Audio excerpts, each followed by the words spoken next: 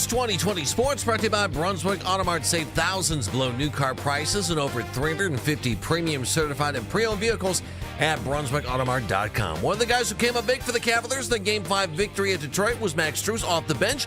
Scored 20 points in the overtime victory. James Harden, who led the team with 30 points. How big Max is for the Cavaliers. One night he might have 5 points, but I think the things that he's doing doesn't necessarily show up on the stat sheet across the board. I think from last series to series, picking up guys full court, wearing them out, like obviously that takes a toll on your body as well, but he finds the level to go out there and compete at a high level and then, turn around offensively and make shots. So, he's a guy that you can plug and play anywhere and he's going to be effective in the game. Cavs with a chance to finish off the series against Detroit tonight at Rocket Arena. Game 6, Cavs lead at 3-2. Victory puts the Cavs in the Eastern Conference Finals for the first time since 2018. If the Cavaliers win tonight, they move on to take on New York in the Eastern Conference Finals. The Western Conference Finals could also be all set after tonight. It's Game 6 between San Antonio and Minnesota. Timberwolves going to play host to the Spurs, but the T-Pups trail 3-2. A win tonight has San Antonio moving on to face Oklahoma City. Guardians continue their homestand tonight. They'll begin a 3-game series against Terry Francona and the Reds. Guardians coming off a 3-game sweep of the Angels as Angel Martinez has homered in each of his last 2 games. Tanner Bibby's going to get the start, looking for his first win of the season. Bibby 0-5, 4.17 ERA. Meanwhile, the Reds come to town following a 15-1 victory against Washington on Thursday. PGA Championship second round is underway. 5 players right now lead the lead at 3 under par, including Alex Smalley.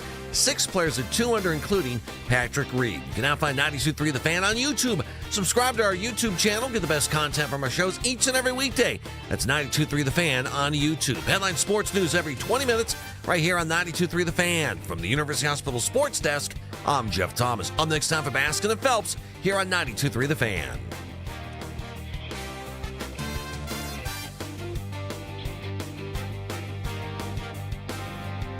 You can now stream The Ken Carman Show with Anthony Lima live on the 92.3 The Fan YouTube channel every weekday from 6 till 10 a.m. Subscribe to the 92.3 The Fan YouTube page now for free. Talk sports with guys in the know. It's embarrassing. Are they not embarrassed? It's time for Baskin and Phelps, Cleveland's sports radio, 92.3 The Fan. Get the clock rolling. Here we go. 7 o'clock tonight. Cavaliers can punch their ticket to the Eastern Conference Finals by playing the Detroit Pistons. I can't wait. Get me to Game 6. Hi, everybody. I'm Andy Baskin. His name is Jeff Phelps. Good morning, Jeff. We have a ton of stuff to talk about today. Man, do we have a show today? I tell them what we got as far as what we're doing here, because, you lay it out for me, my friend. This is just serious. Mennigan outdid himself. This is an amazing show. Coming up at 10:20, our buddy Andrew Siciliano is going to join us. We're going to, of course, Browns play-by-play, Yahoo Sports. Andrew joining us to talk about the schedule. So that's good. 11:20. Mike Fetello, the czar of the telestrator, going to join us to talk about the series, the playoffs, everything else. Chris Fedor covers the Cavs, plain dealer, Cleveland.com, noon. We're going to talk Cavs basketball. Man. 1 o'clock. You know what today is? I do know what today is, but you can tell everybody. It's the anniversary of Len Barker's perfect game. Happy anniversary. Thrown at the stadium, the old stadium, May 15th, 1981, 45 years ago. Len Barker joining us at 1 o'clock. I can't wait to talk to him. Large Lenny. There were 16 million people at that game? Is that right? No, sorry. 17 million, because odd is funnier. Isn't that the way it goes? By the way, are there any other anniversary songs other than the Flintstones? No, that's the only one that matters. Can you think of another one? I can't. You know what else? What? Today is National Chocolate Chip Day. Oh. As if everything else isn't enough. National Chocolate Chip Day. All right, well, let's lead off with that then. National Chocolate Chip Day. You feel good about that?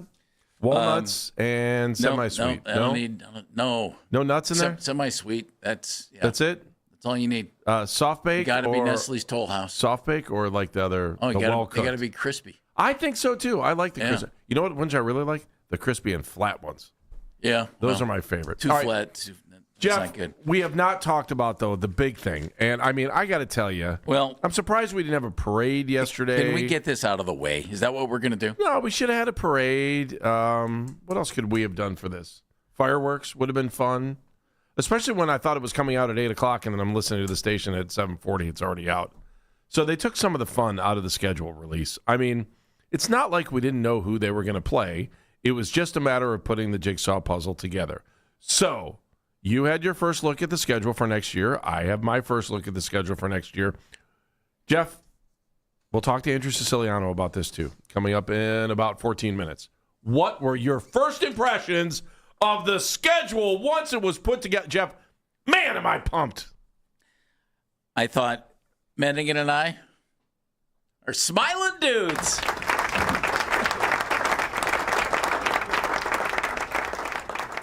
You know why? Jeff? Of course, I know why, but you asked yesterday, how many 1 o'clock games do you think they'll get? How many did I say? Dan and I said 13, maybe 14. They got 15. I thought they got 15. I thought they'd get 16. They got 15, and they could get 16. They could get 16. I just love 1 o'clock football games. And I don't care whether they're anybody else's games or our games. I just love 1 o'clock games. You get up, you have breakfast, you watch a little pregame stuff, do something around the house, boom, watch the football game. Then you can go have dinner. You watch the 4 o'clock games. And then you can watch Sunday Night Football where your team won't be there ever. I watch all that stuff. I love it, but I love our games at 1 o'clock. I might be the only one, but I do. So that was my first thought. And then I thought, how many road games to start? That's might be a little bit of a challenge. I mean, 6 of the first 9 games are road games. Okay. That was your first thoughts. Yeah, that was serious. And then I thought, man, do we have some fun games? And we knew they were going to be on the schedule anyway.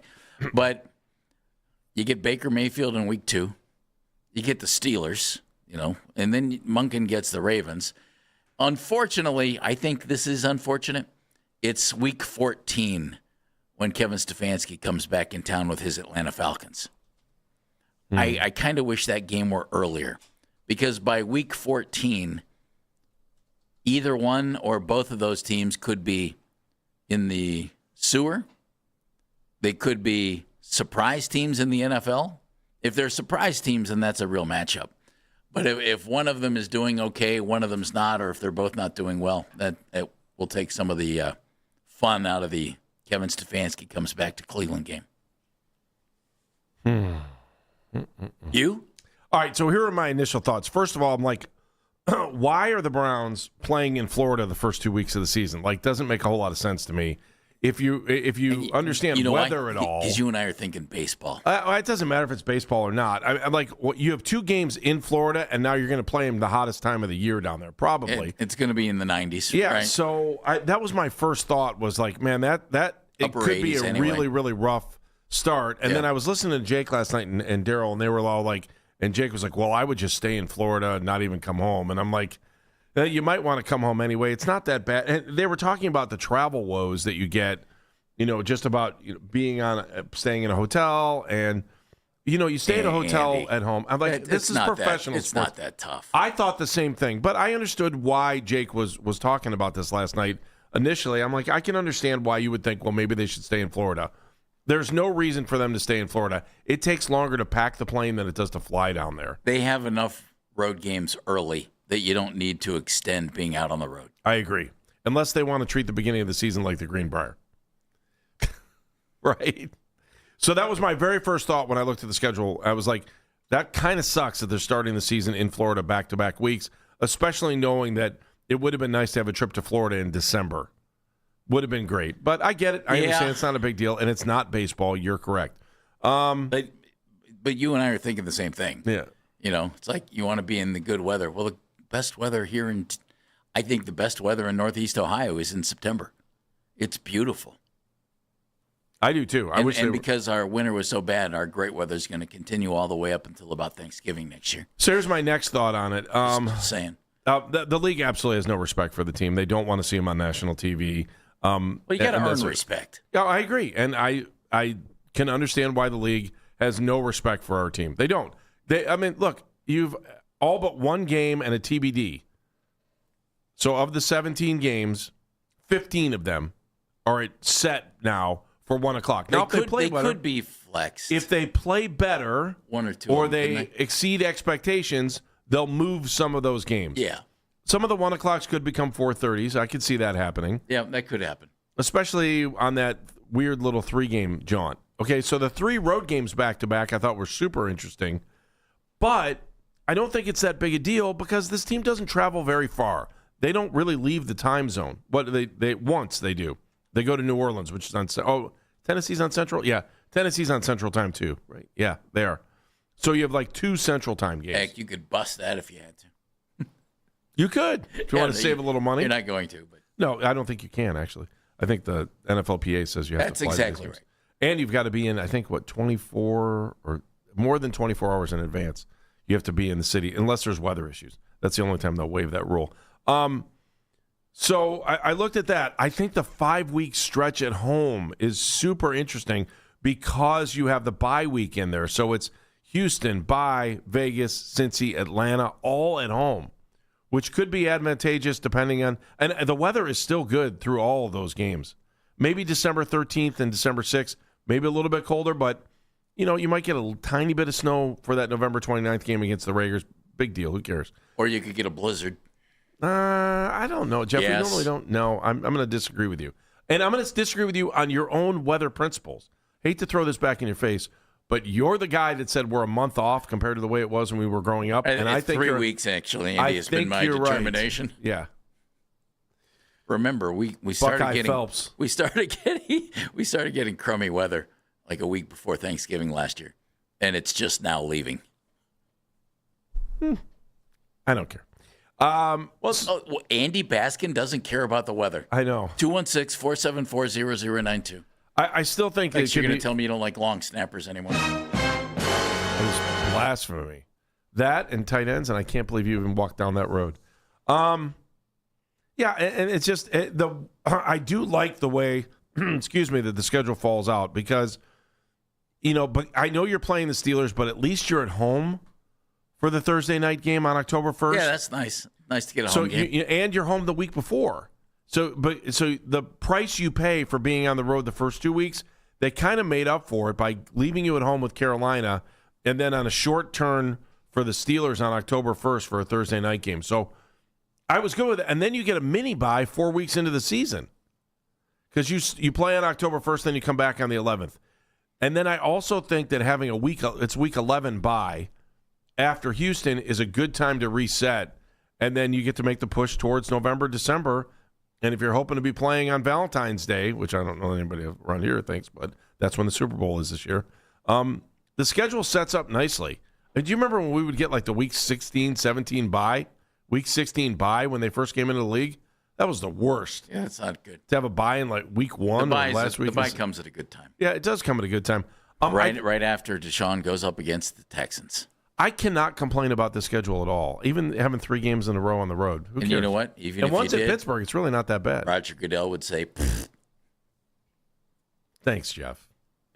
A lot of road games early, though, Andy. The problem I have with looking at the schedule and playing the schedule game to me just doesn't make a whole lot of sense. You don't know what these other teams are really going to look like, how they're going to be playing at the beginning of the season. You mean play the schedule game like win-loss, win-loss? Oh, yeah. Seriously, change much for me. I think our old boss was probably up all night last night. Oh, man, well, let's see. If they win this game, then who cares, man? Play the games. I don't know how many games they're going to win. I'm not going to lie. It does look like a really favorable schedule to me, the way it sets up, but I don't know who our quarterback is. And I cannot honestly sit here and tell you the Browns are going to be a 12-win team. The Browns are going to be a 6-win team when I don't even know who the quarterback is going to be. And anybody in their right mind would probably tell you the same thing. They're a young team. They've been rejuvenated with 2 drafts now that look like they're winners. Rejuvenated. Right? They look like they're Super Bowl window. Got a new coach. New coach. Got a new spirit. You got all this stuff going on with the team. So I got new wide receivers. I feel good about the schedule. I feel good about what they did in the draft. Supposed to hang on to the ball. But anybody who's sitting here and telling you, so they can sit here on Valentine's Day and come back and go, I told you the Browns are only going to win 7 games. You should have listened to me in the beginning of the season.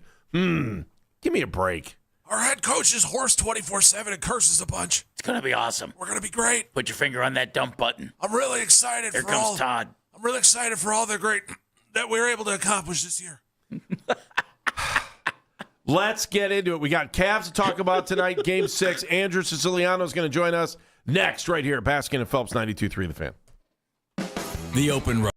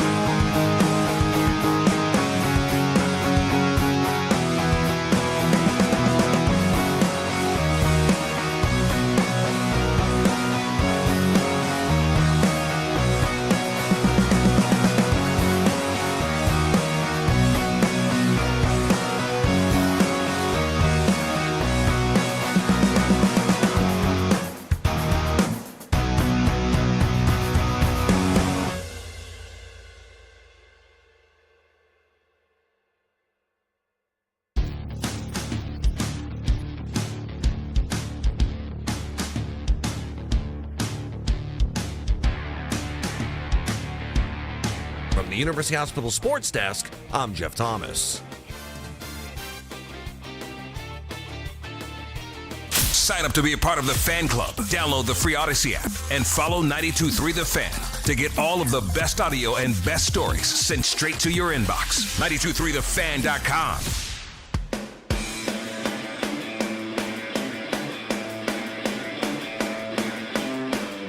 Cavaliers tonight, Game 6.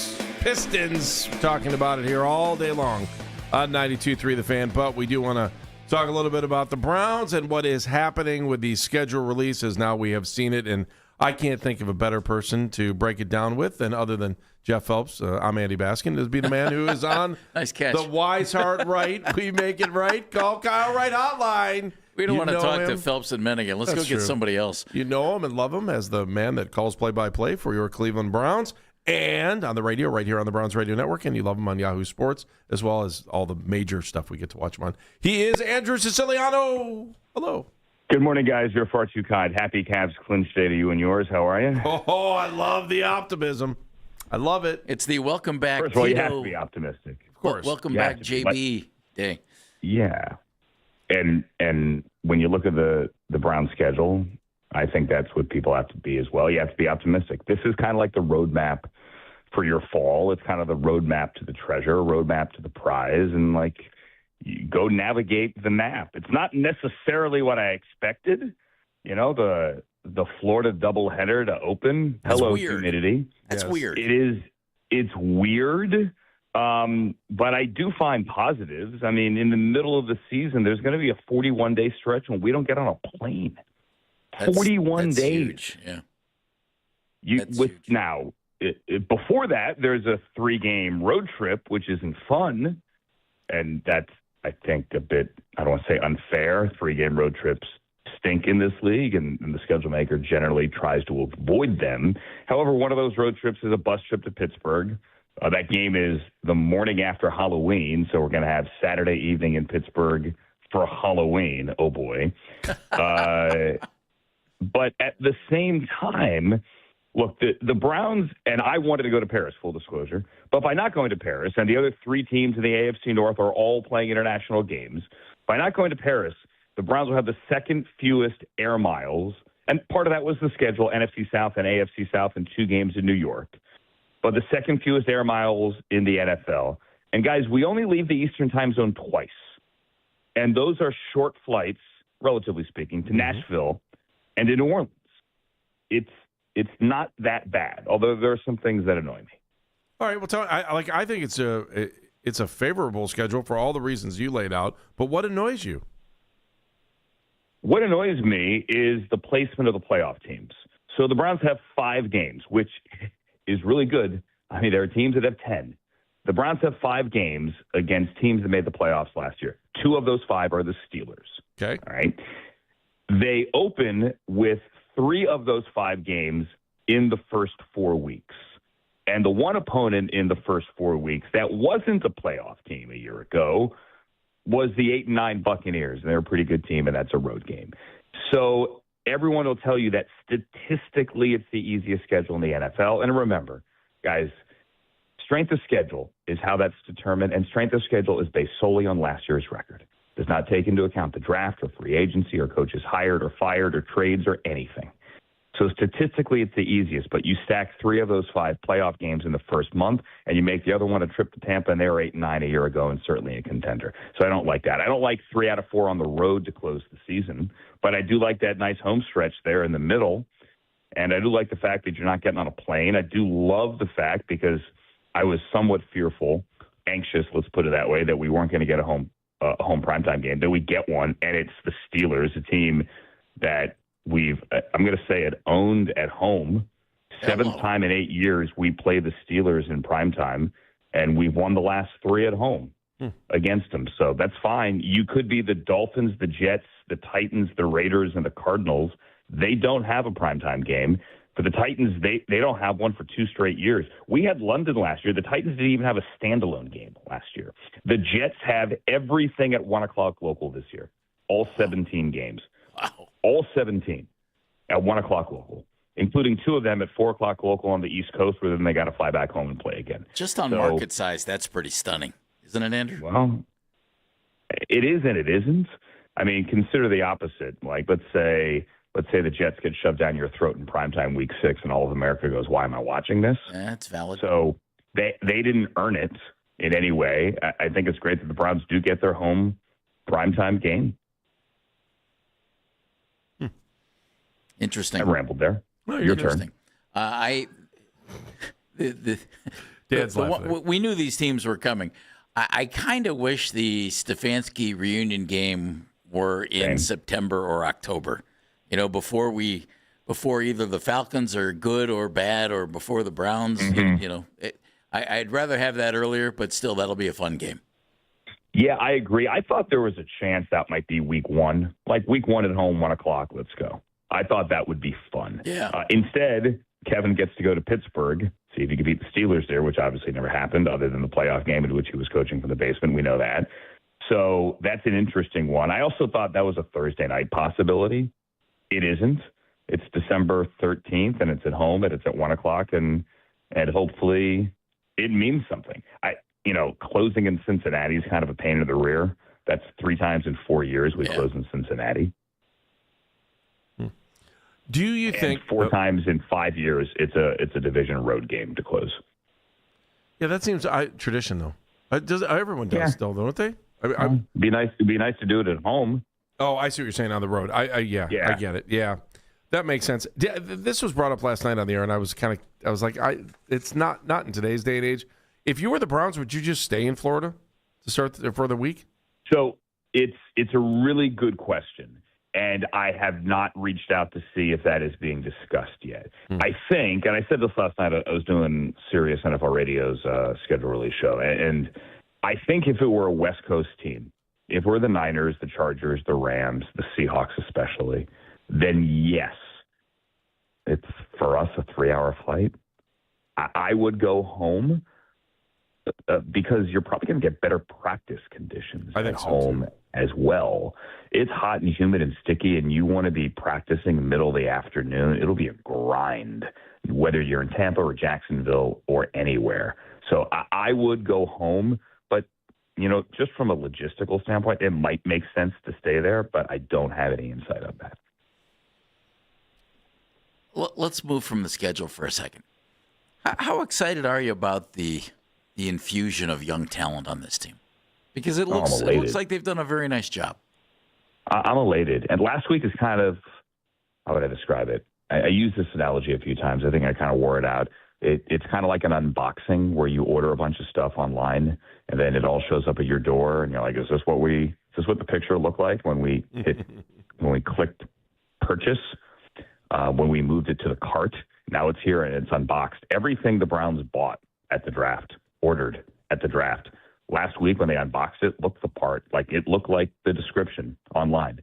And both receivers certainly did. The offensive lineman certainly did. Emmanuel McNeil-Warren is every bit 6'3", and he moves. I mean, there's a great little highlight of him ripping a ball away from Joe Royer, hand on the right shoulder on a little an outcut to the sideline. He moves, and he is going to be a defensive chess piece and a weapon. He could set the edge as well. He can get up in the run game. He's going to force turnovers. I'm excited about this draft class. I know it is only May, and the veterans are getting in there this week, and you got the mandatory minicamp coming up in June soon, right around the corner. But, yeah, I am legitimately excited about the new parts to this team. Everyone knows they got to figure out the quarterback thing. Everybody knows. And if there was maybe a clear shot at quarterback, maybe there'd be another primetime game on the schedule. But there isn't. Go score 19 points a game. The defense does its part. 20, I die for 20. And this can be a positive season. This can be a winning season. Absolutely. All right. So the quarterback is the reason why I don't want to sit here and pick how many wins I think the Browns are going to. How can I tell you that when I don't know who their quarterback is? Yet I need to ask you, did you play the schedule? Knowing that you had a long relationship with our old friend, the Poobah, and knowing that this is probably the most exciting day of the year for him because he loved playing the schedule game. Took the day off. Yeah. Oh, seriously. I'm not. There's no way I'm playing the schedule game. There's no way. Like let's hear it. For example, let's look at Week 12 against the Raiders.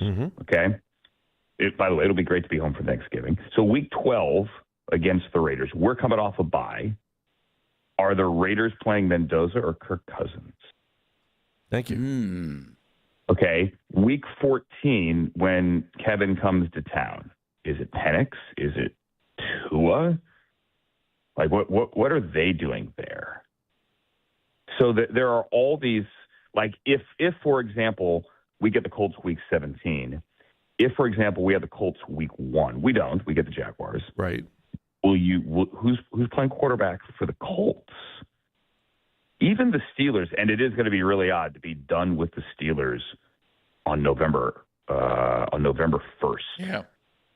Is Aaron Rodgers still the quarterback? Is Aaron Rodgers even the quarterback on the primetime game on week 4? I don't know. Hell, you could play the quarterback game with if you're in week 18 against the Bengals. Who knows if Joe Burrow's playing? Based on the quarterback game for the Browns. Yeah. Can I throw in one more thing? Sure. Rest is significant. So teams really, every team complains about their schedule, but the one thing they complain most about their schedule, it's not like a primetime games. It's a fan thing. It's rest differential. So in other words, am I coming in with more rest than my opponent? You know, did I get off a plane from Europe? Did I have to play on the West Coast? Are they coming off a bye? Things like that. Mm-hmm. So last year, of the 5 teams with the best net rest differential, so the entire season worth of rest differential, 3 of those 5 made the playoffs and the Seahawks won the Super Bowl. On the reverse end, the teams with the worst, generally speaking, didn't make the playoffs. So I went through this morning.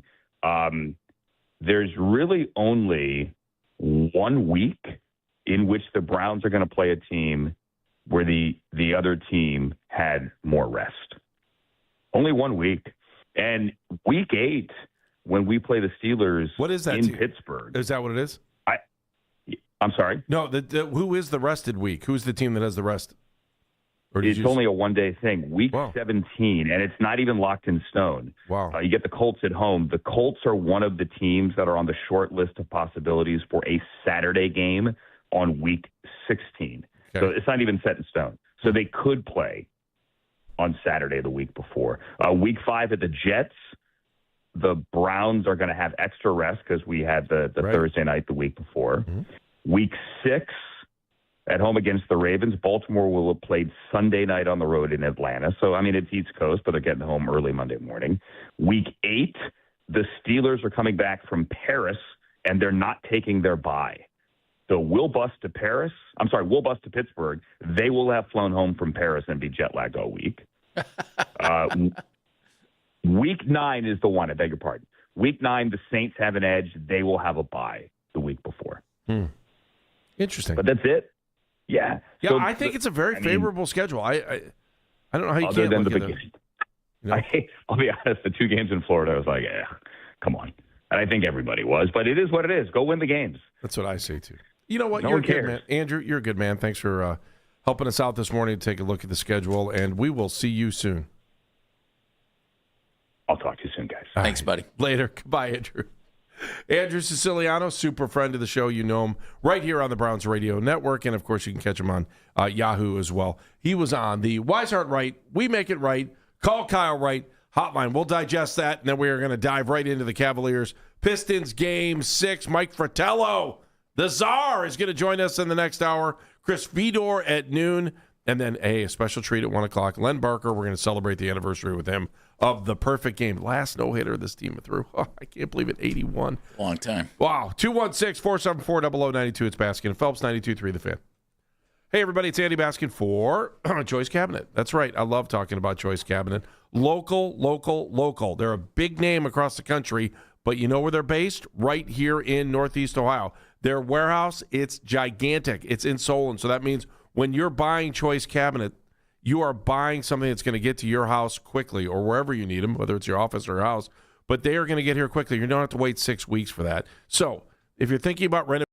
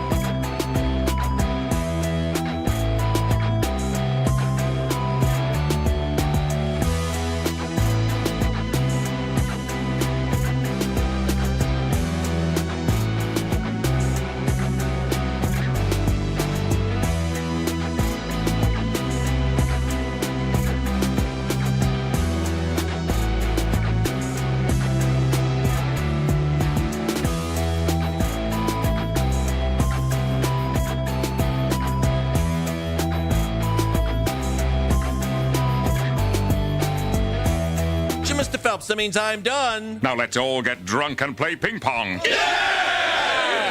Headline sports news every 20 minutes right here on 92.3 The Fan. From the University Hospital Sports Desk, I'm Jeff Thomas. Up next, more of Andy Jeff. That's so fluffy! Here on 92.3 The Fan.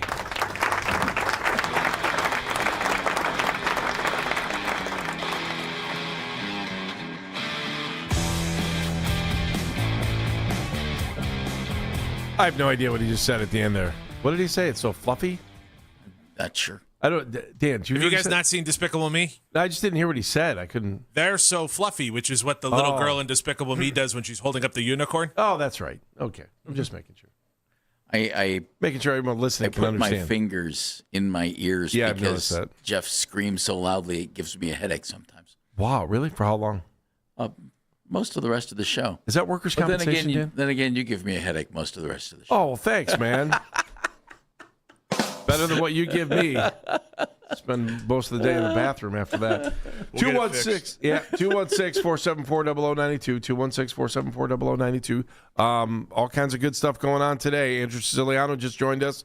You know him and love him as that voice of the Cleveland Browns as he gives you play-by-play. And it'll be each and every Sunday this year, except for that one Thursday night when they play the Steelers on October 1st. Schedule was released. Unless something gets flexed. Unless something gets Dr. Redpen, always to make sure you know that all the possible I wasn't correcting flags. you. I was just throwing that out there. I know. I actually got a text from somebody that said, they can flex those 1 o'clock games. Yeah, I said, yeah, we said that. Who was this person? Should we call them out? Jeff in Cleveland. Oh, I like Jeff in Cleveland. By Jeff's the way, way too much fun. Noticing the hair from Florida, right, yesterday? Yeah. He paid you a compliment, so obviously you like him. Oh, and you Jeff's the remember best. Him. He might be up for number one caller of the year, which, by the way, we should have a big award show. He hasn't for that. called in forever.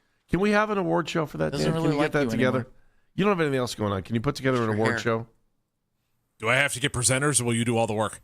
No, you can do all the work. It's fine with me. Okay, then no, it's never going to happen. How about this? We've been on the air, 15 years now? Can we just get a T-shirt to give to people? I survived 15 years with Baskin and Phelps. You know? I listened to Baskin and Phelps for 15 years, and all I got was a crummy T-shirt. Can we do one of those? No. How about a bumper sticker? Actually, it would be even better if it said 15 years of Baskin and Phelps, and I'm still not smarter.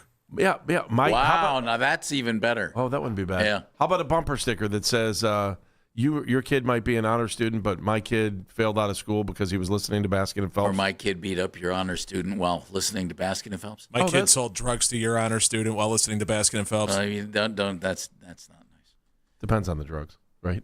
Good point. No. Let's be honest. There's nothing wrong with independent contractors. Wow. 216-474-0092. 216-474-0092. Jeff, you ready to start talking about a little bit of Cavaliers here? Or did you get everything off your chest that you needed to about the schedule? Dan, if you needed to get anything off your chest about the schedule, you're more than welcome to chime in. I will say the NFL schedule release is one of the most overrated things that we do in sports here at the station and that everybody else does. And God bless the NFL for creating something out of basically nothing. And I'm serious about that. Good for them, man. They've turned here's when we're going to be playing into just an extravaganza. That's a credit to the NFL. I would think that for the most part, because September's not a big month to travel, right? You're not, especially anybody that's got kids. I hate that they're not playing. The first two games in Florida and not here are silly. Our fall days in September is not even fall anymore, but fall days here are just so great for football. And I hate that they're going to be in Florida. Yeah, it is what it is. Maybe they come back. Yeah, we don't have a choice. Maybe they come back out of that 1-1, be happy, right? Oh, we're not going to do that, are we? Jeff, would you be happy if they were 1-1? Absolutely. Yeah. Dan, would you be happy? Oh, I played the schedule game while blowing time at a track near you. Oh, you did? Oh, yeah. Oh, well, let's get your feedback because you're the only one that really feels like we should play the schedule game. We were in a pause during a track meet at a track near you, and therefore we all looked at each other and went, well, what the heck? We got nothing better to do. Wait, what do you mean you were at a pause? What is that? It was a pause.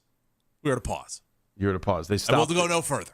Because I'll just start yelling. Lightning? I think like people that don't understand football would know a lightning pause. Did you get rain yesterday or something?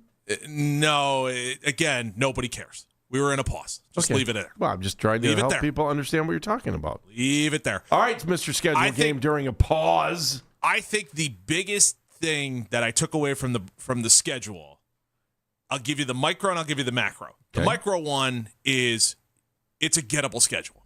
I think we can all say that. It outside of, yes, the beginning in Florida is a bit of a kick in the shorts. And do we have to say Florida the way they do from Florida? I'm just curious.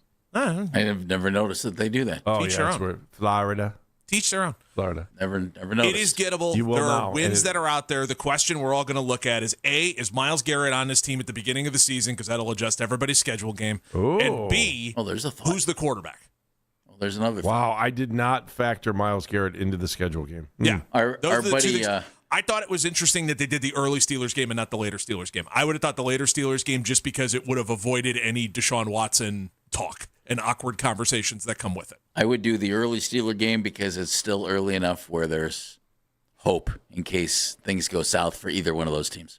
So that's my micro. I had him at 5 wins playing the schedule game. All right. Yikes. Oh, you have 5 wins? Yeah, I had him at 5. It's a little light. Might be 6. You could talk me into 6. We had a couple either ors we were looking at.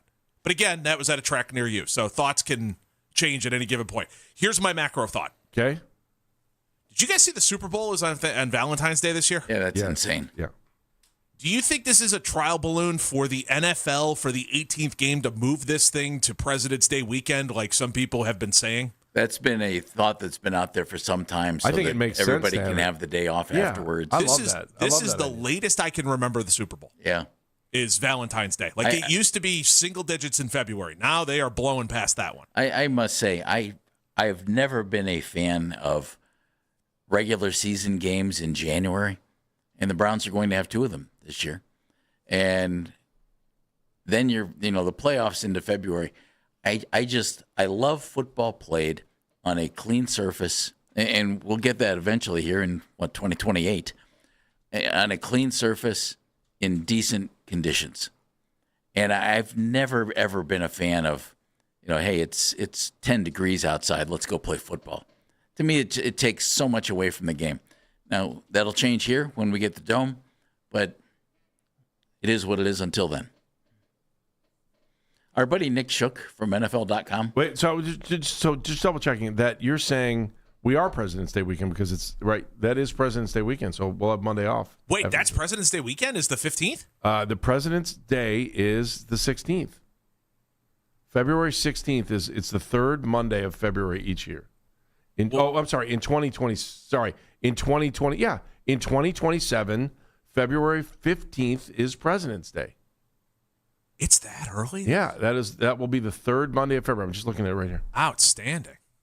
How does that? Man, that's quick. On the 15th of February. That's super early. I got to double check this, man. Well, AI is saying that. I'm just someone get us in charge. Whoever's in charge of the calendar, get them on the phone. It's the third. That works out that way. So the 1st, the 8th, and the 15th. The 15th is the third Monday in February, which now gives you the day off after the Super Bowl. This feels like a trial balloon for the NFL. Yeah.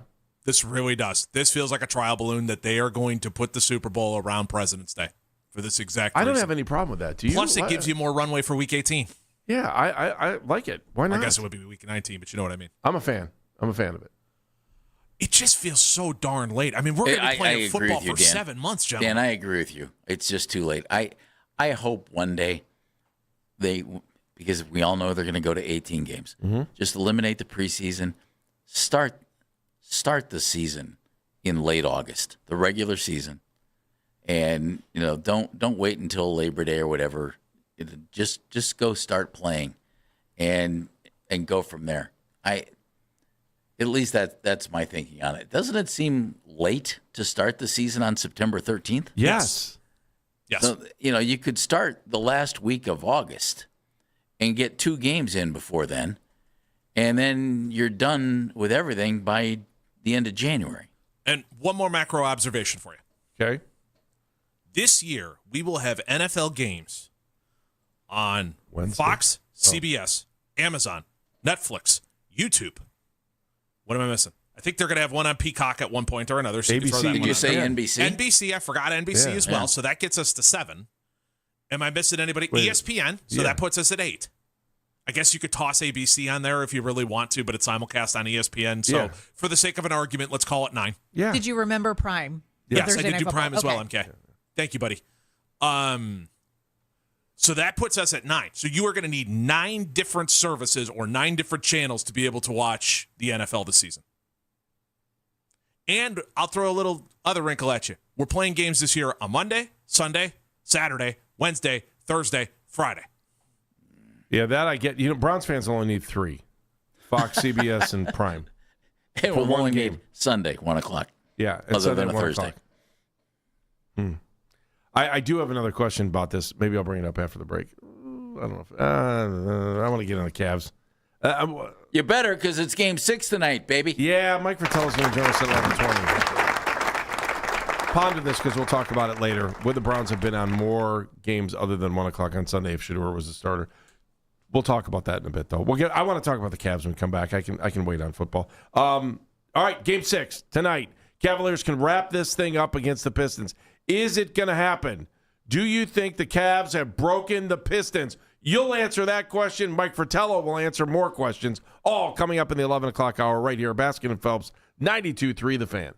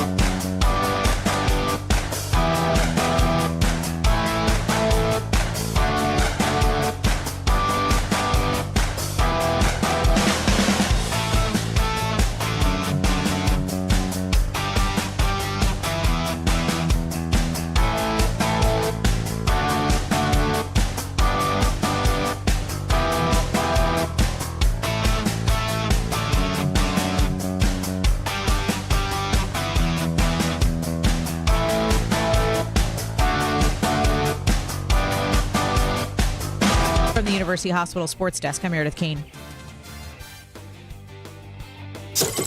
When it's your time in the car, focus on what matters to you. The Ken Carmen Show with Anthony Lima. Weekday mornings starting at 6 a.m. 92.3 The Fan.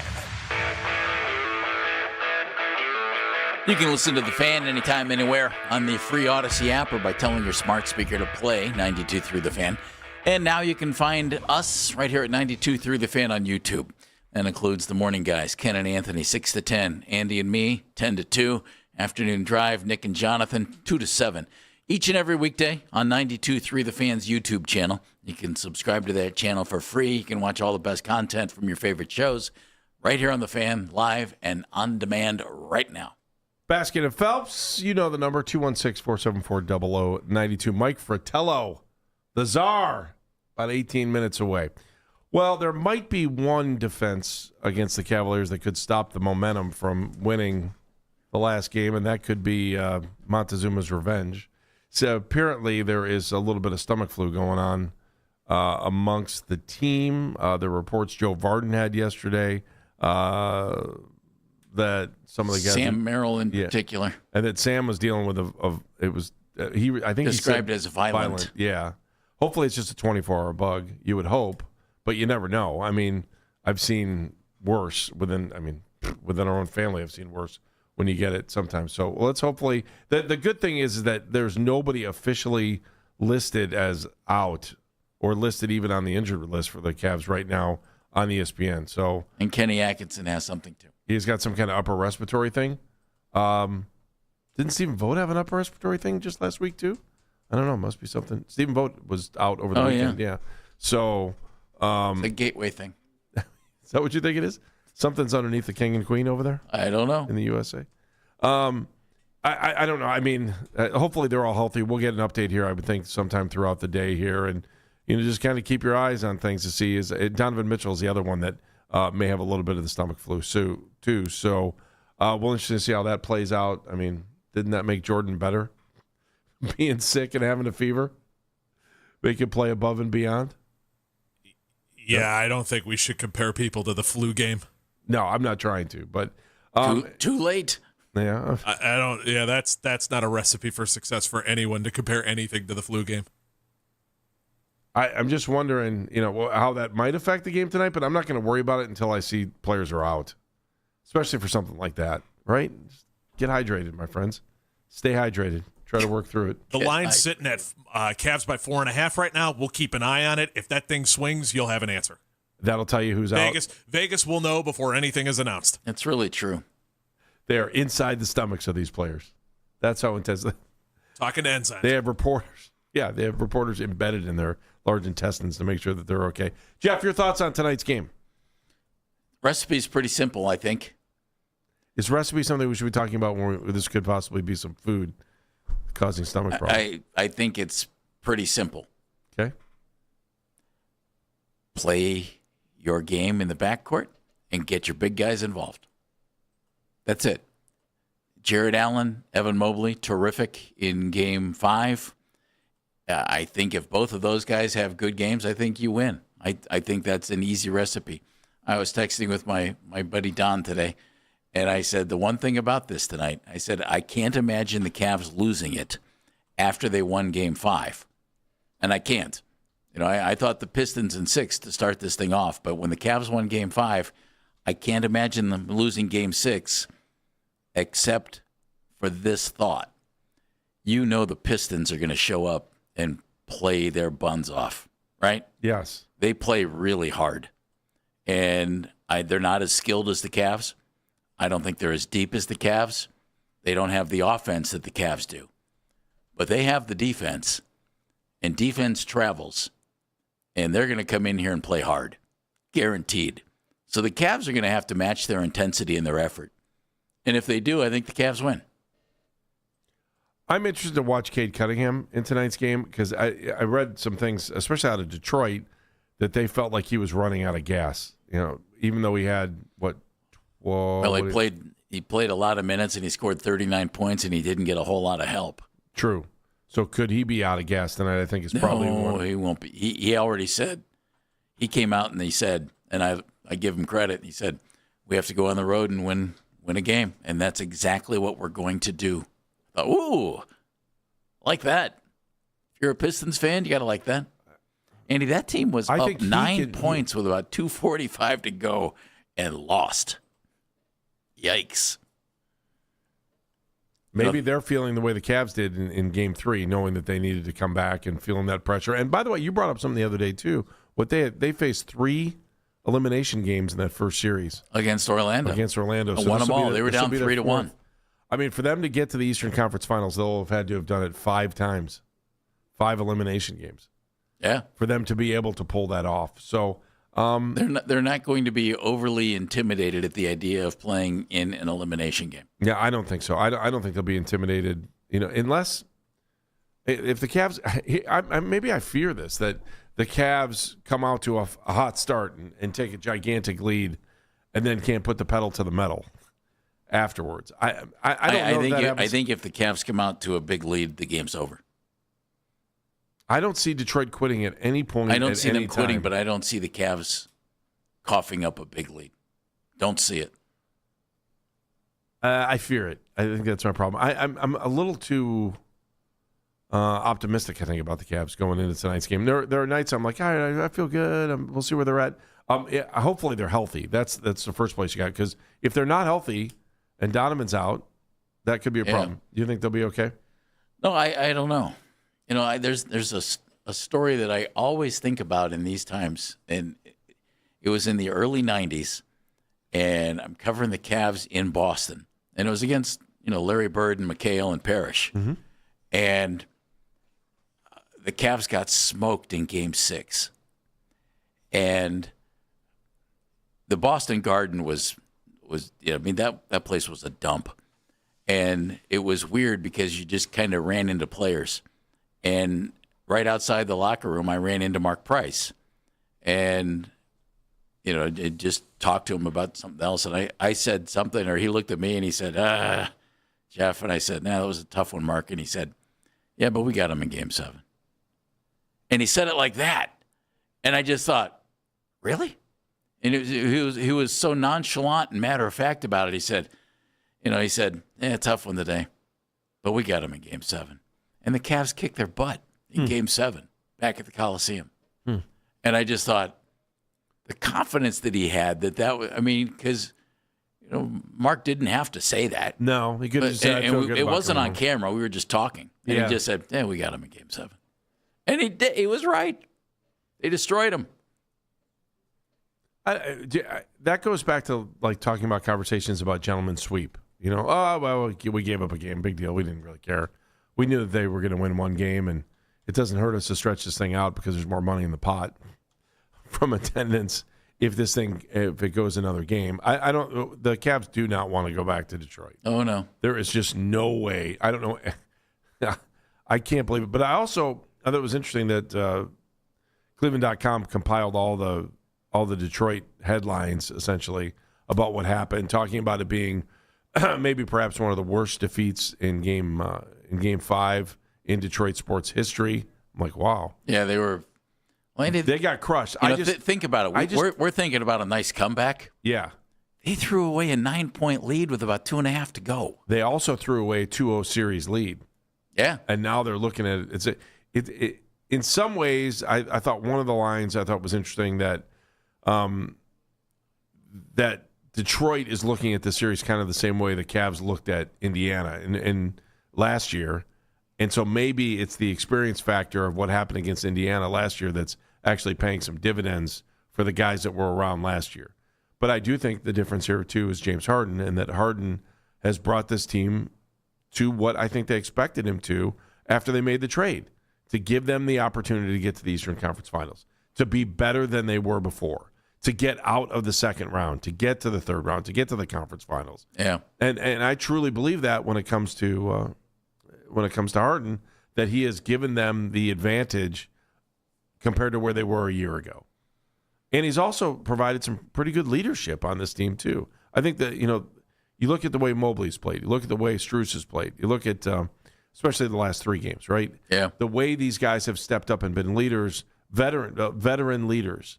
And I think that's key especially when you're playing Detroit, that you look at and like, okay, Cade Cunningham, you really scare me.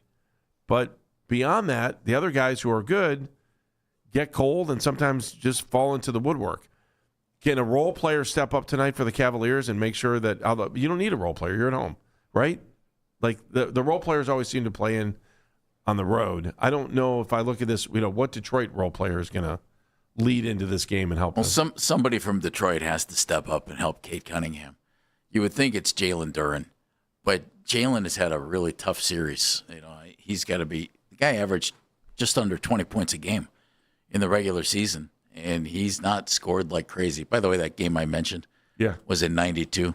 Cavs were up by 18 points at halftime and by 24 going into the third quarter, or going into the fourth quarter. And I just mentioned that for this reason.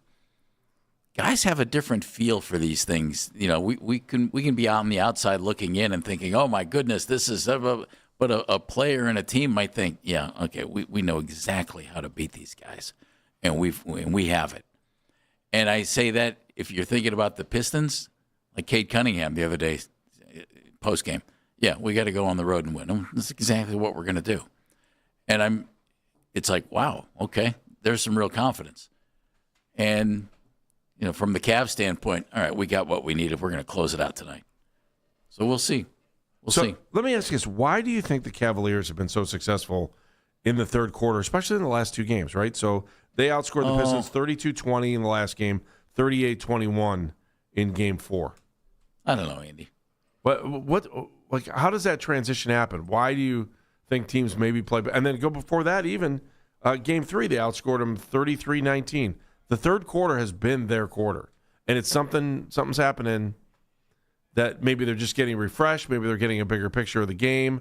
I don't know, but maybe their coaching's better, or the adjustments that are being made. The adjustments are better, maybe. And I didn't mean that as a shot at JB Bickerstaff, but maybe the Cavs have some things figured out. Maybe all of their scouting, their video guys at halftime are doing a great job. Who knows? It's been interesting. I don't put a lot into that. Into the third quarter is the Cavs quarter. Well, okay, it's been for a couple of games, so it doesn't mean it's going to be tonight. If you look at with the exception of game 3, in game 3 they got outscored 19-33 in the third, but otherwise, I mean, these have all been 30-point quarters for them, and they've done a nice job of the transition in between halftime and moving forward into the second half. And especially it's propelled them to wins over the last couple of games. Okay. I don't put much into that for tonight. Let's see what they can do. Yeah, I think if they have the big guys involved, and the big guys, I mean Jared and Evan, then I think you got something. But I think they have to be engaged, and they have to get the basketball, because that sets up the backcourt guys too. I mean, it's a real simple game. I go back to another point that you made of not allowing Detroit to set up their half-court defense. That to me, I think, yeah, is key. You're home.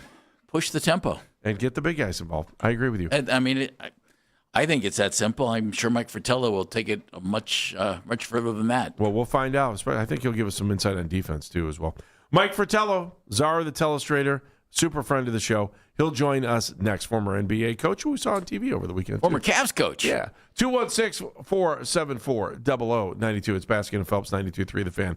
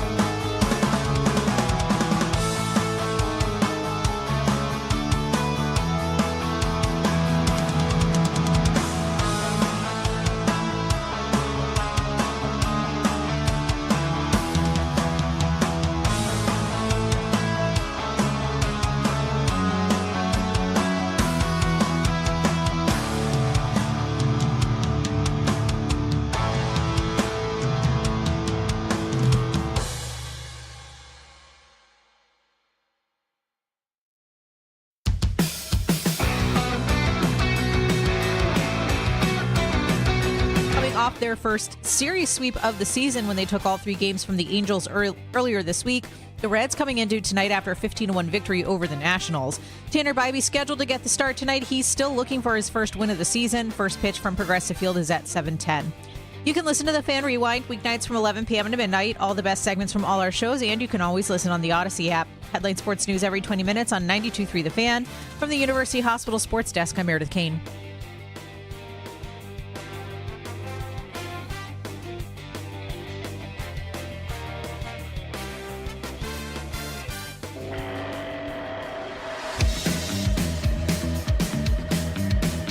As always, you can listen to our show. You can listen to all of our local shows on The Fan at a variety of places. Apple Podcasts, Spotify, wherever you get your podcasts.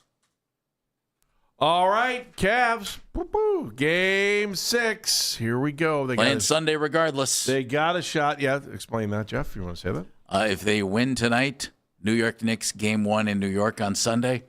If they lose tonight, Game 7 in Detroit against the Pistons. Let's hope that it is Game 1. It'd be nice to see them be playing York in Game 1, but they got to finish things off tonight. And the thought of going back to Detroit on Sunday doesn't do a whole lot for me. So. No. That's not what you're looking for. So Mike Fetello, former Cavaliers head coach, is going to join us here in just a few moments. And, of course, when he does join us, he'll be on the Weishart Right. We Make It Right. Call Kyle Wright hotline.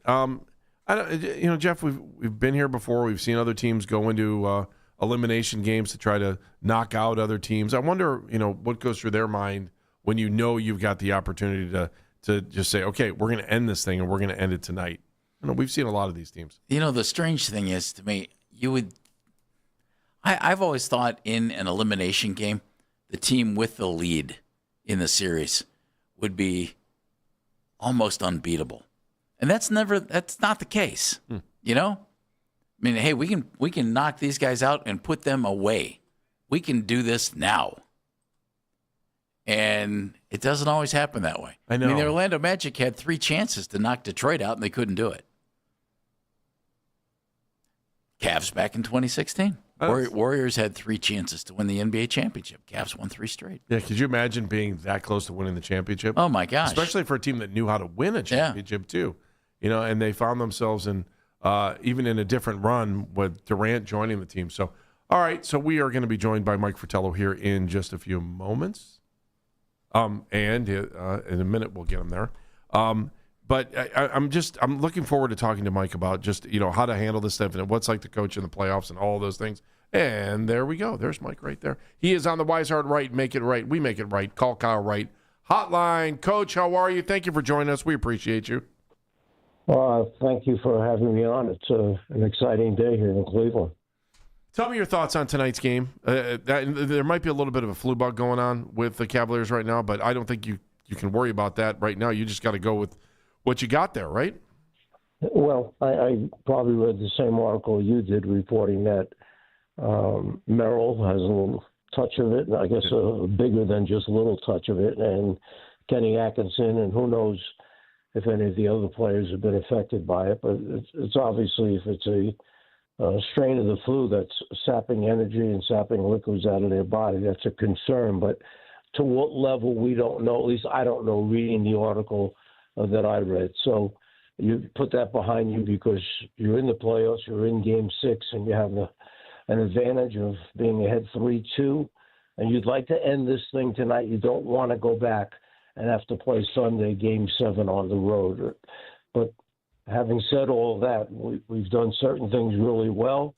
We've done other things not as well, and they just seem to keep jumping up and haunting us. But somehow, some way, the resiliency of this team, they keep fighting back, and give themselves a chance at the end. And I started looking at the box scores to try and see what's a constant here. And one of the things that jumps out is 4 out of the 5 second halves, Cleveland has outscored Detroit. So what does that mean? Does that mean the adjustments at halftime have made a difference?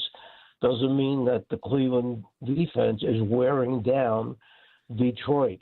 And I noticed, and I don't know if this was something planned, by the Pistons. But Cade Cunningham did not bring the ball down the floor in quarters 1, 2, and 3 of the last game. They let the kid Jenkins bring it down. And my thinking is they were concerned that Cunningham was wearing out, that he was the full court pressure that Cleveland was putting on was getting to him. And in the second half of games, he wasn't quite as effective as he had been in the first. So by him not bringing it down for 3 quarters, he gets 27 field goal attempts. He makes 13 of them, and he has a 39-point game for them. Now, fourth quarter, they put it back in his hands. Overtime, it was back in his hands. But it's kind of interesting that they took it out for 3 quarters of the game, because most times you're used to seeing him bring it all the way down the court and get him into their offense or get a score. So 4 out of 5, I think, was probably an indicator. And then which guys for them have stepped up in the playoff series against the Cavaliers? And the 3 that jump out, Cunningham is like 2.7 points better per game than he was during his regular season scoring. Tobias Harris is 4.9 points better. That's a lot. And the guy that really stands out for them is Paul Reed, who is their third-string center, who is plus 4.2 points per game. That's big for a third team. They're giving him a lot of minutes because, I mean, he's averaging 12 points a game against the Cavaliers. He's played very, very well. So those are the guys that jump out at me that we need to be a little more concerned or do a little better job. Mike, with that thought in mind, and great to have you with us, by the way. With that thought in mind, you've got, if you're J.B. Bickerstaff, you have Jalen Duren, who averaged just under 20 points a game, and he hasn't scored more than 11 in a game this series. Do you try to get him on track tonight? What do you do? How do you do it? Well, you know, you'd like to say that we'll try and get him going, so maybe you give him a couple touches early in the game. You run a couple set plays for him to try and get him going, because when you lose that 10-point, 19 down to 9 a game right in that area, that's a big loss for him. I just mentioned the guys who have stepped up their game. Yeah. But this guy, the Cavs have done a very good job, and you need to give credit to Allen and to Mobley, to Wade, the guys who have switched on to him, had to play him, had to try and keep him off the offensive boards. He still goes after the ball, still is a pest to have to try and stop those second shot opportunities from coming. But as a coach, you try maybe let's run the first 2 set plays for Jalen, see if we can get him going. But after that, you're in, this for you is win or you're home. So you go back to what you know is working well. If he's not going well, you're not going to waste a lot of time or a lot of plays in trying to get him going.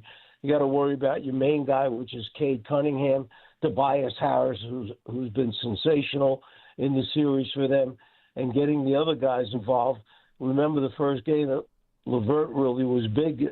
He had 17 at halftime for Detroit against us, and they've now gone back to using Caris LeVert, where he had kind of been an afterthought down the stretch of the regular season and against Orlando, but he has resurfaced, and we all know Caris LeVert is capable. I did a game where he scored 41 points in the backcourt, along with Donovan Mitchell scoring 41. Former Cavaliers coach Mike Fratello joining us on the hotline. Coach, can you tell me, just put me inside the mind of a head coach in the NBA? When we ask teams all year long to play 82 times. We say, hey, you'll play one team tonight, you'll play another team tomorrow night. Every once in a while you get a back-to-back. But when you're playing a team multiple times, how does that change from a coaching aspect? You start now, okay, we're playing them for the 3rd time, we're playing them for the 4th time, we're playing them for the 5th time. How does that change the mindset of a head coach? You're going to tinker with certain things. That's why the video is so important. That's why teams watch so much more video now than ever before. They send it into their iPads. They send it into their laptops. They can be at home and get the stuff sent over to them when it's edited down by the assistant coaches. But you're not going to make major changes. You throw too much at the team at this time, it's not going to be good. They'll have their heads spinning around. But you may, for example, Detroit not allowing Cunningham to bring the ball down in quarters 1, 2, and 3. There's a subtle, slight adjustment, and he responds with a 39-point game. You may not switch onto certain guys the way you've been doing it. You may say, we're staying at home. There's no switch when so-and-so is involved. A little tinkering here and there, but, it's getting down to making sure you're getting the ball into the areas that you want to, getting the ball into the hands of the players that are your shot makers, guys who are not afraid of the moment, your big shot makers, guys who are willing to take shots at the end of the game. I'm sure Kenny Atkinson would like to have that last shot of the regulation time against Detroit before they wound up going into overtime.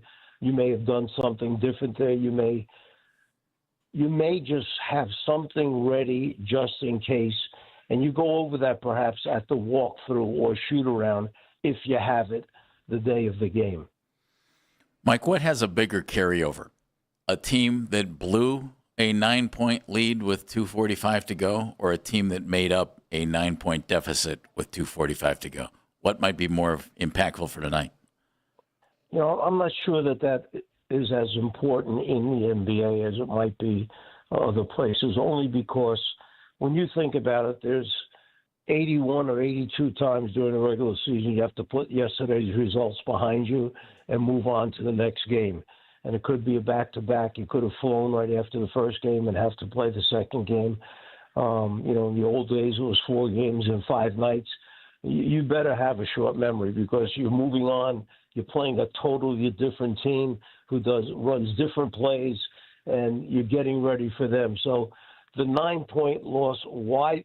I think the biggest reason, why did it happen? What's the reason that we gave up that 9-point lead? What's the reason that Cleveland was able to come back? What did we do that we have to make that if we get in that situation again tonight, if we're holding a lead down the stretch, what do we have to do better? And that's what you try and impress. It's not like it's going to dwell with them. They've got to move on. They've got to be ready for Game 6 because Game 6 either extends the season for Detroit or it ends the season for Detroit.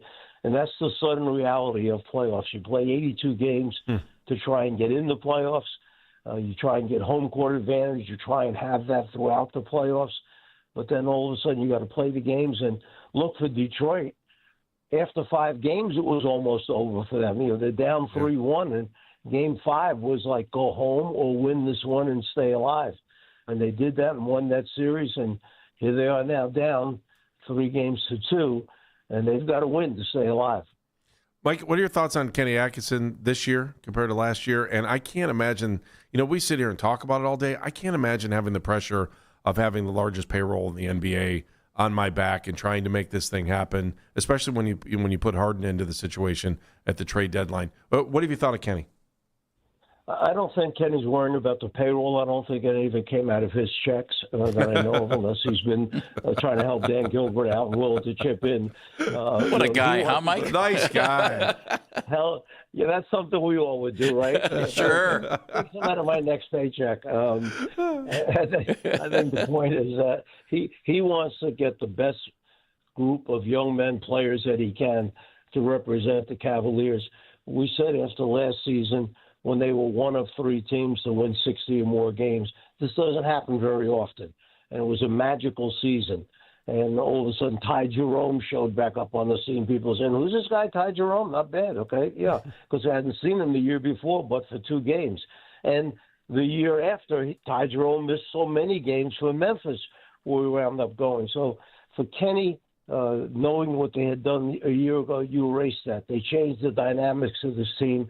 They really changed the dynamics of this team when they did the trade and sent Darius to L.A., the Clippers, and brought in James Harden.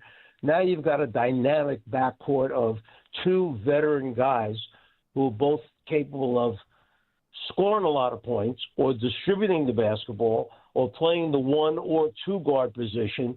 And how do you deal with that? Are there enough games to get them on the same page? And then you add, Strus coming back late in the season, which you would have liked to have had him the whole year. I think adding Schroeder was a terrific pickup for them, having that balance, that backup, a veteran guy who in playoff games has proven in the past that he plays well. All of these things tinkered with why the team won fewer games than the amount they won last year. But the fact they got in, the fact that they finished in the top 4 teams is key. And Kenny's done a very good job. He's had to deal with all these new players, the new faces, guys in, guys out, minute restrictions, and you do the best you can do with what's available. And that's the key thing with a coach. Can you make something out of what you have? Can you make them be good enough to make the playoffs? Can you be in the top 4 teams to have home court advantage in round 1 or round 1, 2, et cetera? And here they are. They have a chance right now. And I've been in this spot before. I've been in it with a very young team in Atlanta. And we came back after being down 0-2 and won 3 straight games against the Celtics. We took the lead 3-2.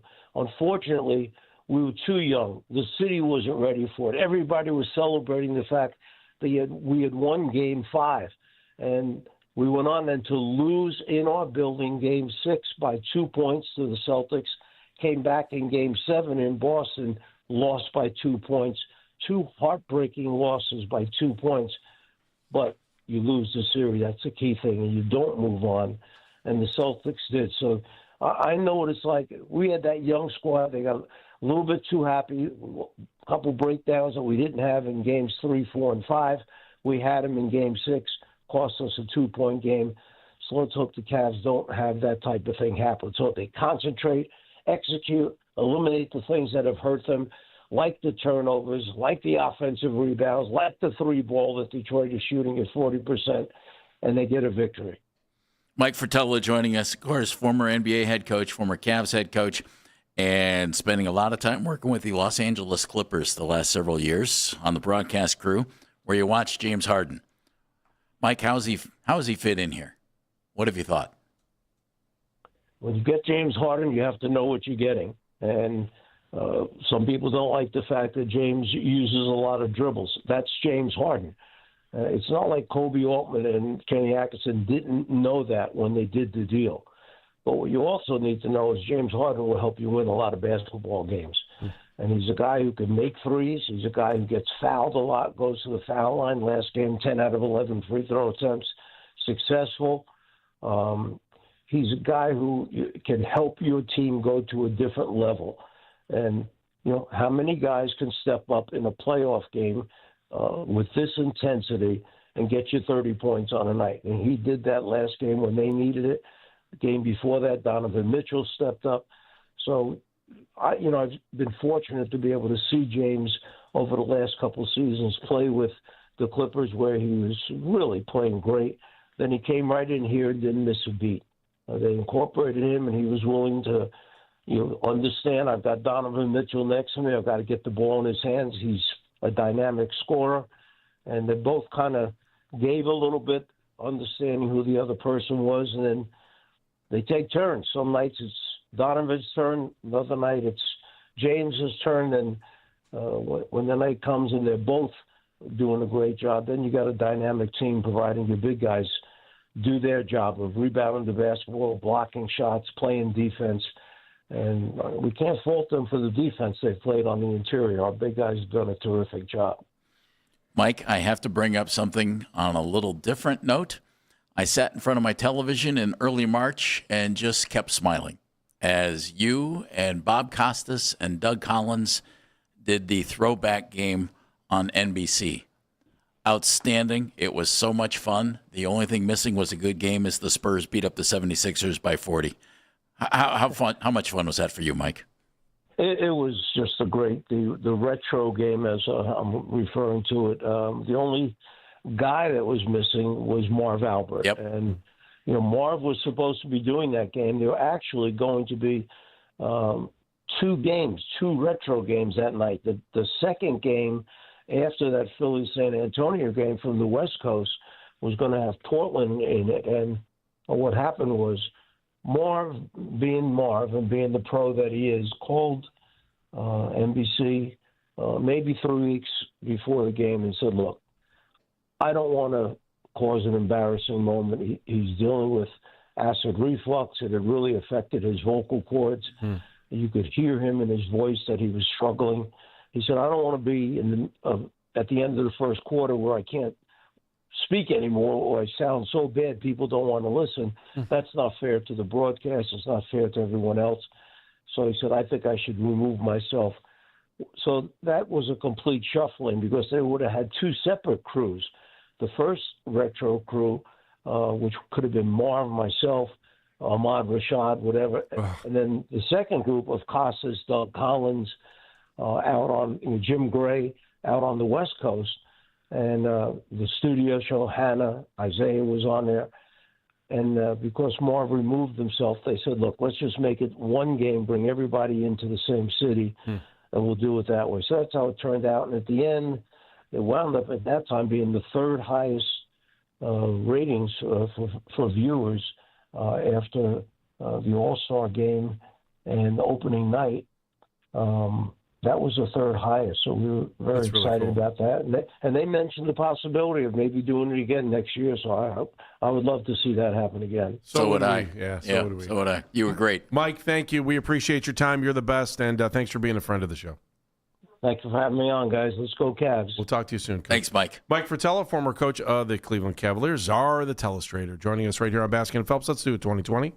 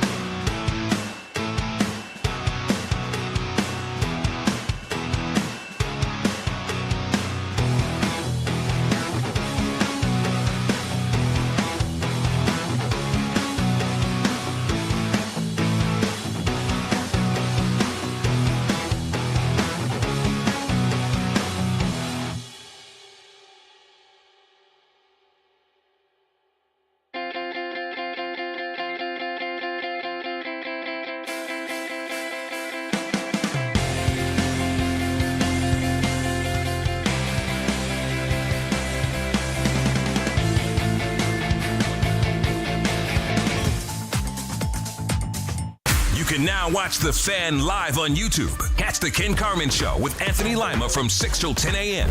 Baskin and Phelps 10 a.m. till 2 p.m. And Afternoon Drive with Nick Wilson and Jonathan Peterlin from 2 to 7 p.m. Each and every weekday. It's free. Subscribe to 92.3 The Fan on YouTube.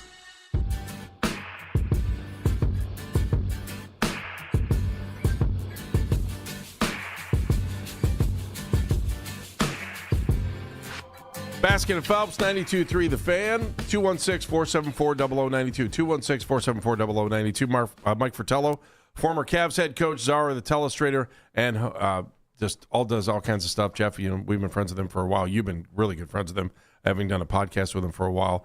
Good insight into tonight's game. I appreciate his perspective from the coach's standpoint, because I got to believe it's just a different game when you're seeing a team for the third time, the fourth time, the fifth time, and now the sixth time. No matter where you are in the series, a lot of questions go away, don't they? They do, because you know what's going to happen. But I thought it was also interesting about what he said about Cade Cunningham, because I didn't realize that he wasn't bringing the ball down the floor in the first three quarters of the game, and that they thought he was winded. There were a couple things that he said that we had brought up in the segment before about, I said something about Cunningham being maybe a little bit tired at the end of the game because I had read that from Detroit. And by the way, I wouldn't have a problem with that, and I wouldn't be mad at him even if I was a Pistons fan. Dude had a collapsed lung a few weeks ago. So I think they're trying healed up, baby. He's good to go. Well, I'm just saying they're probably measuring his time to make sure that they're, I'm not saying that it's analytics. It's just common sense that if you want someone to be stronger at the end of the game, especially after going through that kind of an injury. He's good to go. Seriously. Well, Mike said it. Even Mike brought it up. Well, I know, but it's not the collapsed lung. He's had Andy. They're offensively challenged. He's carrying that offense, and that's where the exhaustion might come from. He's carrying it. So the fact that the Cavs, and as Mike pointed out, the Cavs have done such a nice job against Jalen Duren has really been, I think, the key factor in this series defensively for the Cavaliers. This is a guy who, and Mike did the math, scoring's down 10 points a game. That's significant. He hasn't scored more than 11 points in a game in this series, and that is huge. Guy averaged 19.5 points a game in the regular season, and against the Cavs, he hasn't scored more than 11, and he's averaging just 10 points a game in the postseason. So it didn't have, a lights-out series against Orlando either. And the other aspect of this that is huge for the Cavs, Andy, and his point totals in the 5 games are, and Jalen Duren, 11, 8, 11, 8, and 9. But bigger than that, his rebounding totals in the first 2 games were good, 12 and 10. But in the last 3 games of this series, Duren's had only 4, 2, and 5 rebounds. And in the regular season, he averaged 10.5 rebounds a game. He was 6th in the NBA in rebounding. And the Cavaliers have somehow kept him off the glass and kept him from scoring points. To me, it's been the biggest factor as to why the Cavaliers are up 3-2 and have won 3 straight. I thought the other point that was interesting is, we talked about, 112 and how to get there for the Cavaliers. I'm trying to remember what the score was at the end of regulation, because it was low.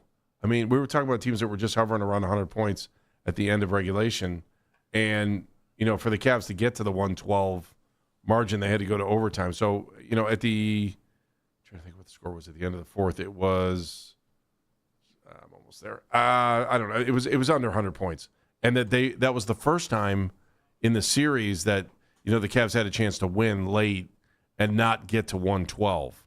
Remember how we were talking about that being an issue too? And I wonder what kind of a game they're going to have tonight. And then you're right about the Pistons. If Cade Cunningham's not going to do it, who's going to do it for him? And is that somebody has to start? You hope for if you're a Pistons fan, you have to hope Duncan Robinson comes back. Not that he's going to be a 25-point guy, but it's the threat of having that outside shot. And clearly his presence was missing in the last game because Cunningham is great at finding the open guy, and Robinson is the guy you want taking those open shots, and he wasn't out there. That said, I thought Danish Jenkins played a really nice game, stepping into the starting lineup for them. All right, we'll talk more about this game. Let's get the latest on what's going on with this flu bug. And so stomach flu is what it sounds like a couple of the Cavaliers may have. We'll find out more. Hopefully, Chris Fedor's got some info for us from Cleveland.com. Super friend of the show, friend of 92.3 The Fan as well. Chris Fedor next. Baskin and Phelps, 92.3 The Fan.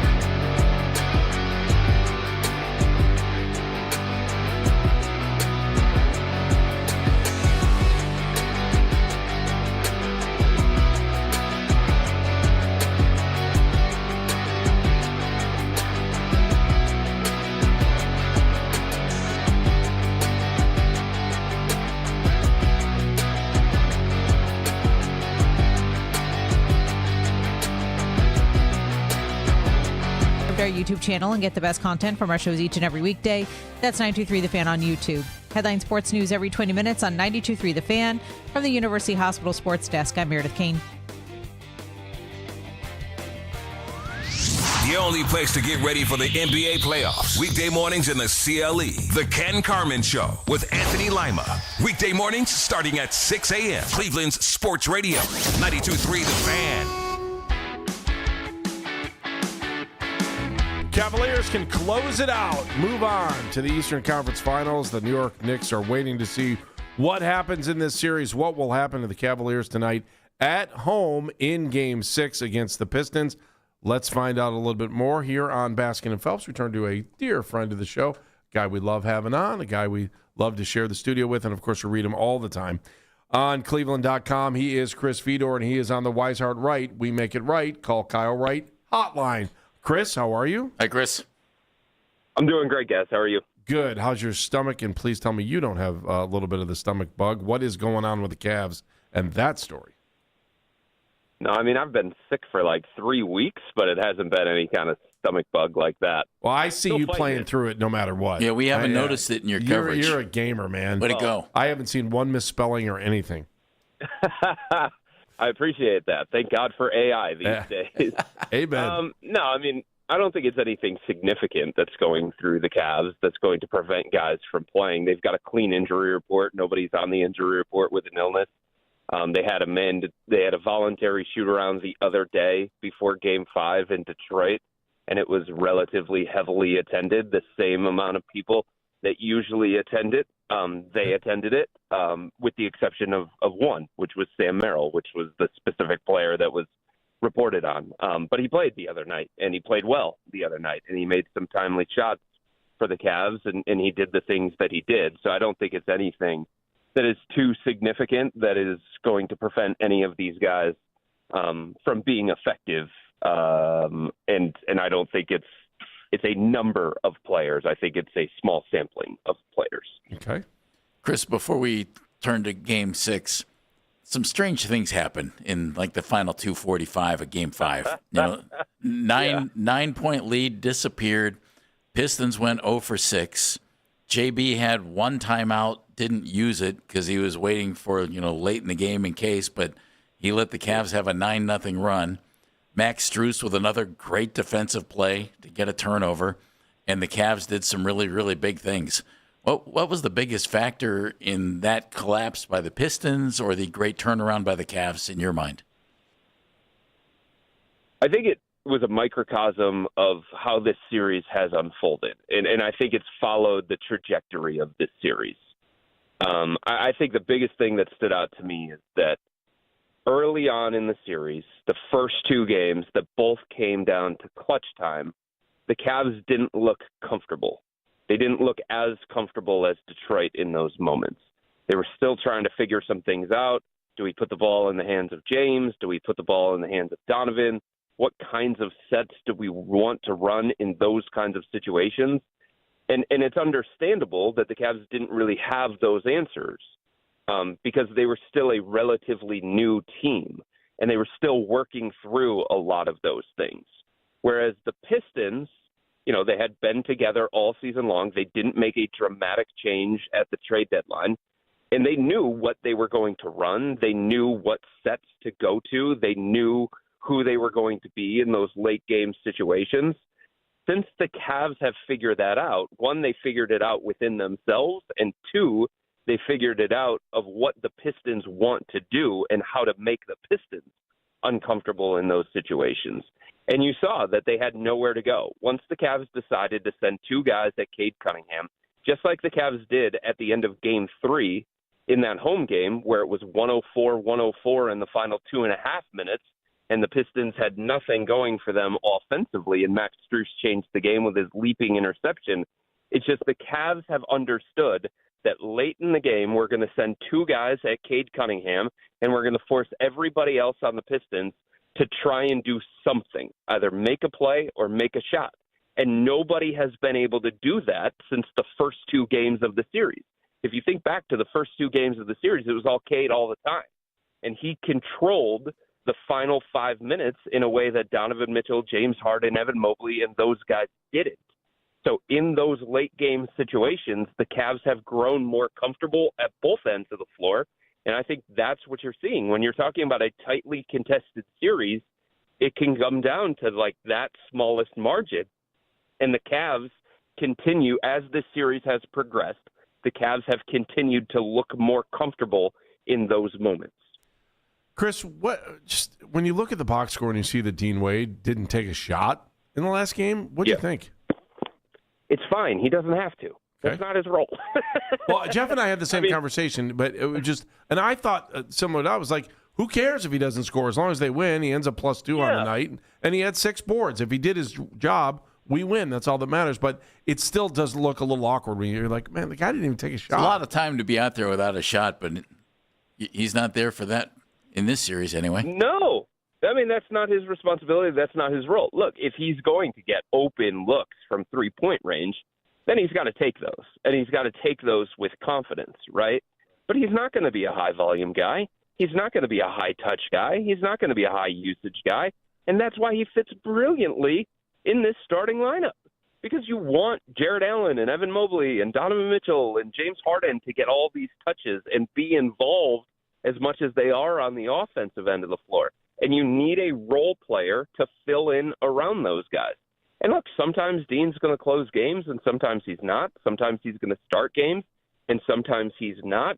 But he is a role player. He has a specific role, and they need him to do that. Set screens on the offensive end of the floor, and he does that. Crash the glass on the offensive end of the floor. See if you can get second chance opportunities. If they're going to close out on you as a three-point shooter, take a couple of dribbles, see if you can cause the defense to collapse and keep the ball moving. Kenny Atkinson says it all the time. Dean's a connector. And I think you see evidence of that. And I think he's the kind of guy, guys, that, when you look at the final box score, you're rarely going to be impressed. You are. But he has an impact, and he has a tangible impact. And one of the most important things of the Cavs in this series is how do we neutralize Cade Cunningham? How do we make him uncomfortable? How do we wear him down by the end of the game? And Dean Wade starts that. Dean Wade is the start of all of that because he can lean on Cade because of his size, because of his length, because of his athleticism. And if you spin it forward into next playoff round against the New York Knicks, it's not going to be Dean scoring 10 points. It's not going to be Dean taking multiple shots. It's what do you do against Jalen Brunson? How uncomfortable do you make Jalen Brunson? And then if you make him uncomfortable, how uncomfortable are the Knicks now offensively? So I think if you're looking for some kind of certain numbers to measure the impact of Dean Wade, you're just not going to find them in a traditional box score. But his plus-minus is incredible. The net rating with Dean Wade surrounded by the new core four is like 17 points per 100 possessions better. And his on-off rating, there are three guys now, over the course of 2 straight playoff series that are on the positive side of net rating differential. James Harden, Jared Allen, and Dean Wade. Like at some point, that's no longer a coincidence. At some point, that's no longer a happy accident. That's Dean Wade is an impactful and effective player for the role that they're asking him to take on. How does a team that has terrific superstar talent who can take over a game, Donovan, James, how do they balance that ability and skill with knowing that if you play a really good team game and get the big guys involved, you're probably going to be really tough to beat? You needed Donovan to have the 39-point second half to win that game, but you might not need that every game. How does that get balanced? I think you saw it in the final 3 minutes of Game 5, right? There was a moment where James Harden was driving to the right-hand side, and he was being guarded initially by Dennis Jenkins, and Tobias Harris was the one who was guarding Evan Mobley. So Evan Mobley set the screen up high for James Harden. James Harden attracted 2 defenders, stopped, surveyed the floor quickly, made the right play, kicked it to Evan Mobley, who buried a clutch three-pointer. That's the evidence of it, right? It doesn't always have to be James score 30. It doesn't always have to be Donovan score 30. They're going to initiate a lot of the offense. They're going to command a lot of the attention. And then it's up to the guys in their situation, whoever it may be, Jared Allen, Dean Wade, Evan Mobley, Max Strus, whoever it may be, to play advantage basketball and make the right decisions, make the right plays, and knock down the open shots when they present themselves. And then there was another moment in overtime, the first basket that the Cavs scored in overtime. James Harden drew two defenders, passed the ball to Evan Mobley. Evan Mobley's around the free throw line in a 4-on-3 situation. He had an opportunity to pass. He decided to take a little bit of a floater, but Jared Allen was right in position in the dunker spot to go clean up the offensive rebound and get the putback dunk for the first points of overtime. Like, that's the beauty of this offense, is that the amount of attention that sometimes James Harden and Donovan Mitchell command from an opposing defense allows the other guys that aren't as skilled offensively, that aren't as polished offensively, to play advantage basketball. And Evan Mobley has been doing that at a very, very high level, and I think Jared Allen has been doing that at a very, very high level as this series has progressed as well. So you see the vision, you see evidence of how it can all work together. And it sometimes it's going to be Evan Mobley handling the ball in these pick and roll situations because he has the advantage in those situations. And I think it's just reading the game, reading the matchups, reading the flow, and what's needed at that particular time. And I think that's the beauty of having such a veteran maestro in James Harden and somebody like Donovan Mitchell, who is a selfless superstar, that they understand that they can have an impact on this team's success, even if it's not, scoring the basketball or having the primary assist. It's the attention that they command from the opposing defense and what that means for everybody else that's out there. Chris, is momentum a real thing? No. I don't think it is either. No. It was like one of the most ridiculous storylines that's coming off of Game 4.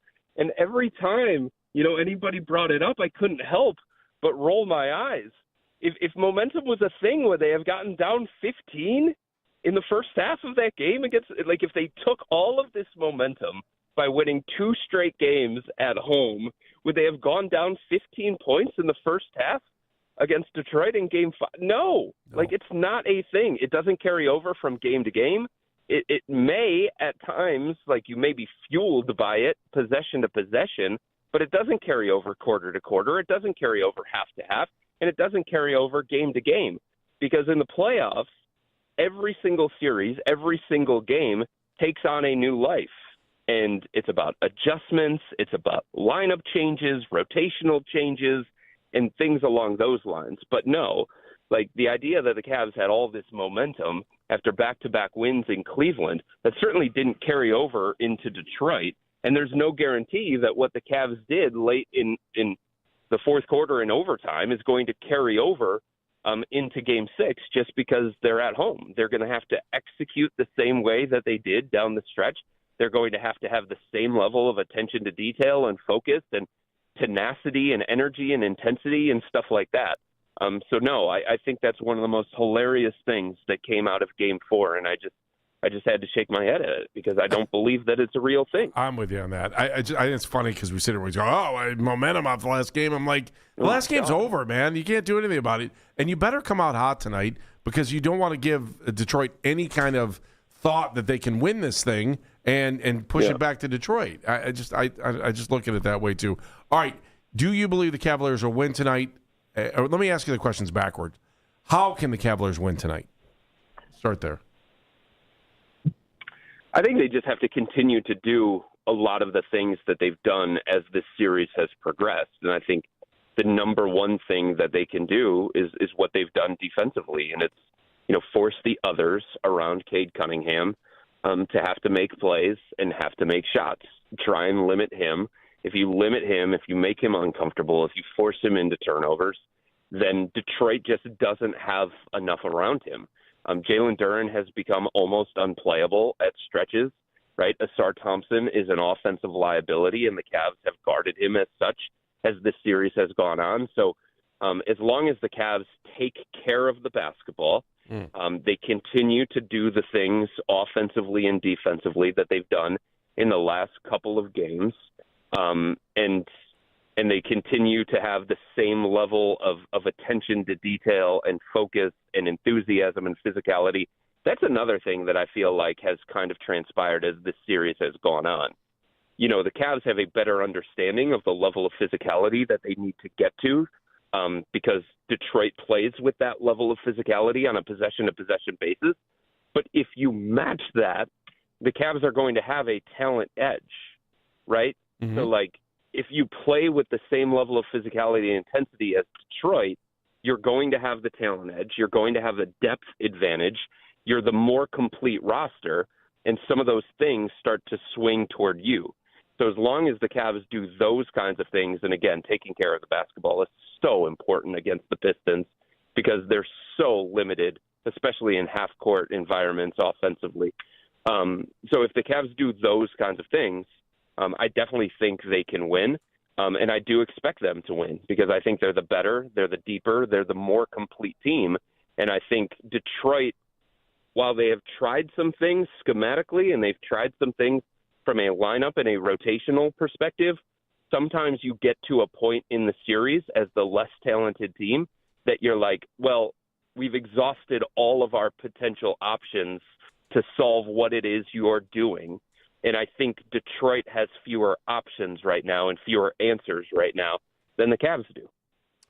Chris, as always, we appreciate your perspective. Great stuff. And we will be reading your stuff every day in Cleveland.com. Thank you. Get healthy. Yeah. You got it, guys. Anytime. Appreciate you having me on. Thanks, buddy. We'll talk to you later. Chris Fedor, friend of the show.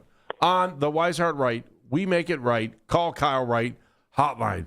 Lot to digest. Let's get into a little bit more of that. Plus, coming up a little bit later, Len Barker is going to join us. We're going to talk about the anniversary of the perfect game, and we've got a lot of those other things that we want to talk about. But before we go to break, I do think he's right about the momentum thing, Jeff. We sit here and we talk about it. You see blowouts followed by blowouts the other way, Andy. It happens all the time. Yeah, each game is its own story, and it stops, and then you move on. And so I don't think there's momentum. I do wonder, though, and I asked Mike about this when Coach Fetello was with us. The Pistons blew a 9-point lead with 2:45 to go. So I think a quick start makes it. I wonder if it's tougher to overcome that, or is it easy for the Cavs to take just a great attitude because they made up a 9-point deficit with under 3 minutes to go. I think that's something. I don't know how it factors into tonight, if at all. But that was mind-boggling. That's in a playoff game situation. That's a lot.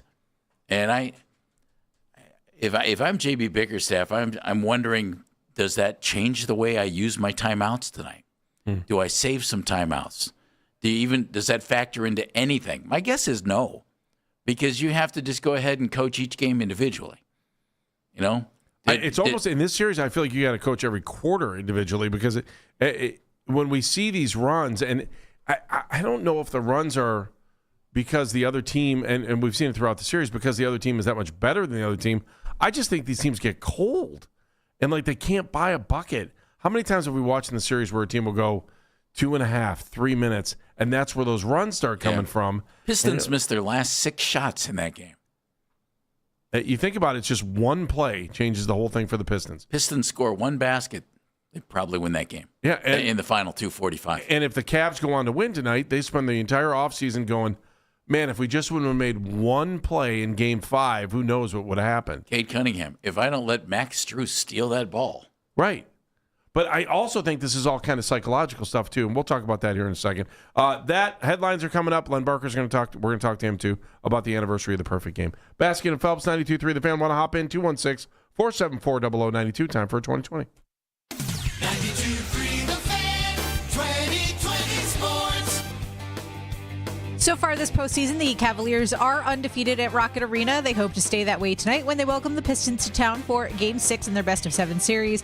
A win for the Cavs tonight will put them in the Eastern Conference Finals for the first time since 2018. They'll move on to play the Knicks in Game 1 on Sunday if that's the case. A loss tonight will move the series back to Detroit for Game 7. That will also be on Sunday. Tip-off tonight from downtown Cleveland just after 7 o'clock. Thunder still waiting for their opponent for the Western Conference Finals. That game could be decided tonight. Timberwolves hosting the Spurs for their Game 6 matchup. San Antonio has the 3-2 advantage in that series. And the Guardians are back in action at home tonight. They'll be welcoming Terry Francona and his Reds to town for a 3-game weekend series. Guards enter tonight. Coming off of their first series sweep of the season, they took all 3 games from the Angels earlier this week. Tanner Bybee scheduled to get the start tonight. He's still looking for his first win of the season. Pitch off from Progressive Field is at 7:10. You can listen to the Fan Rewind weeknights from 11 p.m. to midnight. All the best segments from all our shows, and you can always listen on the Odyssey app. Headline Sports News every 20 minutes on 92.3 The Fan. From the University Hospital Sports Desk, I'm Meredith Kane.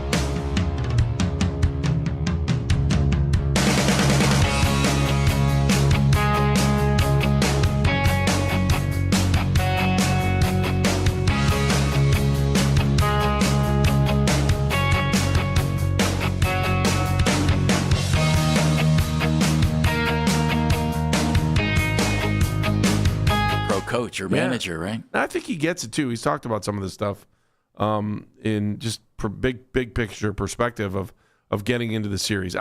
Jeff, we haven't really talked about it. Do they wrap it up tonight? Do you think they do? I'd be surprised if they don't. Okay.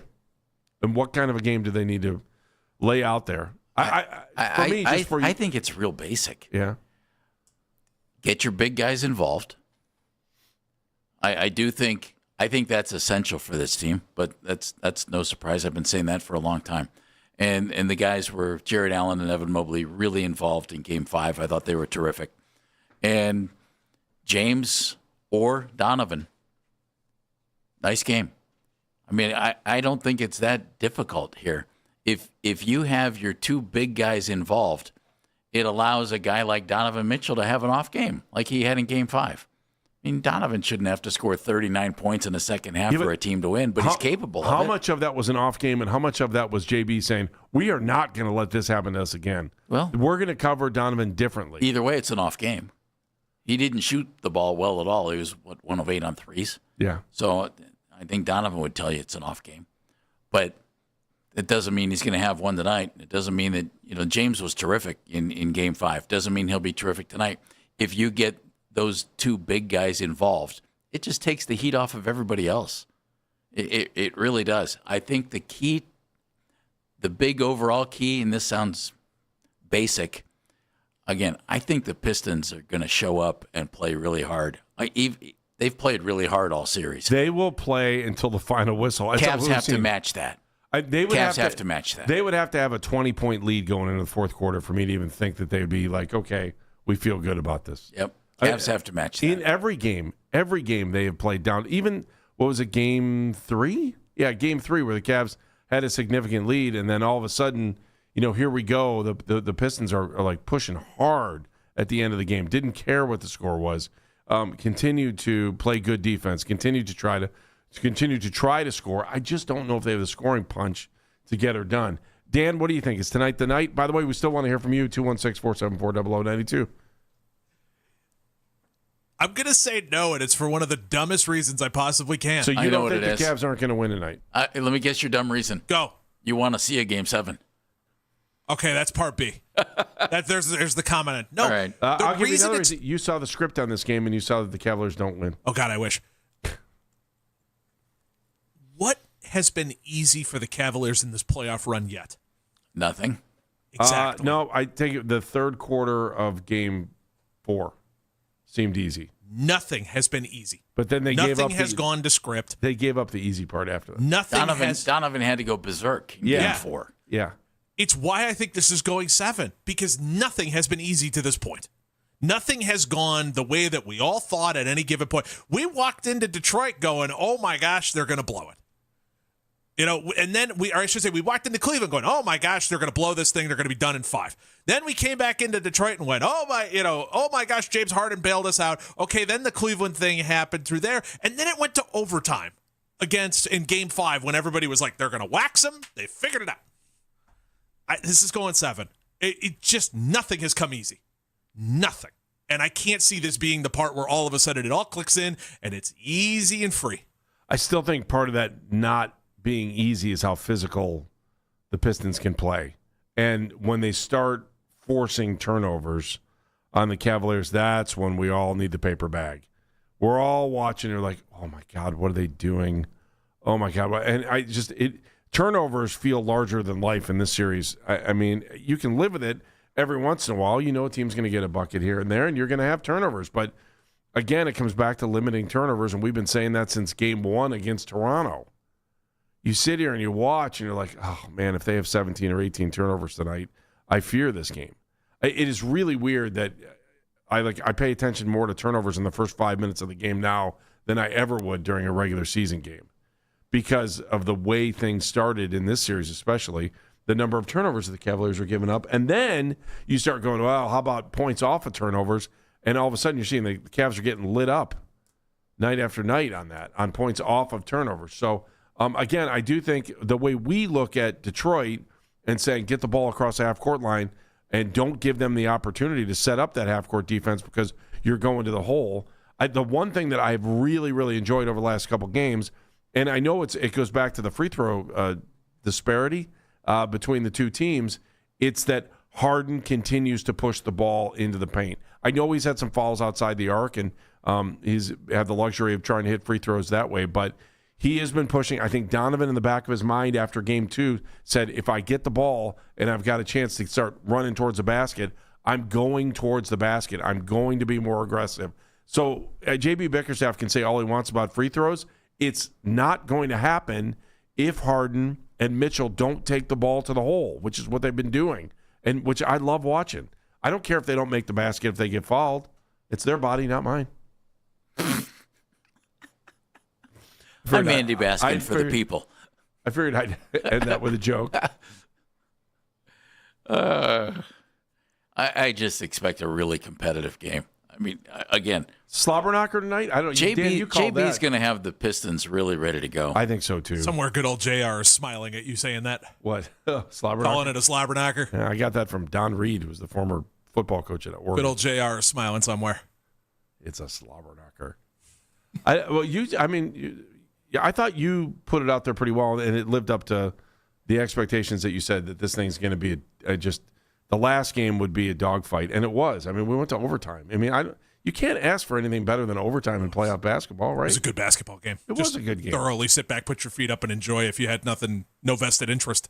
I still can't believe the Pistons blew a 9-point lead. I can't either. In the last 2:45. And nobody in Detroit can either. No, there's still jaw gaped on that one. Did you guys see the 2-minute report said it wasn't a foul? Yes. Yeah. Did you think it was a foul? I did initially, but I also saw the argument why you can't call it in that spot. There's no way you can't call that in that spot. Well, you could have called a foul on Thompson right before that too. You could have called the tech on JB for walking on the floor while there was time on the clock.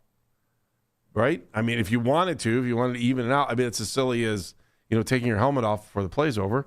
Even though when the play was over. I thought it was in the moment, but I understand swallowing the whistle and not having the game be decided at the free throw line. Yeah, that would have been that would have sucked. It would have been a bummer. Yeah, that would have been. Yeah, that's like ending the game on an ABS call. Although, if it's a foul, it's a foul.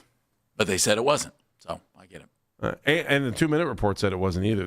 Normally a 2-minute report has no problem saying, "Yep, refs blew it on this one. Sorry, sorry, fellas. Can't do anything about it." Still one of the silliest things we do. The 2-minute report, isn't it ridiculous? It is dumb. It's like just somebody coming up to you like after hitting your car and going, "Oops." Oh, didn't mean to leave that dent there. Let's pretend like it didn't happen because it wasn't in regulation. Headlines coming up straight ahead. We'll get back into the Cavaliers. Your thoughts on tonight's Game 6. Can the Cavaliers put this thing away? 216-474-0092. Plus, we'll talk to Len Barker as we celebrate the 45th anniversary of the perfect game. Hey, everybody, it's Andy Baskin for FanDuel, and it's Rivalry Week in baseball, and FanDuel is introducing Rivalry Weekend Bonus Blast. Bet on a home run today and get bonus bets for every home run that player's team hits in a given weekend. So it's pretty easy. Rivalry Weekend Bonus Blast. You got to love it. So whether you're backing a player on your favorite team or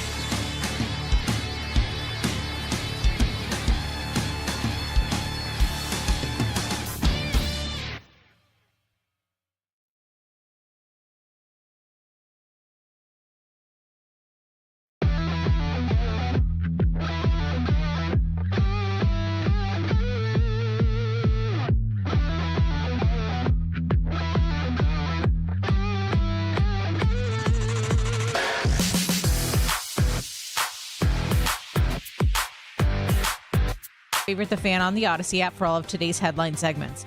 Headline sports news every 20 minutes on 92.3 The Fan. From the University Hospital Sports Desk, I'm Meredith Kane.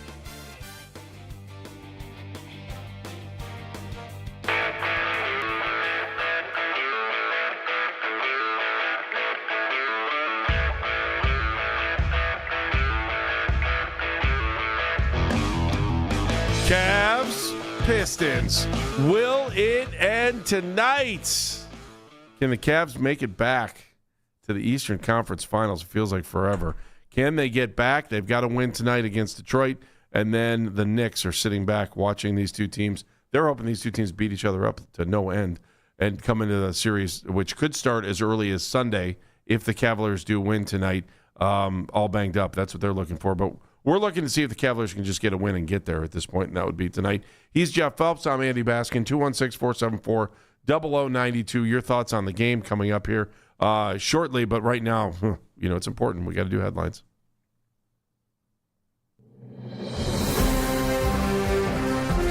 You ready? I'm good. Go. Live from the 16-second newsroom. He's not there. He doesn't care, and he's not on your side. He's Dan Mennigan. I don't even know who you are, let alone care. That's right. Darn right. News is not important to him. I am here for one thing only. Me, myself, and I. That's right. Not timely, not understandable, and doesn't really care what you think. He's just going to tell you what he wants you to think. My true hero is Sam the Eagle from the Muppets. If he would do it, I will do it. I think he's slap happy, Jeff. We know that. Okay, I'm just making sure. Oh, without question. Yeah. I operate that way. All right, gentlemen, let us begin in the National Basketball Association. So Buck Center Miles Turner hopped on a podcast and said... Did he ever? And talked about his time there with Doc Rivers, saying, quote, Milwaukee's coach never fined anybody. Turner signaled out Giannis Antetokounmpo, saying that the franchise star would just kind of show up whenever he wanted to. He said that that guy showed up late all the time. They were showing up to film whenever they wanted to. They were missing meetings. It was one of the craziest things that he had ever seen. Wow. Isn't that weird? Giannis shows up whenever he wants. That's not a good sign. I think Miles said something like, plane's supposed to leave at 2. Guys would show up at 4:30. Wow. Really? We've traveled with teams. That's frowned upon. There have been plenty of teams that have taken off. Yeah, they just took off. You just leave. Even if you knew who the person was, if they were a star, they just leave. They just leave. So that was weird to me. That was weird. Not good, Bob. Especially when you're talking about why this season went as south as it did. That might be a start. Yeah. It costs money when you take that plane out of park. Right? That's not the cheap. thing. It's expensive. Now, sometimes those things get delayed, but Turner ended up saying, I just got to the point where I knew we weren't leaving at 2, so I'd just show up at 3, and I'd be early. Asked by Brianna Stewart, it was her podcast. Yeah. Said, who is the most likely to be late? He said, it's an easy answer. Giannis. Giannis is going to show up whenever he wants, really. To think this kind of just came to the territory and that I saw it going down. And I was like, hey, man, insert S-bomb here. More power to you. So, they ain't going to fire you. Yeah. Do what you want. Isn't that weird? What else is weird is reading these stories and seeing the tag Bucks co-owner Jimmy Haslam on these stories. Yeah. It seems weird. The strange thing for me, Andy, being in those environments, you got to be considerate of your teammates, more than anything else. And it's sometimes in traveling with the Cavs for years, you traveled with the Indians for years and the Cavs, and it just, I don't recall guys being really late for stuff because the plane just left. You just left. Yeah, I just don't recall it. I don't remember guys ever, like one time maybe somebody missed the plane and they just booked them a flight to come. Good luck, get them. Here you go. And a lot of times with like pitchers, if they knew they were going to start, they would send them out early. It's not going to work in Portland. Flight. Can't have that one in Portland. The owner's not going to allow that one. That's true. No extra flights. No extra flight. He can't even handle extra mascots. Oh, no, I just read Spirit Airlines is going to take them wherever they need to go. Don't tempt him. I don't know if anybody out there has read about the Portland Trailblazer owner, but Dude's making people check out of hotels. Exactly. No late charges. There will be no late charges. It's hysterical what that guy is doing. You don't get to be a billionaire by wasting money. Best thing I ever heard was that if you were ever walking down the street with Steve Jobs and Bill Gates and there was $5 on the ground, the two of them would beat the snot out of you and then beat the snot out of each other to grab it. It's the most truthful statement I ever heard. Gotta like that. Adam Schefter saying that NFL observers believe Kyler Murray will start for the Vikings in 2026 over J.J. McCarthy. That makes sense, doesn't it? I think so, but I also have always enjoyed watching Kyler Murray play football. I can't imagine Kyler not being the starter there. Oh, I can't imagine J.J. McCarthy being the starter there. I can imagine J.J. being traded. Not yet. I can. Not yet. If they get into training camp and, remember, Carson Wentz is there too. If Kyler Murray and Carson Wentz look good and J.J. looks good, maybe they decide to move on. What makes you think that J.J. is going to look good? I didn't say that, did I? No, I'm asking. Do you think he's going to look good? Andy, I don't know. I think the guy's a really intriguing prospect. I know he did not play well last year. Do you remember? I forget even what game it was. He played a fourth quarter where he was lights out. And if you're a Vikings fan, you've got to think, how can we make that happen more than like in a fourth quarter? Because he was really good. I would think they don't want to give up on him and that they'll do everything they can to make him the guy. But I would assume that's Kyler Murray's job for this year anyway. I wonder. I will we'll apologize when the moment he's not a bust. I'm sorry. He's been hurt, and I just think he was overdrafted, and I just don't think he's very good. So I know you saw one great quarter there you talked about, but Well, it was there. I didn't just see it. Yeah. The reason why they will not cut him or they will not trade him in camp unless he is an unbelievable malcontent, which I can't see happening. Well, supposedly that's not the case. He's gonna have to become an NBA level malcontent. Yeah, I don't see that. He makes $6 million this year. Yeah, I don't. NBA level. I got that. That was funny. Yeah, he makes $6 million. That's peanuts for a quarterback in this league who could start games or be a backup and be on that contract for another couple of years. Exactly. Yep. That's why. Is it as funny as that statement may sound? Yeah, his cap number. So all right, gentlemen, moving along. I had a stat on that. Never mind. Keep going. No, go. No, I don't want to I had to find it. You kidding me? I'm here for me. You just said that in the I intro. don't know. You get what does he have? 11 touchdowns? Okay. Divide that by 6 million. There's my joke. Keep going. Pretty expensive touchdowns, if you ask me. Less than $2 million. It's not my money. It's Jeff's. So sorry. Mariners have placed Cal Raleigh on the 10-day IL with a right oblique strain. The 29-year-old is going to miss a few games for that one for the Mariners. It's a bummer. He hasn't been hitting the best. But I toss this out to you guys. So Cal Raleigh, 29 years old, hit 50 homers last year, most for a catcher we've seen in a long period of time. Andy, would you be tempted to move him to first base? Yeah, I think that happens. Now, mind you, they do have Josh Naylor there right now for a little bit of a long-term deal, but would you maybe look into doing that? Yes.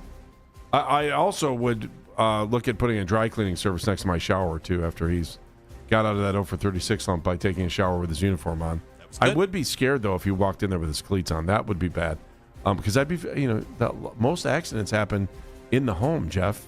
And if you're wearing your spikes inside the shower, you may have problems. Why are you so frustrated with me? When the hell did this turn into a Life Alert commercial? I'm just looking at Dan. I'm looking at Dan laugh. No, I saw you do the pen drop on that. You're like, and an eye roll. I got a pen drop and an eye roll on that. You deserve both. Oh, hey, take your 2 for 2. Take your successes where you can get them. I just think, especially if you're a big time hitter, which we know we can be, the wear and tear on your knees to play catcher in Major League Baseball, I think is insane. And that if you know this guy can give you offensive help that you need, then why wouldn't you think about making him a first baseman at some point? I have no problem with that. Here's the other thing about it, and I've never understood this. Like Sandy Alomar, 6'5". Sandy's a big guy, right? Yeah. And spent in great shape. All that time, in the crouch position. Cal Raleigh's a big guy. That's got to be even more wear and tear on your body. And if they think it affects his hitting and they don't think that he is Austin Hedges behind the plate, Yeah, I'd think about a position change. Well, gentlemen, we have a lot of very, very pointless holidays that come up every so often that make everybody go, yeah, that is a thing. One of those happens to be today. Oh, you are incorrect. Gentlemen, it's National Chocolate Chip Day. Yeah, baby. Now you're talking. All right. And to celebrate, we had so many chocolate chip cookies delivered to the station, didn't we? Oh, don't beg for food. I'm not begging for terrible. food. Not begging for food. That looks terrible. All right, gentlemen, let's do this. Chocolate chip cookie. What's the perfect amount, or how should it be baked? And give me the perfect amount of chocolate chips that should be in it. Do you want chocolate in every single bite?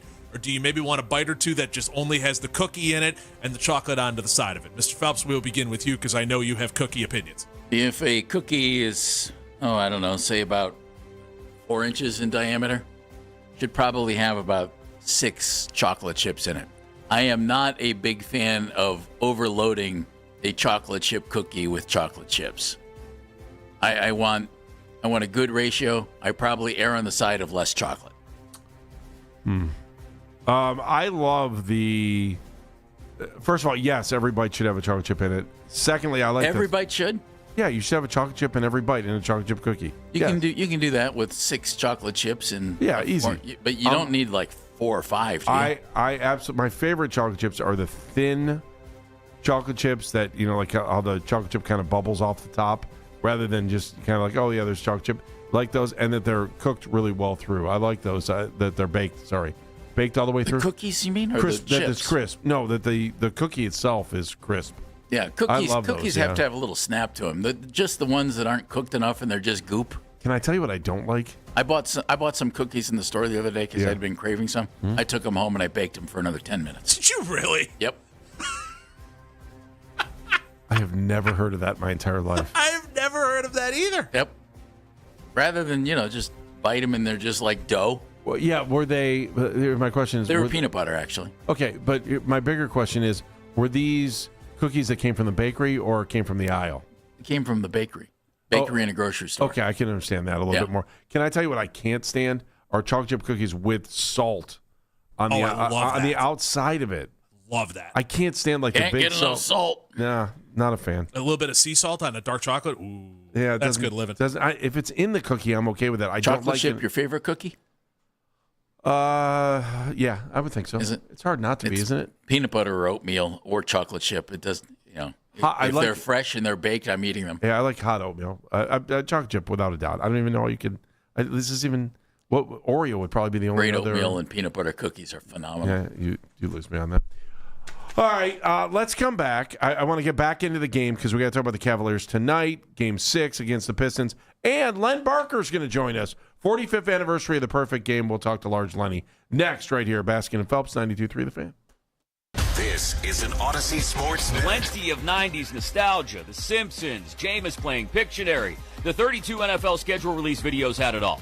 A conspicuous lack of Rabel Rossini jokes from what I could see, but to the Giants, Bucks, Colts, and of course the Titans, a hearty thumbs up. To the Chiefs, a gold medal for Rob Riggle and Lisa Gilroy gagging on a Skyline chili-scented candle.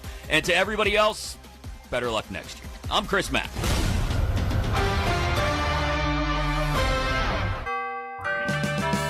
When the moments in your life are too important to miss, you can trust O'Reilly Auto Parts to keep you and your plans on the road. Our professional parts people can test your vehicle's battery and even give it a charge if needed. In most cases, we can install your new battery for free. It's just one of the many services we provide at O'Reilly Auto Parts to ensure life's best moments don't find you stranded. O'Reilly Auto Parts. My dad passed away unexpectedly. Of course, it was awful in every way, but we are very grateful that he had life insurance. So even after he was gone, he was still able to provide for us. And that's why I have life insurance for my family. Ethos.com. They make it fast and easy to get covered. It's 100% online. You get a quote in seconds, and you can apply in minutes. You get covered the same day. Get your free quote at ethos.com/game. That's ethos.com/game. Paid spokesperson. Time spent on application may vary. Online health questions required. Rates may vary. This is the story of the one. As a maintenance tech at a university, he knows ordering from multiple suppliers takes time away from keeping their arena up and running. That's why he counts on Grainger to get everything he needs, from lighting and HVAC parts to plumbing supplies, all in one place. And with fast, dependable delivery, he's stocked and ready for the next tip-off. Call 1-800-GRAINGER, click Grainger.com, or just stop by. Grainger, for the ones who get it done. Finding great candidates to hire can be like, well, trying to find a needle in a haystack, but not with ZipRecruiter. Its powerful technology actively finds and invites qualified candidates to apply to your job. So while other companies might deliver a lot of hay, ZipRecruiter finds you the needle in the haystack. See why 4 out of 5 employers who post a job on ZipRecruiter get a quality candidate within the first day. Try ZipRecruiter for free at ZipRecruiter.com/team. That's ZipRecruiter.com/team. ZipRecruiter. Hey, don't be pressured when it's time to shop for an engagement ring. Stop in and see Josh at Bookman & Son, where jewelry shopping is made easy and comfortable. BookmanandSon.com. It's all about the deal at Brunswick Auto Mart. Save big this month with deals like this. Don't miss out on the Declaration of Deals sales event. Lease a 2026 Jeep Wrangler Sport for just $399 a month and $1,776 down. Or lease a 2026 Grand Cherokee Altitude 4-wheel drive for $469 a month, while returning lessees are just $389 a month. Brunswick Auto Mart, car buying made truly simple. 36 months, $39.95 down plus fees to a signing. No security deposit required. 7,500 miles per year. Includes all incentives. Offer ends 5/31/26. When you opened your last heating bill, did you just stare at it for a second? It's not your furnace. It's not the gas company. And it's definitely not just the way it is. It's your insulation. And if your home isn't properly insulated, all that expensive heat that you paid for, it escapes right through the attic, through the walls every single day. And now we're in that in-between season, not freezing, not blazing hot, which makes this the perfect time to fix it. Because if you don't, you're about to do the same thing all over again this summer, except now you're paying to air condition the outdoors. Jeff Phelps here. USA Insulation installs premium foam insulation that seals the gaps fiberglass can't touch. It locks in comfort during the winter and locks out heat when summer hits. And you fix it once, not season after season. Handle it now, because you can get insulated now with no payments for an entire year. A full year of utility bill savings before you make a payment. USA Insulation, 1-800-USA-FOAM, 800-USA-FOAM. USA Insulation. Bad accident? Hurt at work? Not sure what to do next? Make it right. Call Kyle Wright for a free consultation. There's no fee unless they win. 844-WIN-OHIO. That's 844-WIN-OHIO. Or OHattorneys.com. Make it right. Call Kyle Wright. Broadcasting from the 92.3 The Fan Studios, fueled by True North Convenience Stores. Your source for everything from the Browns schedule to the biggest stories from Berea and around the entire NFL. This is the radio home of the Cleveland Browns. WKRK-FM and HD1 Cleveland Heights. We are Cleveland's sports radio. 92.3 The Fan. An Odyssey sports station. 92.3 The Fan. 2020 Sports. This 2020 is brought to you by Perino Builders, Remodelers, and Furniture. Need inspiration for your new build or renovation? Check out PerinoCustomHomes.com. Cavaliers Pistons back in action tonight for Game 6 in their best-of-7 series. The Cavs got their first road win of the postseason on Wednesday after taking down the Pistons 117-113 in overtime. A win for the Cavs tonight will put them in the Eastern Conference Finals for the first time since 2018. Tip-off from Rocket Arena will be just after 7 o'clock. And no matter what happens for the Cavs tonight, they will be playing on Sunday. A loss will move the series back to Detroit for Game 7 to take place on Sunday. And a win, they'll move on to play the Knicks in their Game 1 matchup, also scheduled for Sunday with a Cavs win. Thunder still waiting for their opponent for the Western Conference Finals. That could be decided tonight. The Timberwolves are hosting the Spurs for their Game 6. San Antonio has the 3-2 advantage in that series. And the Guardians are back at home tonight. They'll be welcoming Terry Francona and his Reds to town for a 3-game weekend series. Guards enter the night after taking home their first series sweep of the season. They beat the Angels 3 times earlier this week. Tanner Bybee scheduled for the start tonight. He's looking for his first win of the season. First pitch from Progressive Field is at 7:10. You can now find 92.3 The Fan on YouTube. Subscribe to our YouTube channel and get the best content from our shows each and every weekday. That's 92.3 The Fan on YouTube. Headline sports news every 20 minutes on 92.3 The Fan. From the University Hospital Sports Desk, I'm Meredith Kane.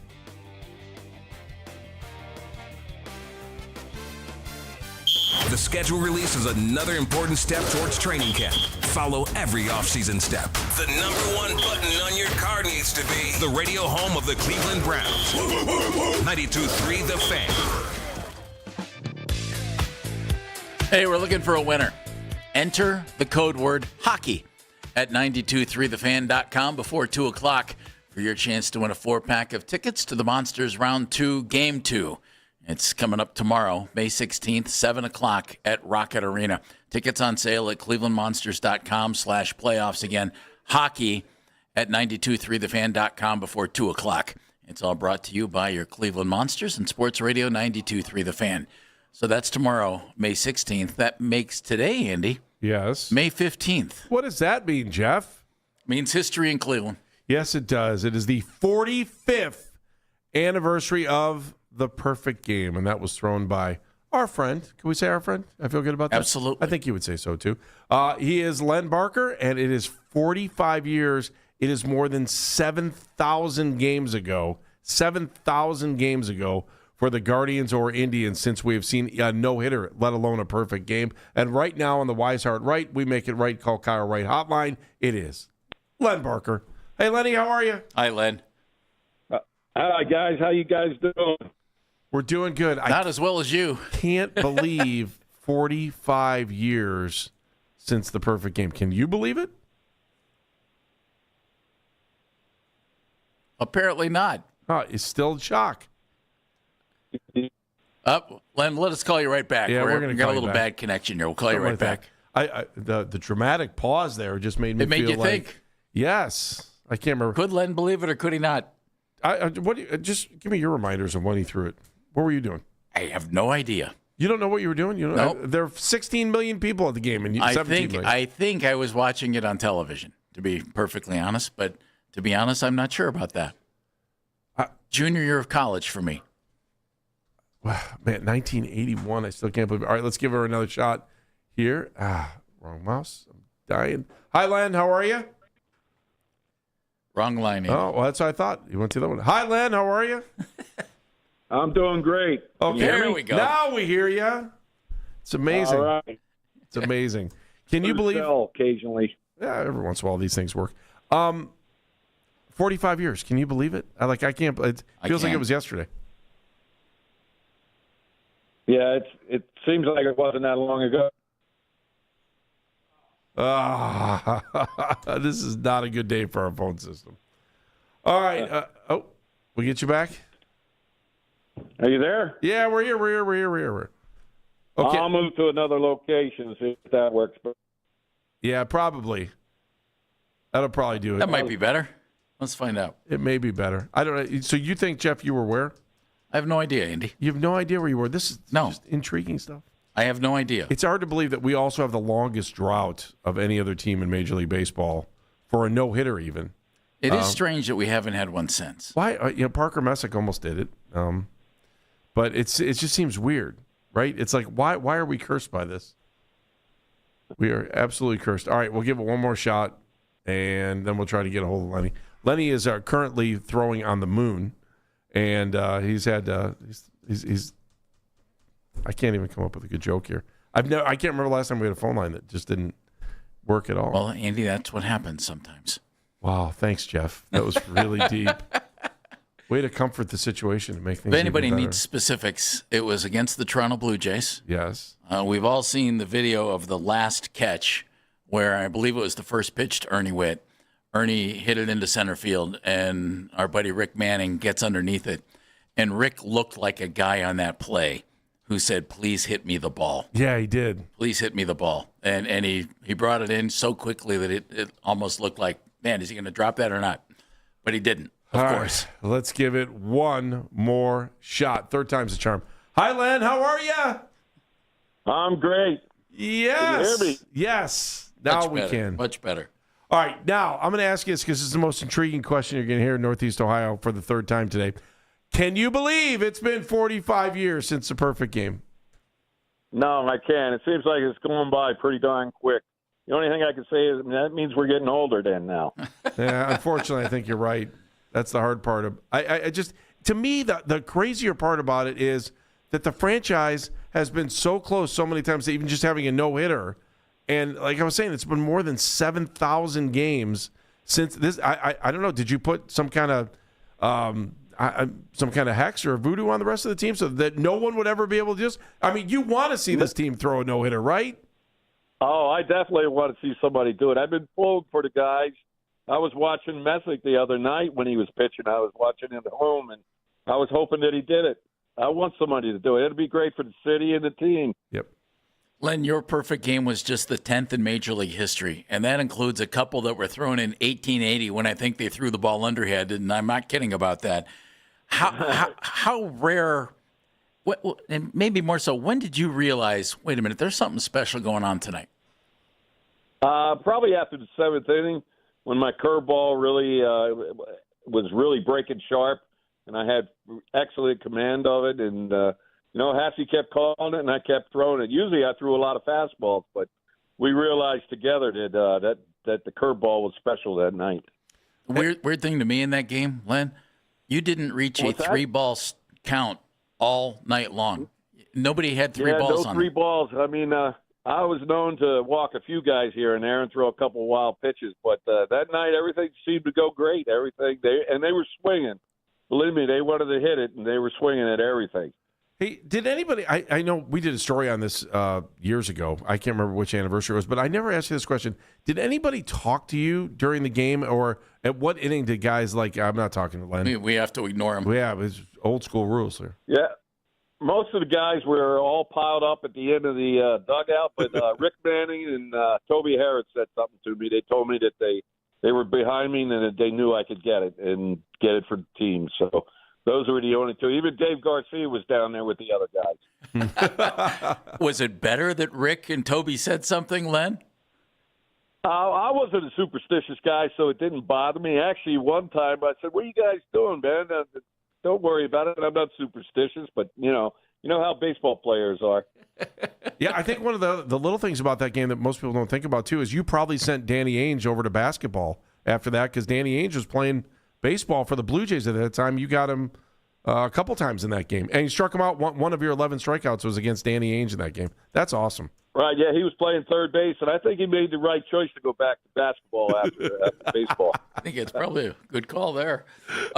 Len, was there a point in the game where you just kind of where you realized it? Did it affect your motion? Did you feel tense? Anything like that out on the mound, or was it free and easy all game long?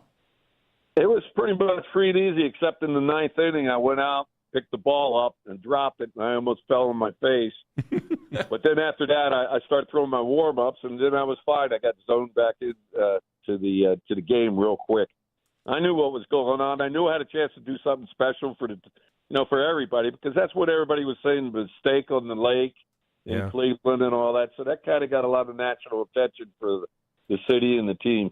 Yeah, could you imagine if you did that today with all the media outlets and everything? Man. I mean, you think about, the game was on Channel 43. Yep. And, at least we got to watch it, although everyone says they were there. How did your life change after the game? It didn't really. It could have changed a lot because I could have got a lot of endorsements and things like that. But I wasn't interested in that. I was interested in just playing baseball, something that I love to do, and so I didn't do that. I was supposed to be on I'm trying to think of the big show that they had, the morning show. Oh, Brian Gumbel's show. They wanted me to fly in the next morning, and I told Bobby D, I said, "Bobby, I'm not doing that. We got a game at 1 o'clock. I'm going to be here for the team." So I didn't do that. Good for you. I turned down a lot of things. Len, yours was the 10th perfect game in Major League history in the first 101 years of Major League Baseball. In the 44 years since, there have been 14. Those numbers out of whack, or is it just something that happens? I think it was just something that happened. I mean, the guys pitchers are getting bigger, stronger, throwing harder. And I think there was a period there after mine, there was like 1 or 2, and then all of a sudden there was like 7 of them within the next 3 years or something. So it kind of goes in spurts. There hasn't been one in a while, though, so we'll see what happens. I'm hoping that the Tribe does it, though. The Guardians have got to get in there, and they got a lot of great pitching. That's what's keeping them where they are. Hey, Len, it's amazing because, those teams, for me, and I was just a little bit older, I was a teenager at the time, I'm just thinking about how that specific team that you were on, how many of those guys on that team were just loved and beloved by the city? Rick Manning, Grover. I mean, obviously Rick's been around for TV. Grover came back to be a manager. Andre Thornton will always be loved in this town. Joe Charbonneau became a household name. People still love Dwayne Kuiper. I mean, the guys that were on that team with you have such a special place in Northeast Ohio sports history. Oh, for sure. I mean, we were battling the team. I mean, I think most of the time we finished 500, but teams knew they couldn't come in and they're going to roll over on us because we played hard. Our guys played hard. They played hurt all the time, and we had a lot of pride in what we were doing. Len Barker joining us. It was 45 years ago today that Len threw the 10th perfect game in Major League Baseball history. Len, since then, a lot has changed in pitching. We're seeing tons of guys out of the bullpen. If a starter goes 5, it's considered a good outing. 6 is a quality start if you give up 3 runs. What's been the biggest change in the way that starting pitchers are used today and the way they're viewed by Major League Baseball? Well, I think the biggest thing is, they're geared now in the minor leagues to go 4, 5, 6 innings, and that's it. And then they bring in, they bring in the middle relievers and the setup guy and then the closer. And that's all changed because of, the money factor. You're paying a lot of guys a lot of money, so you got to use them, and that's what happens. But I believe what hurts everybody in the playoffs, if you don't get somebody that can go 8 or 9 innings, that kind of destroys your bullpen after a while. And, we saw that last year. The guys were worn out because of the bullpen. Len, last question for me. I'm just, you made Northeast Ohio your home after the game and decided to stay here after your career and had a great career at Notre Dame College when the school was still open, still managing baseball there. What are you up to now, and why did you decide to stay in Northeast Ohio afterwards? Well, I always loved Ohio when I lived here. And I met my wife now, Eva. She was from here. She went to Kenson High School and met her at a fantasy camp reunion in Port Clinton, and we got married, hit it off, and I just love it here in Ohio. But I grew up in Pennsylvania, so it's almost the same, but I like Ohio better. Do you celebrate the perfect game, Len? You get calls from teammates, anything like that? I get calls from some guys, but not as much as I used to. It's kind of, after 45 years, it's saying, the guys' memories aren't as good as they used to be. Well, ours are. Thanks for being with us. Thanks, Len. We appreciate you. And, thanks, guys. We look forward to you making, have a great day. Hopefully making big headlines when somebody else throws another perfect game here in Cleveland or somebody gets a no-hitter after 7,000 games. Thank you, Lenny. Appreciate you. Thanks, Len. All right, you guys. Thanks. Talk to you soon. Len Barker right there on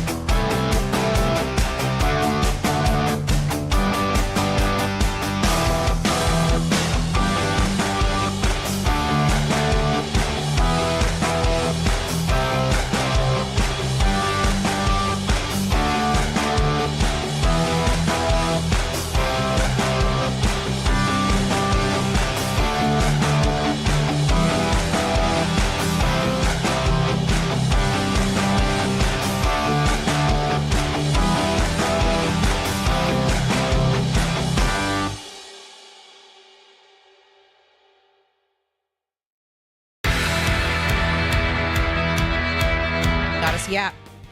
Headline Sports News every 20 minutes on 92.3 The Fan. From the University Hospital Sports Desk, I'm Meredith Kane.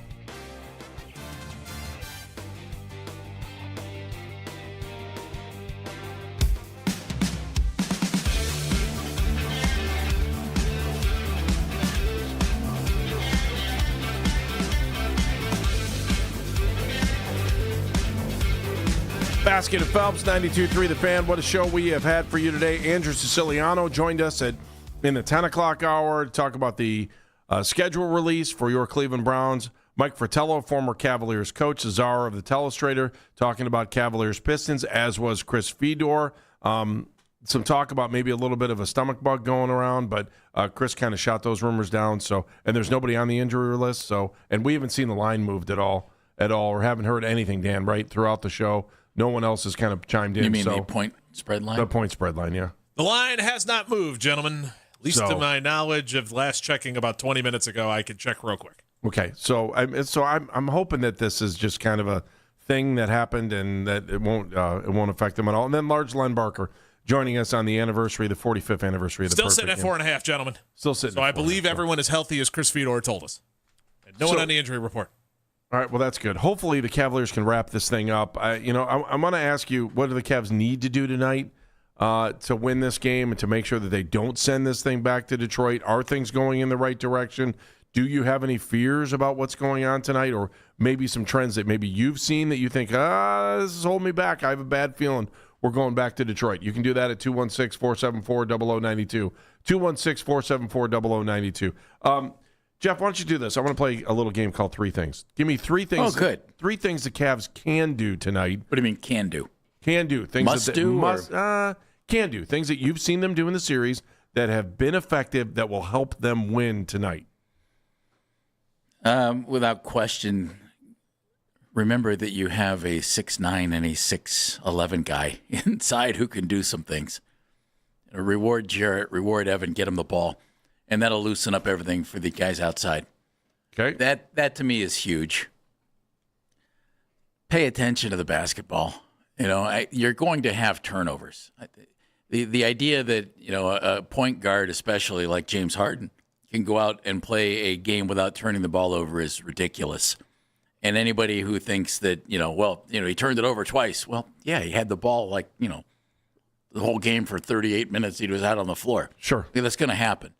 But you can't just have one of those games where you suddenly pop up where one guard would have 6-7 turnovers and the other would have 5 or 6. That won't work. So hopefully they can do that. And I honestly think, Andy, they can, would, should better match Detroit's intensity. I guarantee you that's a flat out, this will happen tonight. The Pistons will come to play, and they will bring it. And the Cavs better match that, or they're going back to Detroit. All right. There are a couple things that I've kind of looked at, and we'll take your phone calls here in a second, 216-474-0092, that I've looked at, that things that I think you should keep your eye on because I think they're important, and they're kind of gauges for what we'll see in the game tonight. I'll get to those in a second. Let's go to the phone lines. Tony is in Columbia Station. Hi, Tony. How are you? Hey, fellas. I'm doing well. How are you? Thank you for calling. Appreciate you. Of course. Good to talk to you again.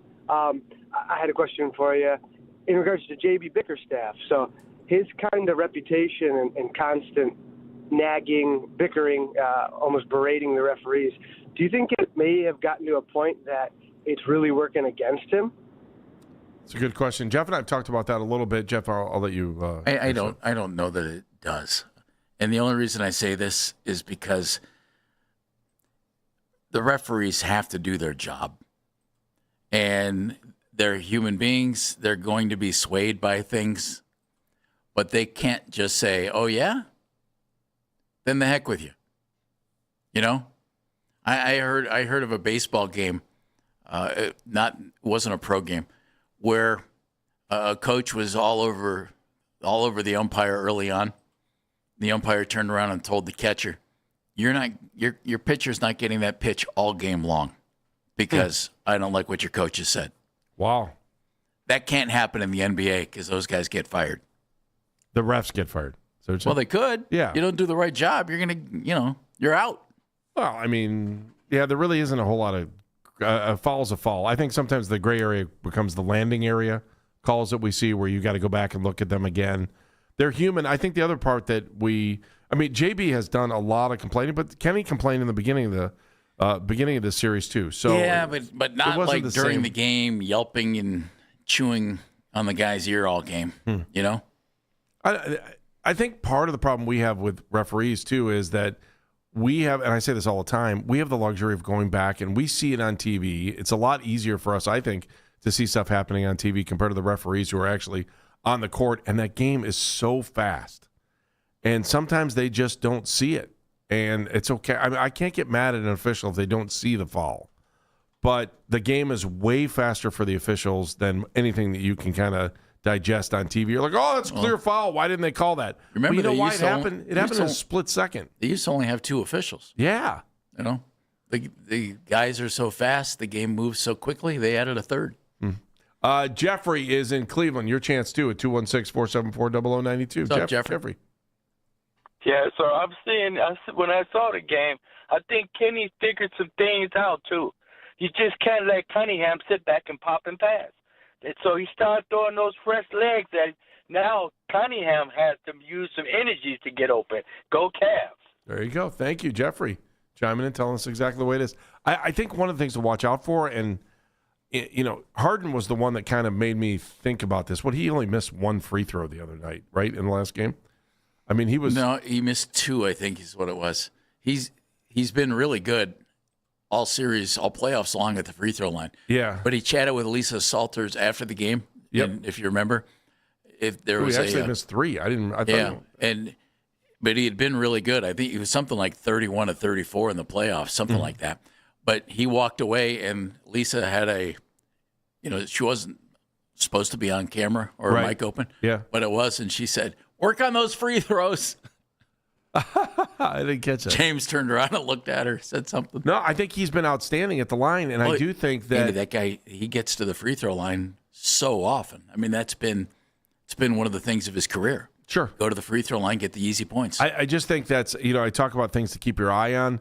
They've been really good at the line in this series. And, traditionally you would think a guy in the NBA is going to be good at the line, but every once in a while something happens. And so I'm going to keep my eye on that tonight, too, to see how they do. Because if the Cavaliers do what they've done in these other games where they've won, where they've been aggressive taking the ball to the hole, they end up on the free throw line, but you got to hit those shots. So it comes down to both of those things.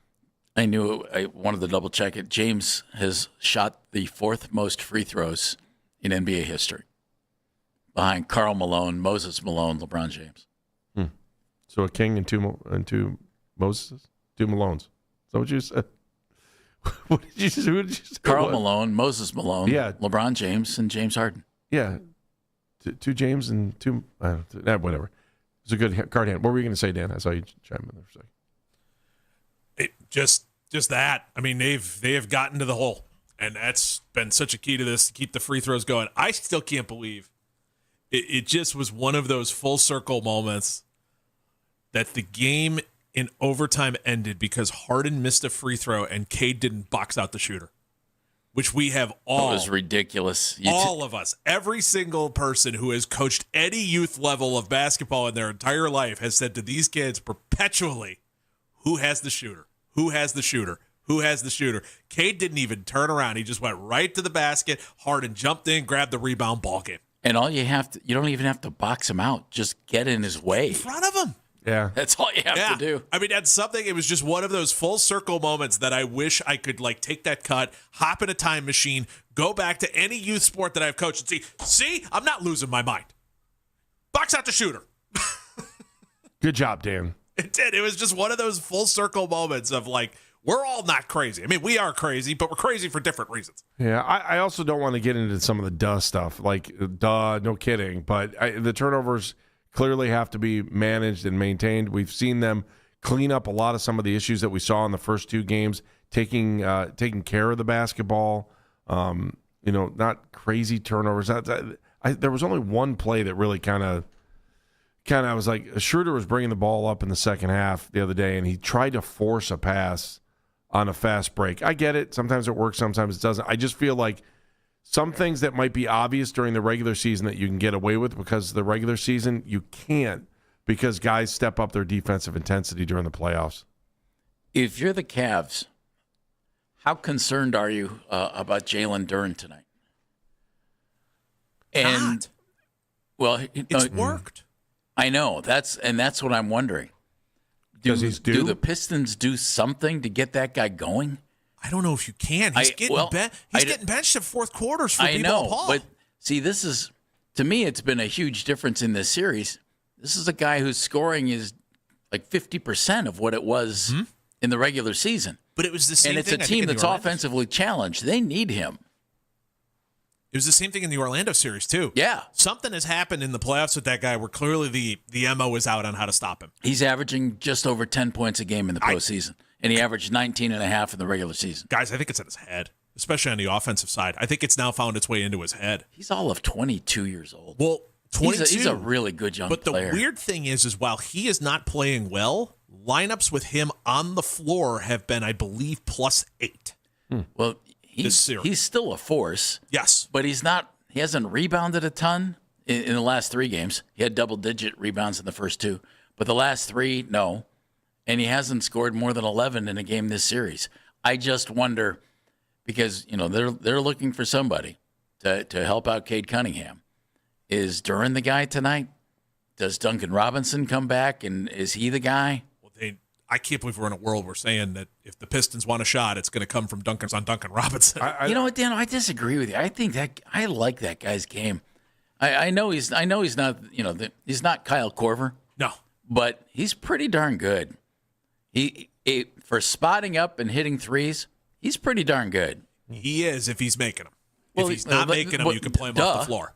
Duh. Well, but there are a lot of other guys like Max Strus. If he's not making his threes, you want him on the floor still.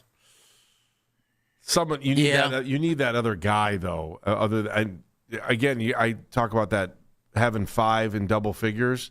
I mean, he's the other guy that lifts you up to give you somebody else in double figures. I wonder if you're Detroit, do you play Paul Reed a little bit more? He hasn't seen a ton of time in the playoffs, but he's been minutes playing critical minutes. Yeah, but I agree, and that his minutes have been unbelievably effective too. So, like, I'm just looking. Saturday's game, he had 10 minutes, but he had 11 points. In the next one, game 4, 14 minutes, but he had 15 points, and then in the last game, 17 minutes and 10 points. So he's given them some pretty good time there too as well. I wonder if you're JB Bickerstaff, if you're not trying to get him into the flow. Again, we are getting set tonight. Man, the Cavs can close this thing out and get to the Eastern Conference Finals, but they got to win tonight. They got to take down Detroit in Game 6. Will they do it? You tell us. 216-474-0092, Baskin and Phelps, 92.3 The Fan.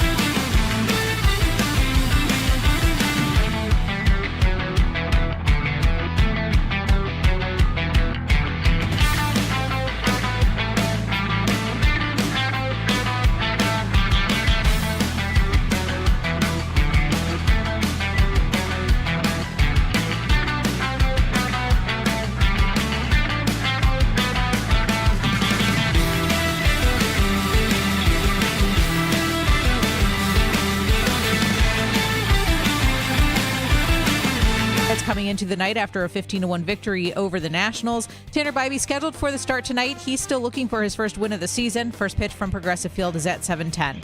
Want to catch highlights from the Fan from throughout the day? Get over to 923thefan.com or favorite the Fan on the Odyssey app for all of today's headline segments. Headline sports news every 20 minutes on 923 The Fan. From the University Hospital Sports Desk, I'm Meredith Kane.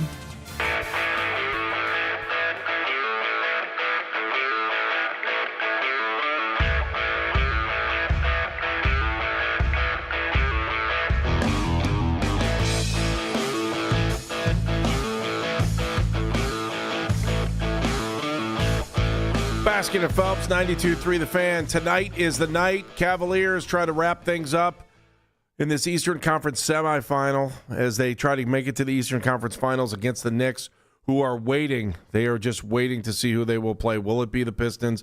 Will it be the Cavaliers? The Cavaliers can make it reality tonight with a win at home. If not, we go back to Detroit on Sunday, and then you get the two best words in all of sports, Game 7. I got to be honest, the two best words in all of sports today, Game 6.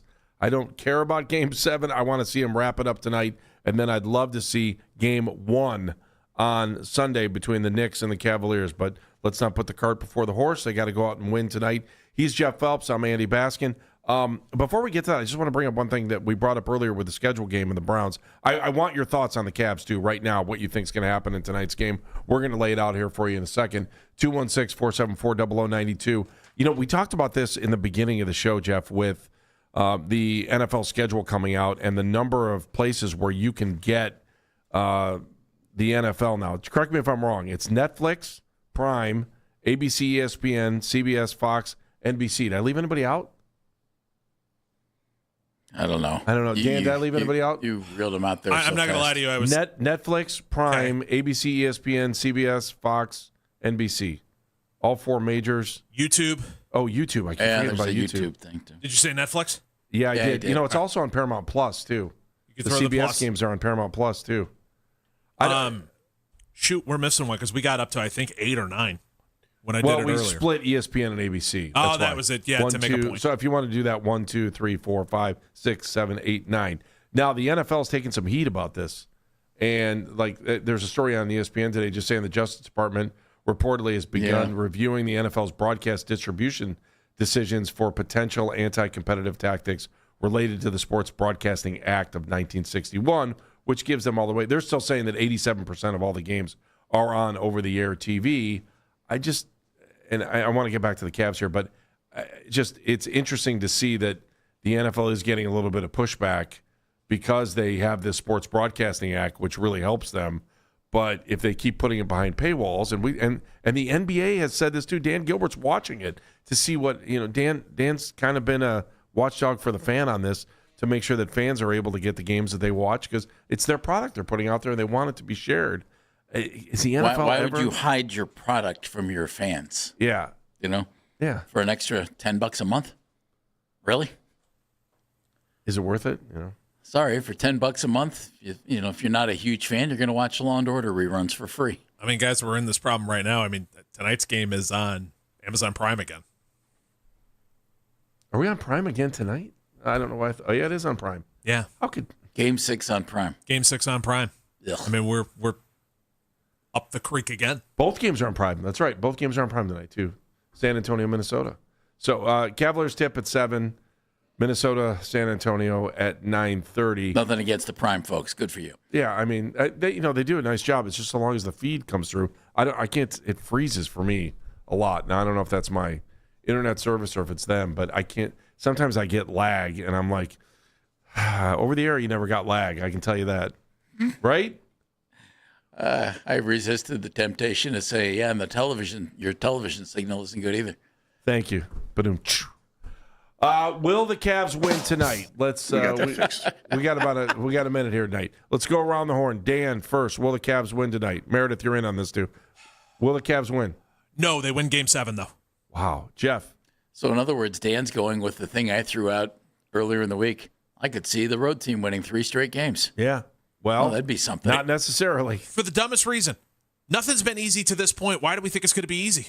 I've never thought once tonight's going to be easy. So I think the Cavs win Game 6 tonight.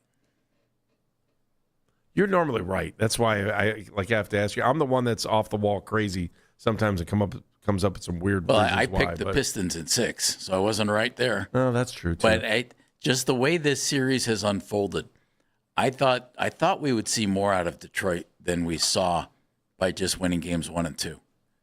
I did not think they would be down 3-2 in the series after the first 2 games. That's the catch here. And I think the Cavs have figured something out, Andy. Meredith, do they win tonight? With us? I hope so. Gee, there's a stunner. Nice job, Meredith. Well, here's the thing. And I said this ahead of Game 5. Okay. And I was like, if the Cavs can win Game 5, I think that they'll have it in 6. If the Cavs don't win tonight, I think it's going to be Pistons in 7. Because I don't know that the Cavs can win a Game 7 on the road. It's hard to win 2 games in Detroit. I agree with Meredith, you on that. I agree with you on that, I too, think we by the all way. think that, too. If it goes to Game 7, I think the Cavs are in trouble. Although it's not, I mean, we sit here and we say win 2 games in Detroit, but it doesn't matter. It's win 1 game in Detroit when you get to 7, because Game 5 doesn't mean anything. When you get, look, you would go back and look at it, they won 2 games in Detroit. Okay, well, I get it. But at the time, when you're in the moment where your feet are, it doesn't matter. I think the Cavs win tonight. I think I think the roadmap to victory is the same. Tight. You may fall behind in the first half. They may have to work back. But something they're doing in the second half, the adjustments they're making at halftime have made a big difference. I still think J.B. Bickerstaff is a hell of a coach.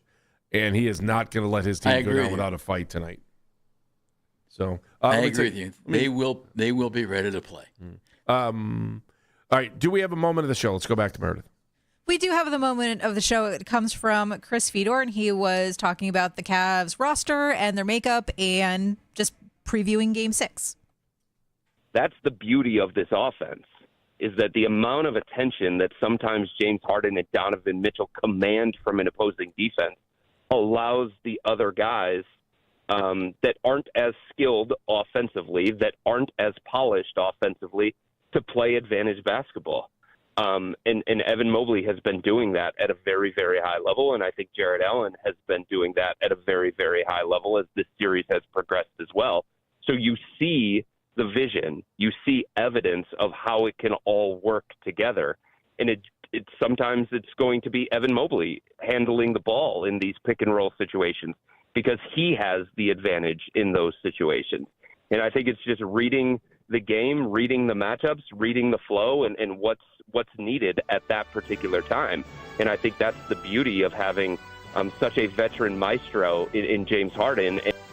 Yeah, there you go. Chris Fedor from Cleveland.com joined us. And if you missed a moment of the show, you can always use the rewind feature on the Odyssey app, powered by Integrated Restoration, your local experts in water, fire, and storm disaster restoration.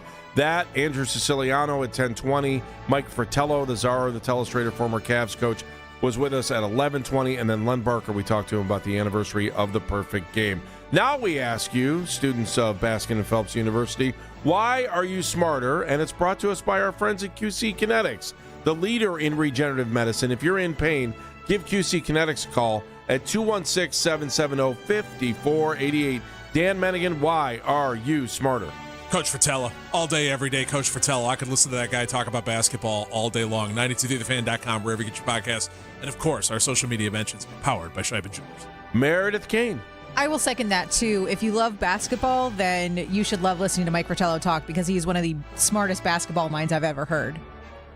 Jeff Phelps. I'll triple down on that and add Len Barker's thoughts on the way pitchers, especially starting pitchers, are developed now in professional baseball. Different than when Len played the game, certainly. I'm going to go back to our very first interview of the show, Andrew Siciliano, and what I thought Andrew brought up was something that we don't think about when we see a schedule release, but he was talking about the Browns and the rest that they get compared to the rest of the NFL as far as, in between games, and the Browns are looking like they're in a pretty good position as far as rest is concerned. I liked the schedule. I think it's a good schedule. The Florida stuff is weird, but beyond that, I thought that was a really good conversation that we had, and that was in the beginning of the show. And you can always go to the Odyssey app if you want to go back and listen to it. Okay, so again, just rewinding our picks. Mara, who did you have tonight? Cavs, yes? Did you pick a team? No, I didn't pick because I feel like this is a game that could go either way. Okay, so Meredith we are now I am on the fence. Oh, man, you're Switzerland. I'm so sorry. Switzerland. I'm on the fence. Dan says Pistons. Jeff says Cavs. I say Cavs. We will talk about it on Monday at 10. Can't wait to talk to you then. We appreciate you. Be a hero. Be a real hero. Be an organ donor. I added Cavs win in 7. Oh, you have Cavs win in 7. Cavs win in 7. Okay, I knew you were getting. But he has the crazy, Pistons Dan. taking Game 6. Yeah. Pistons win 6. Cavs win 7. All right. All right, be a hero, be a real hero, be an organ donor, lifebank.org. See you, Cleveland. See you. Let's go, Cavs. You know who's got you right up until tip-off. Oh, yeah, afternoon drive. Baskin and Phelps, 92.3 The Fan. See ya. And that's the show.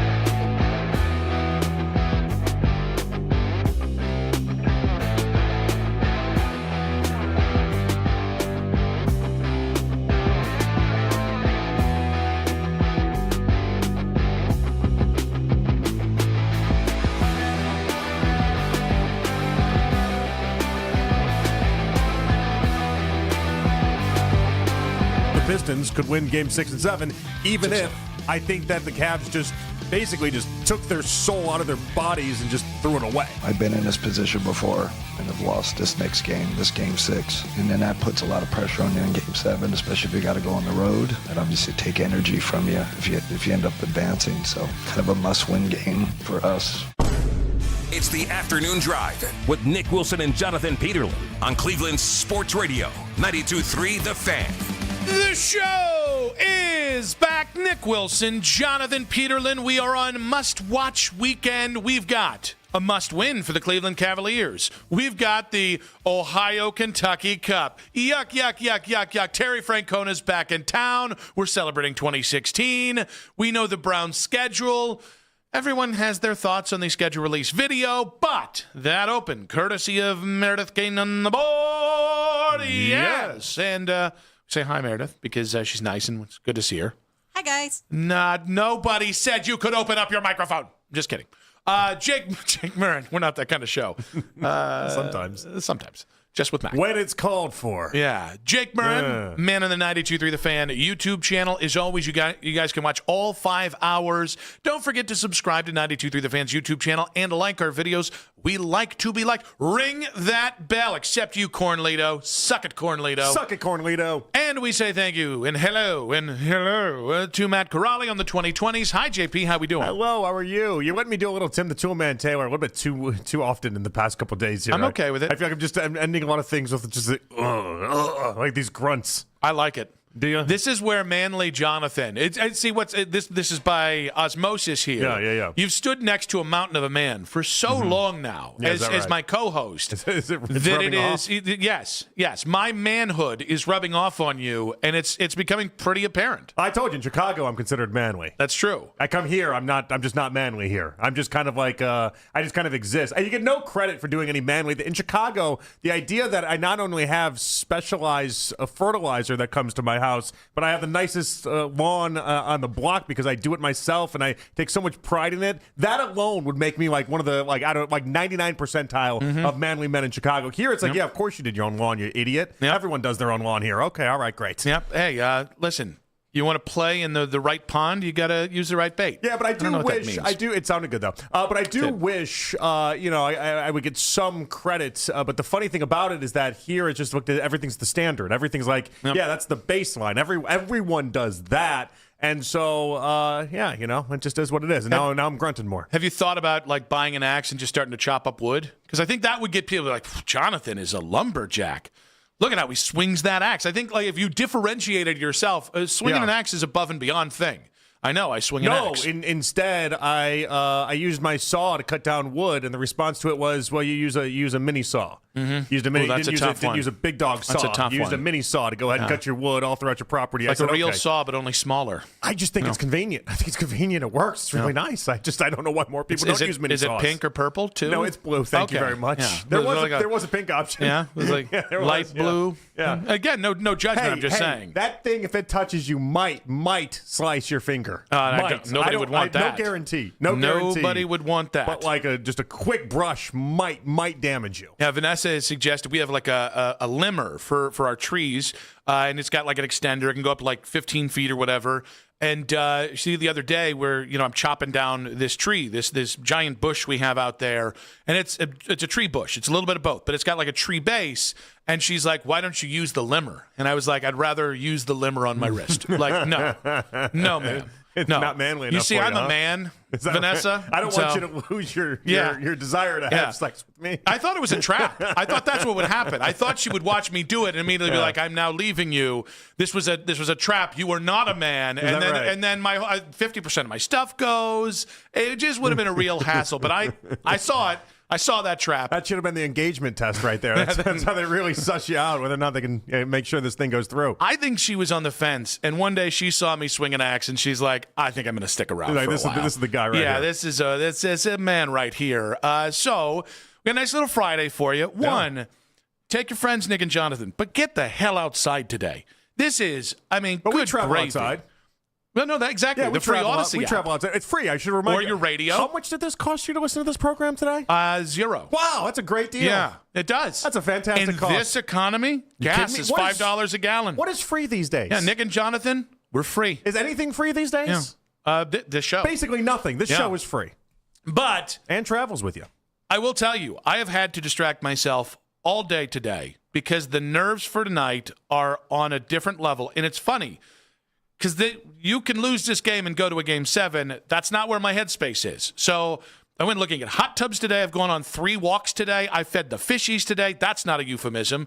I've done everything I could to get out and to get my just to get out of my way because this game already 5 hours out, 6 hours. I'm beside myself with anxiety. Yeah, I'm a glass case of emotion right now, and I don't know. I didn't think I'd get I really didn't think after the Game 5 win I'd be this way. Mm-hmm. I don't know why. I thought that, and I think most people, I know you're not, but most people are playing with the assumption that if you won Game 5, Game 6 was right there for you.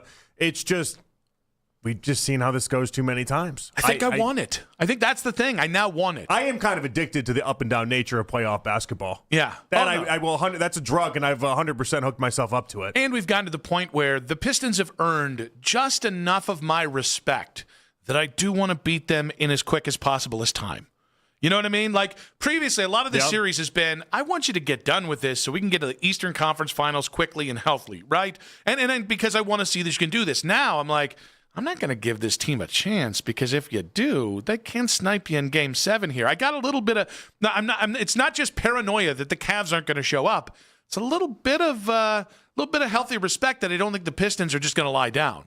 I don't have respect for the Pistons. I just don't know how else to see it. And so like the hard part about this is you heard Atkinson in that open, and Atkinson's like he calls this one a must win. Like in that clip, he's like, "This is a must win." I've done too many Game 6s where you lose and you have to go to Game 7. Like this is the game, Game 6 at home. And by the way, this should be, I would imagine, a Donovan Mitchell performance for the ages. Mm-hmm. And so like the way that Cunningham played in Game 5, the way that Donovan played in the second half of Game 4, that's got to happen here in Game 6.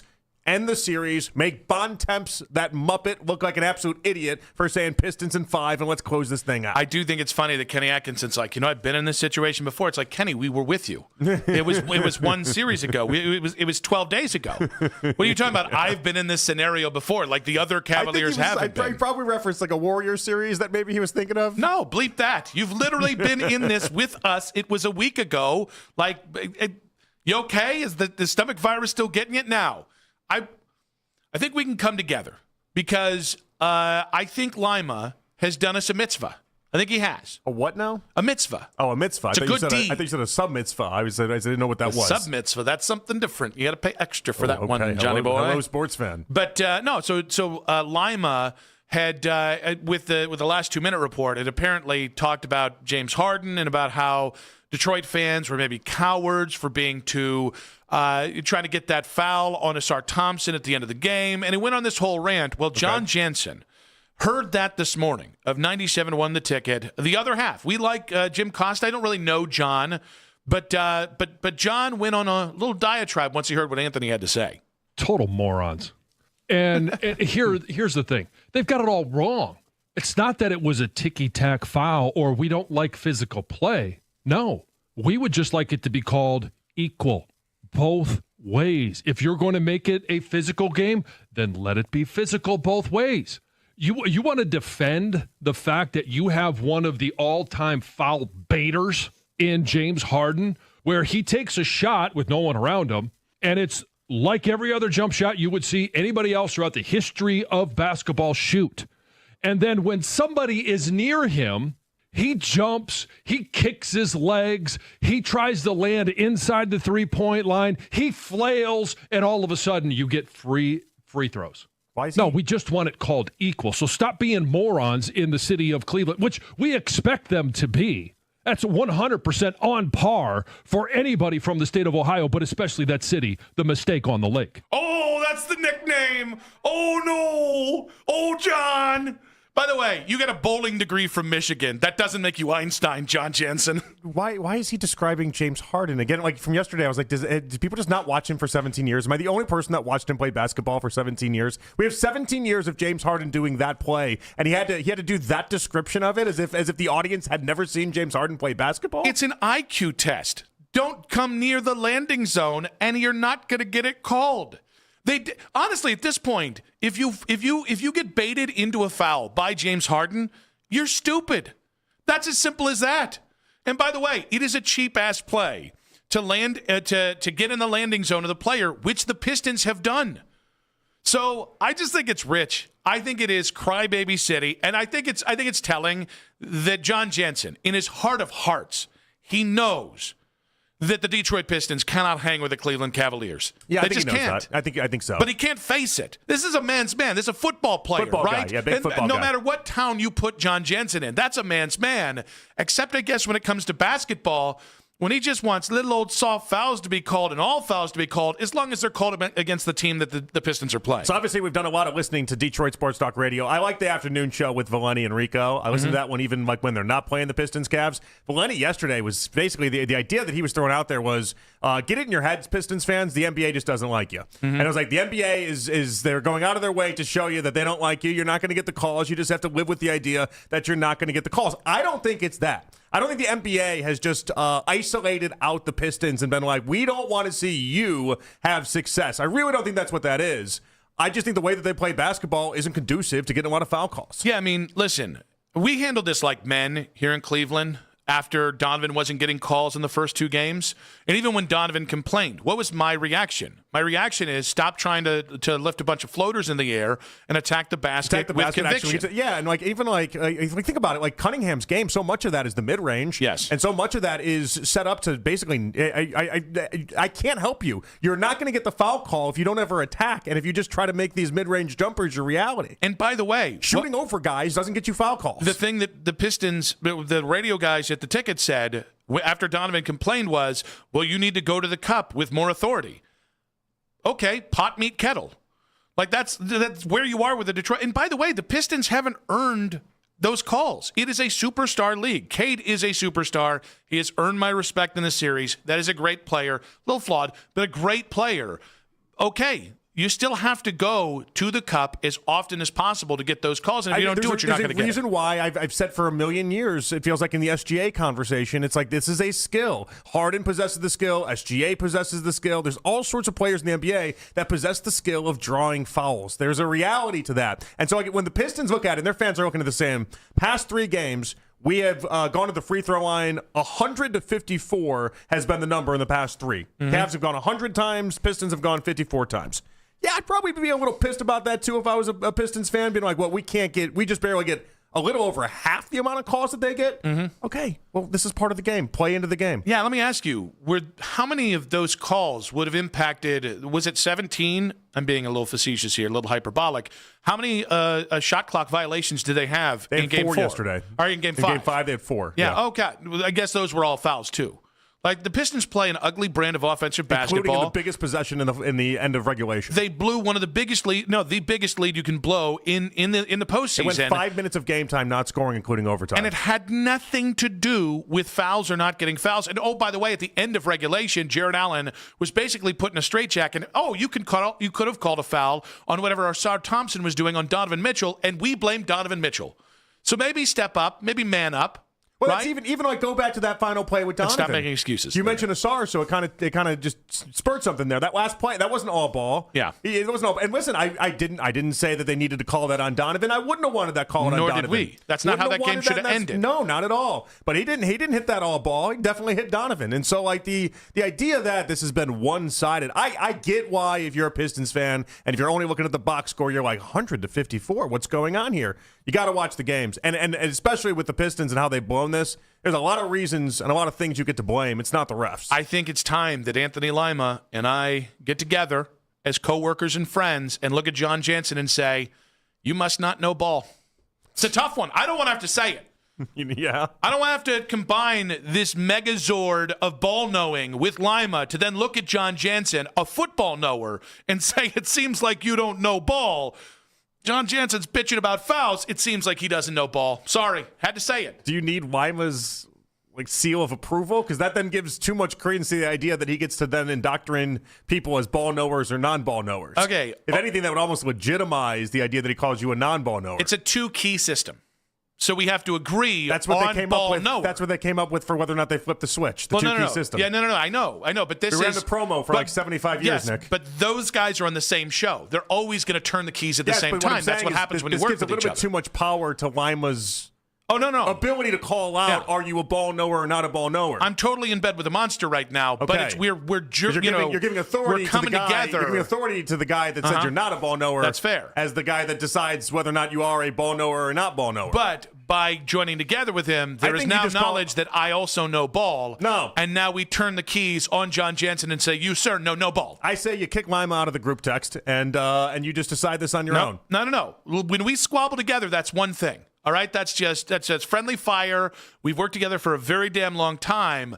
When there is an outsider at the gates not knowing ball, he's going to get it. Hey, he yelled at Ken and Anthony. He didn't even yell at you. I know. But now I'm feeling like Lima was right, John Jansen was wrong, and now I gotta side with the side that's right. And then the Cavs will beat the Pistons tonight, and then Detroit won't care about us ever again. And then it's on to Jerry Ferrara, I guess. Ferrara. Him too. Yeah. All of them. Ferrara, we Ferraris. still haven't figured out what our New York beef is going to be yet. That's true. Go on pastrami. 216-474-0092. It was lame. It was lame. I know it. However, we got a loaded show for you today. We got quick hits coming up at 2:40. John Jansen, not knowing ball. Greg Swartz, Bleacher Report at 3 o'clock. We do have Matt Underwood, Guardians TV, the Ohio Cup this weekend. Let's cup it up with Matt Underwood coming up at 4:20, and then Jason Timpf, Hoops Tonight, coming up at 6 o'clock, 216-474-0092. Will the Pistons get the whistle tonight? We'll react to that, and it's finally out, and we all get to enjoy it. Bask in it. In 5 minutes on 92.3 The Fan.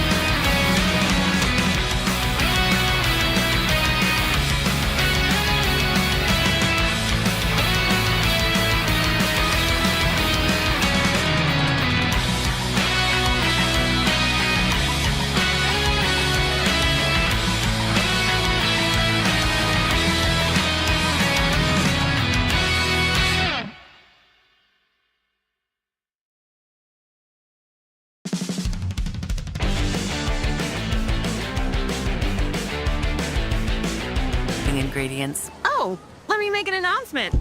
Attention shoppers, if you want a real deal, try Tide Pods. Stop paying for watered-down detergents. Pay for clean. If it's gotta be clean, it's gotta be Tide Pods. Water content based on the leading bargain liquid detergent.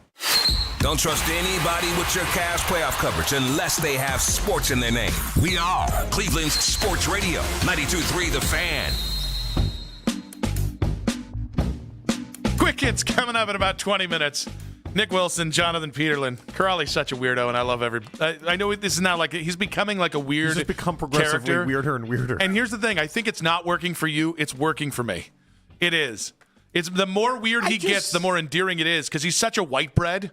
He is. He's just such like I like him. I just feel led astray. If you could get somebody to draw up like Aryan Child, it would be that's how Matt looks like. Just the ideal one. And then he just is a total weirdo. If he had presented himself as this in the very beginning, I think it'd be so different. But the idea that for months, as long as he's been here, he's been this like very buttoned up, straight edge type kid, and now in the past couple days he's just gone completely off the reservation. If he was like 20 years older, I'd be very worried about him. No, if he was 20 years older, he'd be on a watch list. Are you having like your midlife crisis in front of us? What's going on in your life that is making you spiral? So while we have the Cavaliers Game 5 tonight, and we're going to have more on that, Greg Swartz of the Bleacher Report joining us in just about 40 minutes time. Quick hits coming up in 20 minutes time. The Browns social media video is out. The full schedule release has been released, and it was a schedule release video. It was pretty dumb. I know. Here's the thing. There was effort. I mean, there was a lot of effort put in place, but it was pretty dumb. Here's the thing. I think we're over the point where any one of these social media videos are going to catch us off guard. There are 32 teams doing these every year. And now there's a pressure on them. Like 5 years ago or 7 years ago, these were like cool, new, hip things, and you could do things. Now I think it's been farmed out. I feel like it's hard to be really unique and really interesting. I mean, they had the Pete Weber one last year, and it was like that was fun. It was different. It was creative. You're a bowler. That's basically pandering right to you. It did pander right to me. But like, there's different ways that you could do this, or just kind of find your lane. Like you know, the Titans one, for instance, one of the ones I did enjoy. There's nothing creative happening, and man on the street just finds people that kind of look like things related to the team, but it's fun. That's a little too on the nose of what they did with their big Broadway one. They're playing the hits. They're playing the hits. Don't love it. When you got a good hit, I mean, I go see Billy Joel. I want to see Piano Man. Just keep playing it. So obviously, we did a fair amount of schedule. I guess you would say review analysis yesterday because we were getting it in real time. But you kind of teased me on this one because there are only 2 games in which the Browns are favorites in this year, and I have no idea what they are. I haven't looked at this, so I think I can guess one. Okay, because I was surprised. Out of the 2 games, I think you might get one, and then the other one just really ended up surprising me. All right. What's your first guess? The Jets. Yeah, that's not one of them. Really? Yeah, the Jets are a 1.5 favorite in the Week 5. Now, a lot of that is because you're at the Jets, I would imagine, is why the hook ended up there. But yeah, so. Not the case. Okay. All right, give me one more guess since there's only 2. The Raiders, Week 12. You got one, yeah. Raiders at Week 12. That is actually the highest favorite that the Browns are in a game, -2.5. Now, remember, for people, last year, the Browns were not favored in any games at this point, okay? So last year, Vegas didn't have them favored in not a single game as we entered the entire schedule. The other game, oddly enough, Week 14, Falcons at Browns. Okay, all right. The Browns are a 1.5 favorite. That feels like a random one? I just didn't see it coming. There's a lot of projections out there that have the Falcons being really pretty bad this upcoming season. I've seen some that have them as high as 24th best team in the NFL, which is I know, but even they still, were like an 8-9 team last year. Yeah, and I don't know why. I think a lot of people thought that there's just too much talent on offense. You'd think that Stefanski would be able to do something with that, but the idea that Stefanski in this game could end up being a 1.5 dog against the Browns, I thought was incredibly interesting. So I looked at the schedule, and we did again the early analysis yesterday. The only thing that I look at that might actually be tougher than we realize is there's 3 stacks of games. You start the season on the road for the first 2 weeks, and then there's that week 7 to 9 where you're on the road for 3 straight weeks, and then late in the season in December around Christmas, 2 more stacked. they're bunching road games together, especially middle of the season, and that's always the tricky spot. Are you going to hit the gas and take off, or are you going to kind of muddle out and maybe end up in the top 5, top 10? That looks like even though those games look relatively easy, Tennessee, then Pittsburgh, then New Orleans, that's still a rough time of the year to have that, especially with a Week 11 bye. No question about it. We can always look at something in the schedule and be like, that's weird. I mentioned how the 2 road games to start the season, but at this point, we have the easiest schedule by strength of schedule. We have the least amount of airline, flights and everything like that, and then we also have the added bonus of just kind of a lot of 1:00 games, one primetime game, and that's it. Like, I don't know that there's been a cushier schedule that we could possibly dream up. If anybody wants to argue and complain about the schedule, I just think you just want to find something to complain about. There was some guy yesterday. Again, we had this stuff coming in real time because Aussie NFL was leaking the Browns, everybody's schedule, really. At one point, didn't he have like 97% of games reported? Yeah, he was killing it. And so, well done, sir, because it ended up being 100% right. So he wasn't lying, and we're very appreciative of that because we would have looked like a-holes. Actually, it would have been funnier for me if we were just completely wrong. It would have actually been really funny, too. It was like, and because the first one was Jacksonville, which we spent the show talking about. And then we could have had a whole new, like, hey, this has actually happened. Yeah. But that got burned. It is what it is. But there was somebody that, you made the point about starting on the road for the first 2 weeks. And there was a comment that was like, quit crying about it. And I was like, I think you're confusing analysis with I don't think there was any crying about it. You weren't like, well, I guess the season's shot. Jacksonville and Tampa, that's just too much right there. It's just unfortunate for a first-year head coach to start his first 2 games on the road. Okay. Right, the funny thing about this. Crying again. So, Nick, I was trying to look at this through obviously, I have not been shy about the idea I want Shedeur Sanders to win the job. Mm-hmm. Not been shy about it. Hand up. I'll admit it. I don't think you pounded the table hard enough. And now that you're saying it, it doesn't sound like something I would remember you saying. Man enough to say it, proud to admit it, whatever. But when it comes to Shedeur, I was like, all right, do I want an easy schedule? Do I want a hard schedule? But in the back of my mind, I'm also trying to balance this out with, if it's Deshaun, I want him to struggle a little bit so Shedeur can have a chance. I'd like to see some wins, but it's just not happening with Deshaun. There's just no world that exists for me to see that Deshaun's going to have success. And so, there is a part of me of all right, load up the hard games early on and let's see what happens. And if he overcomes them, then Grady overcomes them. We'll have a different viewpoint on Deshaun Watson. All I can think about is when Joe Flacco won the job last year. We're all debating, what's the quickest hook? And I remember thinking, I think you had a week 7 bye. And I was like, well, you get through the first 6 weeks and see where you are. It was 4 weeks. With Deshaun, the schedule was incredibly hard. But with Deshaun, there's no way we're not having that exact same conversation in August if he wins the job.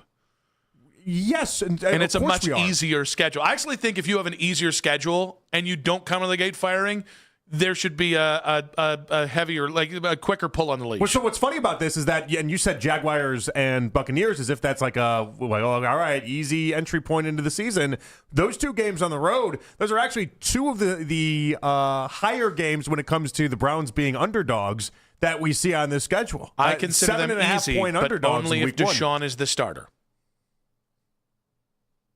If Deshaun's the starter, those are easy games. If Shedeur's the starter, that's a real murderer's row. He's got to face those first 2 weeks. Okay, good. You see, now we're getting there. Yeah. Now we're getting there. I just thought it was interesting. I'm trying to root for, and it's what side are you actually rooting for? Are you rooting it doesn't? There's nothing you can even do at this point because you don't know who the quarterback is going to be. I think this is going to be kind of like the Cavs with Harden and everything, where it's I'm going to have the way that I feel about this quarterback situation. And I am not even staunchly Shedeur. I don't ever want to see Deshaun Watson start a game for the Cleveland Browns again. And I will say that for the umpteenth time, not empteenth. Empteenth's not a freaking word. However, I will say that as much as I can. And then the second he is named the starting quarterback, all right, I got no other choice. Let's go. And the difference is, I think James Harden has done a lot to win me over, especially over the last couple games, and certainly in Game 5. I just cannot think of what Deshaun Watson's going to do to win me over. Well, he'd have to win 10 games, 10 or 11 games. Yes. It'd have to be one of those things where you look back and you're like, this is him winning the games, not just because the defense is awesome and then all of these wide receivers they got are playing great and Judkins is awesome and Fannon's awesome. You'd have to look at it and be like, he is taking that team and moving them forward, and I just don't know that that's possible with Deshaun Watson. Maybe if you want to start 4-0. If you want to start 4-0, because that means your fourth win would be Pittsburgh, your only primetime game. Yeah. Maybe then I could start to delude myself. And again, it should be noted, it has nothing to do with what happened with Deshaun that brought him here. It's everything that's happened in Cleveland. It's all on the field, for me at least. Like the idea that we've gone, I can't believe we're back to a spot with Deshaun in general anyway. But the idea that 3 straight years we watched him just crash and burn, and then not make it past week 10. But everybody wants to go back to this, and it's so confusing to me. The spread on Jacksonville is the highest spread, obviously not in favor for the Browns, that the Browns would take on until week 16 against the Ravens. Is it the highest week 1 spread? It's second highest. Who's the first? I looked at it earlier. There's another game that's on me. Worse. I shouldn't have put you on the spot like that. But the point is, 7.5 points is a lot week 1. I said this yesterday. That's just putting a lot of faith in a Jacksonville team. The next time they have back-to-back really good seasons will be the first time in a very long time. The highest spread week 1 is Cardinals at Chargers. That is a 10.5 point spread.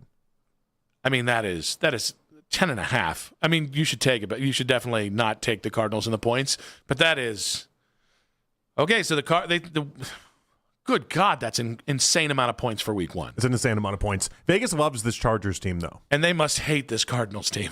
They do. Yeah, they do. Very understandable on the Cardinals side of things. We're kind of iffy on why they love the Chargers so much, but that is what it is. All right, so the Browns are favored in only 2 games this year. After viewing the schedule, has your win total changed on what you think the Browns could be this year? And when we come back, 32 teams did it, and 1 had something to say about your Cleveland Browns. That's in 5 minutes on 92.3 The Fan.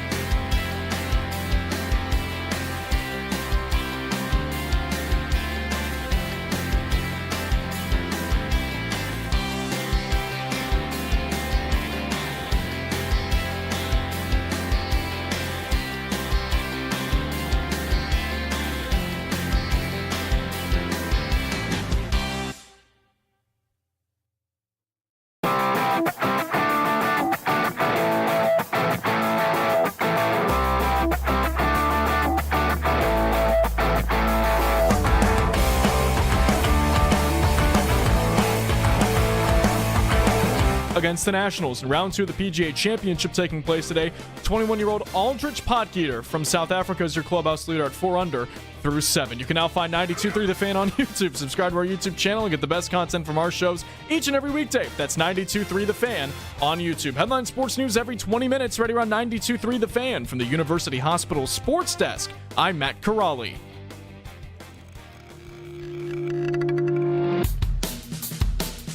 Back on Afternoon Drive, Nick Wilson, Jonathan Peterlin with you. We got Greg Swartz of the Bleacher Report coming up in just about 20 minutes' time. Aldrich Potgieter, I'm going to say it again because I haven't said it on air and I like to get credit for my jokes. Sounds like a Harry Potter character. He's 21 years old. I had to look him up. You know, I love golf. I've taken a lot of golf content. That's true. Never heard of the guy. He is like 75th overall in the world. 21 years old. Could you imagine? I mean, he'll probably win a lot of tournaments one day. Yeah, like 6 years from now. And he'll still be second best defense against the dark arts wizard ever. Is he a new favorite just because of his name? Or I want him to lose. Yeah. Just because of his name? Yeah. You named your kid Aldrich. Yeah. That's going to go one of two ways. He's either going to be like a billionaire CEO, or he is going to get his ass kicked every day of his life. I think it's kind of cool. And I hope it's the last one. I always think it's kind of cool, though, if you're like a sports figure and you have a unique name. Aldridge as a, like a finance guy or a 9-to-5 just gets picked on. Aldrich as like a sports guy is like it's being Giannis is what it is. It's being Kobe is what it is. Kobe's not normal. I think then like you're sports and then all of a sudden everyone's Kobe now. I think if Giannis wasn't 6'11" and 270 pounds, I think it would have gone different for him too. Let's go ahead and get to quick hits. From the latest news and rumors around the sports world Go Angels! to the sound bites you need to hear. Hurry! It's Quick Hits. All right, I mentioned it's a beautiful day outside. I got outside. I had multiple walks downtown. On one walk today, I want to tell you about the things that I saw walking in downtown Cleveland. Okay. All right, one, I saw a man dressed like a pharaoh. Now, the funniest part about it is he was trying to be an undercover pharaoh. How do you be an undercover pharaoh? Because he had clothes covering up his pharaoh regalia, but it wasn't zipped all the way up, so I could see he was dressed like a pharaoh. Two. Isn't what makes you a pharaoh the headgear? Isn't that like the massive, like the big part of that? It's a part of it, but it's not all of it. Now, two, a gigantic Cavs fan. And he said hi, by the way. He was very nice. I didn't get his name, but he had to have been at least 6'8". This was a unit of a young man. And I want to say, by the way, thank you for saying hi. I felt really bad that I didn't, he said something very nice to me and I didn't hear it all the way until after I was gone. Yeah. All right. Three, there was a guy in a newsie cap that he had like a handlebar mustache, and it looks like he was like an Irish guy that said, "Oh boy, oh," all the time. Was it Raleigh Fingers? It was not. Okay. But he was old. Lance Reisland's twin, who couldn't believe it's going to be an 88 on Monday. He had like a Cleveland accent. It was great. Wait, you talked to him? No. I was listening to him outside the coffee shop when I was getting coffee. And that was the commentary and he just walks up, and his first thing is like, "I can't believe it's going to be 88 on." A little Dice Clay in there, by the way. People do love weather conversations. Okay. Bobby Kelly. I know he's at the comedy club tonight, but Bobby Kelly, the comedian, it like, totally threw me. There was a guy dressed like a knight at medieval times. Yeah. And here's the thing. I went and asked about it. I was like, did I get a contact high from downtown, or is that a medieval knight? And the guy started talking in hushed tones like, well, we don't really talk about it. I was like, no. I don't judge. Is there like a convention going on or something? I don't know, although it's funny that you asked that with the final thing that I saw. But what I was a little infuriated because I was like, I'm not going to whisper about a man dressed as a knight. You talked to Bobby Kelly or no? No, I wanted to, but I didn't want to be one of those people. Okay. But getting back to this, we don't whisper. No. If you dress like that, you're inviting me to ask you questions, and I'm not asking out of judgment. I'm asking out of genuine curiosity. And final, I've never seen this. I've seen a prostitute before, and I've seen a pimp before. Yeah. I've never seen a prostitute with a pimp before. It was kind of like watching the Dream Team. I was like, whoa, I got the goods and services, and I got the money guy right here. And by the way, the pimp, yeah, I think I could have taken him. This was he could barely walk. That's what you think. He could barely walk. You couldn't have taken the pimp. He looked like he looked like a robot. That pimp hand's strong, Nick. It looked strong. He did look stronger than hell. You're not taking down the pimp. And ironically, I thought I could outmaneuver him. Unassuming. That's the one where I was weapons come out of places you never even dream of. On which one? The pimp. Okay, that's good. Maybe both. Well, you got to pay. You got to keep yourself protected out there. Well, you can't get in that line of work and not stay protected. Yeah. You got to stay protected out there. And they say that often. The Bobby Kelly thing's funny. I once saw Joe List at a CVS, and I knew he was doing hilarities that weekend. And I love Joe List. I think he's great. And he was just like getting like a thing of Sour Patch Kids, and I'm there. And I was like, I was going to go up to him and be like, hey, like, love your comedy, think you're awesome. And then I got worried that he would turn around and be like, so you seeing me tonight? Yeah. No, I'm not. No, That's part of my fear, too. You going to swing by the club? You come in? I got the tickets open all Saturday. I'll be here Sunday as well. I got other plans. I do really like your comedy. And then he'd be like, you obviously don't like it enough. Bobby's on like a whole show, though, so I was like, well, it's not just him, that kind of thing. But, yeah, I still...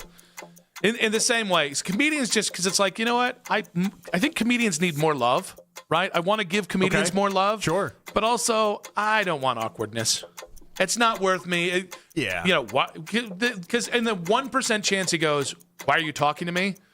Well, bleep you. And then I'm gonna have to. And then you hate him forever. You know me. Then I'm gonna say something back. Yeah. And then it's gonna become real awkward. And then you're fighting him, and you liked this guy a minute ago, and now you're fighting this guy. It's just not worth it for me. No, definitely not. All right. The headline from Awful Announcing: the NFL is slowly killing the Sunday afternoon window. NFL scheduling to air 197 Sunday afternoon games. That's down. Awful. That's down from 2025.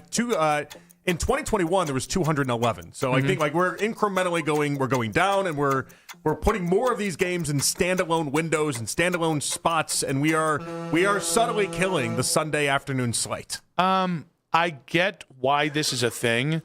This has led to a lot of is there too much football on too many days? And I just can't. I can't have that conversation. Do I think there's a chance that they're overexposing themselves? Sure, yes. I think putting football on every day of the week is a much bigger issue for the popularity in terms of oversaturation than going to 20 games, like by far. At the same point, my team plays at 1 o'clock most days. You know, like even 4 o'clock. If I'm only choosing, if they're choosing to air 1 of 2 games as opposed to 1 of 4 games, I'm still going to get a good game.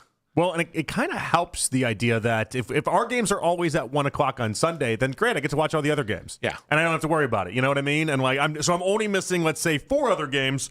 And I'm doing Red Zone at the same time, too, so I'm not really missing that much. But you were just mainlining it all. I do. You know this about me. That's how this works. But like, and you know, if I'm missing 4 other games while taking in the Red Zone of it, it's not the end of the world. Now, it does kind of kill fantasy purposes, I think, a little bit of the idea of like all at once you just get that drug hit of all your guys playing and trying to remember when you get to put your lineups in. That's going to screw a lot of people. That's a good point. But still, I'm okay with it. Yeah, we're all right. 32 teams in the NFL means 32 NFL social media teams trying hard to go viral. The Colts had a Simpsons theme, and this is what they had for the Browns in Week 17. Boring. All right. Grade the scheduled video shot taken at the Cleveland Browns. That's tough. Yeah. That's a tough one. It's also the Colts. It's not like a team that anyone is like, oh, that's a real glitz and glammy team. It's one of the more boring franchises in the NFL. I think that's why they're projecting. They're doing some projecting there. I don't love that that's the results anytime, because there are games on the schedule that you just think to yourself, this is what the Jets are as well. You just think like, that's just no way that's going to be interesting, because we see so much interesting with this Browns team. Yeah. That's the part that makes me upset. We see all the intrigue and everything that's attached to it. Shador versus Deshaun is a wildly fascinating thing, but I get it. Also, I will tell him, Simpsons one kind of worked. I guess I played. That's good. Yeah, that's clever. Yeah. Like, again, I think we've gotten to a point where it's impossible to go above and beyond people's expectations and then make everyone love what you do. I think it's really hard. I liked the Falcons, the This Is Football one. I liked those videos. I thought they were funny. Stefanski, low-key, could act. Brown social media team, don't know where you guys were sleeping on that one. Stefanski was in half of these, like This Is Atlanta Falcons football ones. You could tell he was like into it. He was trying to show some personality. He's fooling them, but he was trying to show some personality, and I was like, where was this the entire time? Too bad he couldn't have acted in the entire 5-6 years he was here. The man turns into Scorsese for the Falcons, but when he was here, he was never in a single video. I thought those were good. I enjoyed those, and I like the Titans one as well, but it is what it is. Philadelphia is hosting the PGA Championship this week, as we talked about with Aldridge, key getter, or pot getter, or pothead, whatever. Yeah. And ESPN landed Eagles chief of security, Big Dom, to voice their opening package for the event. How much has Philly figured in the history of America? And golf? I am at liberty to say, and that says everything. My town has seen it all. Huge moments made possible by men determined to set a new course or tame an old one. Philly demands respect for all it stands for and everything it's seen. Inside stately buildings and on tricky fairways and greens. Here, where independence was declared, we the people are united by love of country, city, and this week, the PGA Championship. And hatred of each other. Did Big Dom pull it off?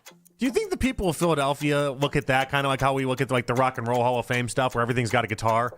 Are they tired of the Liberty Bell, or do you think they like really embrace that and love that? Oh, that's interesting. I don't know, but I will tell you, having gone to Philly a couple times for like sporting events. Yeah, I've been. I totally got to say it is a vibe. You're like, oh, there's like a 200-year-old statue. You're oh, there's that. You're vacationing, you know? Like if people come to Cleveland, they're probably like, oh, the guitar's everywhere. I like that. That's fun. I did go to the Rock and Roll Hall of Fame. That's cool. You get swept up in the moment. You get swept up in it for a couple days. Yep. When I went to Philly, I ate cheesesteaks every night. You get into it. That's kind of what happens. I just don't know if they're like, does everything have to be like a we the people? Also, does everything have to be that? Can we just get together with East Coasters? It is golf. It's not golf. For the love of God. Well, Big Dom, he's got a big accent going on there. I listen to FAN, and it's golf. It's like, I can't do this. And to have Big Dom do it, if you're going to have a golf event, they should be able to pronounce golf in the opening video of a PGA Championship golf event video. I said video twice there. Is Big Dom actually popular? I think he is. Do they like him, though? Or is he just hit a spot?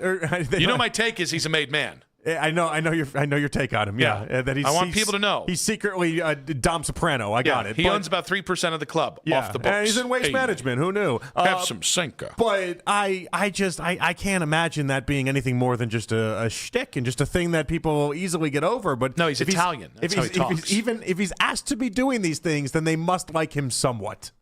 I think I don't know. I don't know. Think of all the people in Philadelphia you could have asked to do this, and Big Dom gets the call? I mean, okay, yes, but I guess my football team is really, really good. I wouldn't need a security guard to be like my rah-rah, this is my guy kind of guy, unless he was a made man. And then I would fear him. And I would be like, that's my guy, Big Dom. Also, I'm kind of over the Big Dom experience. That's kind of my point. Who's asking for more Big Dom? Chief of security. He stands on the sideline and does this. Lowest Q score rating you could possibly come up with for a PGA Championship guest. Yeah. You think about it. How many people watching the PGA Championship have any idea who Big Dom is? I'm just imagining. There's 12 people that some watch guy this that practicing are like, his swing in goofy-ass golf pants thinking who the hell is Nick, this guy? We do sports radio, so we know Big Dom. Yeah. Meredith knows Big Dom because she does sports radio as well. There's probably 12 people listening to this conversation that are like, oh yeah, Big Dom, of course. There's more people than not that are listening to this convo. And these are you're listening to sports radio in May, you're a sports fan, and you're like, who's Big Dom? Yeah. And no idea. And also there was a terrible voiceover. Dom, you can talk, you can draw out your words, you can enunciate your words. It's okay. Greg Swartz at the Bleacher Report gets you ready for Game 6 in 5 minutes on 92.3 The Fan. Feel the power this month and beyond.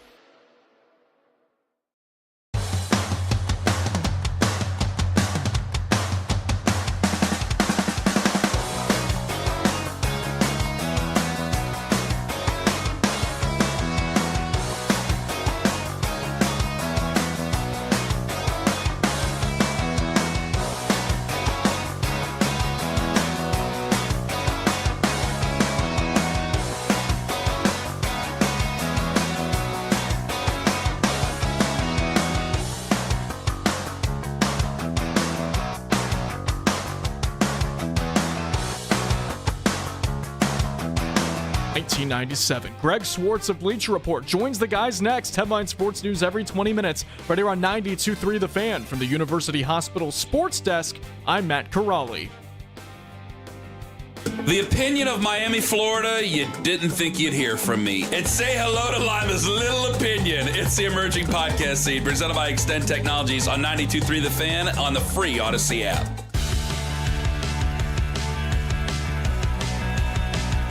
Nick and JP back on Afternoon Drive. Missed a moment in our show? Use the rewind feature on the free Odyssey app, powered by Integrated Restoration, your local experts in water, fire, and storm disaster restoration. Browns schedule release video is out. The Browns schedule's been released. Guardians Reds starting a 3-game tilt, the Tito series tonight. Nobody's calling it that. However, we got that going on. Game 6 tonight in Cleveland. The vibes are immaculate because we're coming off a win, and they're going to get more immaculate because of our next guest right now of the Bleacher Report, NBA Cavs writer Greg Swartz on the Wise Heart Right, We Make It Right. Call Kyle Wright hotline. Greg, welcome to the show. Yeah, thanks for having me on. Appreciate it. Well, no pressure, but you're in charge for the entire vibes of the city of Cleveland, and it is a home game tonight, and I'm assuming you're going to be there, so if you screw this up, the whole mob will want you if they lose. It would completely be my fault. I understand that. I'm willing to take all the criticism for that. All right, we're going to put that. That's basically a verbal contract right now. Expectations for Game 6 from the Cavaliers standpoint there, Greg. Yeah, I mean, you think going into it, okay, we're going to win. Haven't lost at home at all this postseason, but, you know, they surprised us with a win on the road. That's another thing they haven't done all postseason. So, man, all the pressure is on Detroit, obviously. That's a good thing. Cleveland, I believe, still has one of the best playoff crowds in the entire NBA, and I say that having been to them both when they've been at home and when they've been on the road, and they've just had watch parties at the Time Quicken Loans Arena. So I expect a tremendous environment.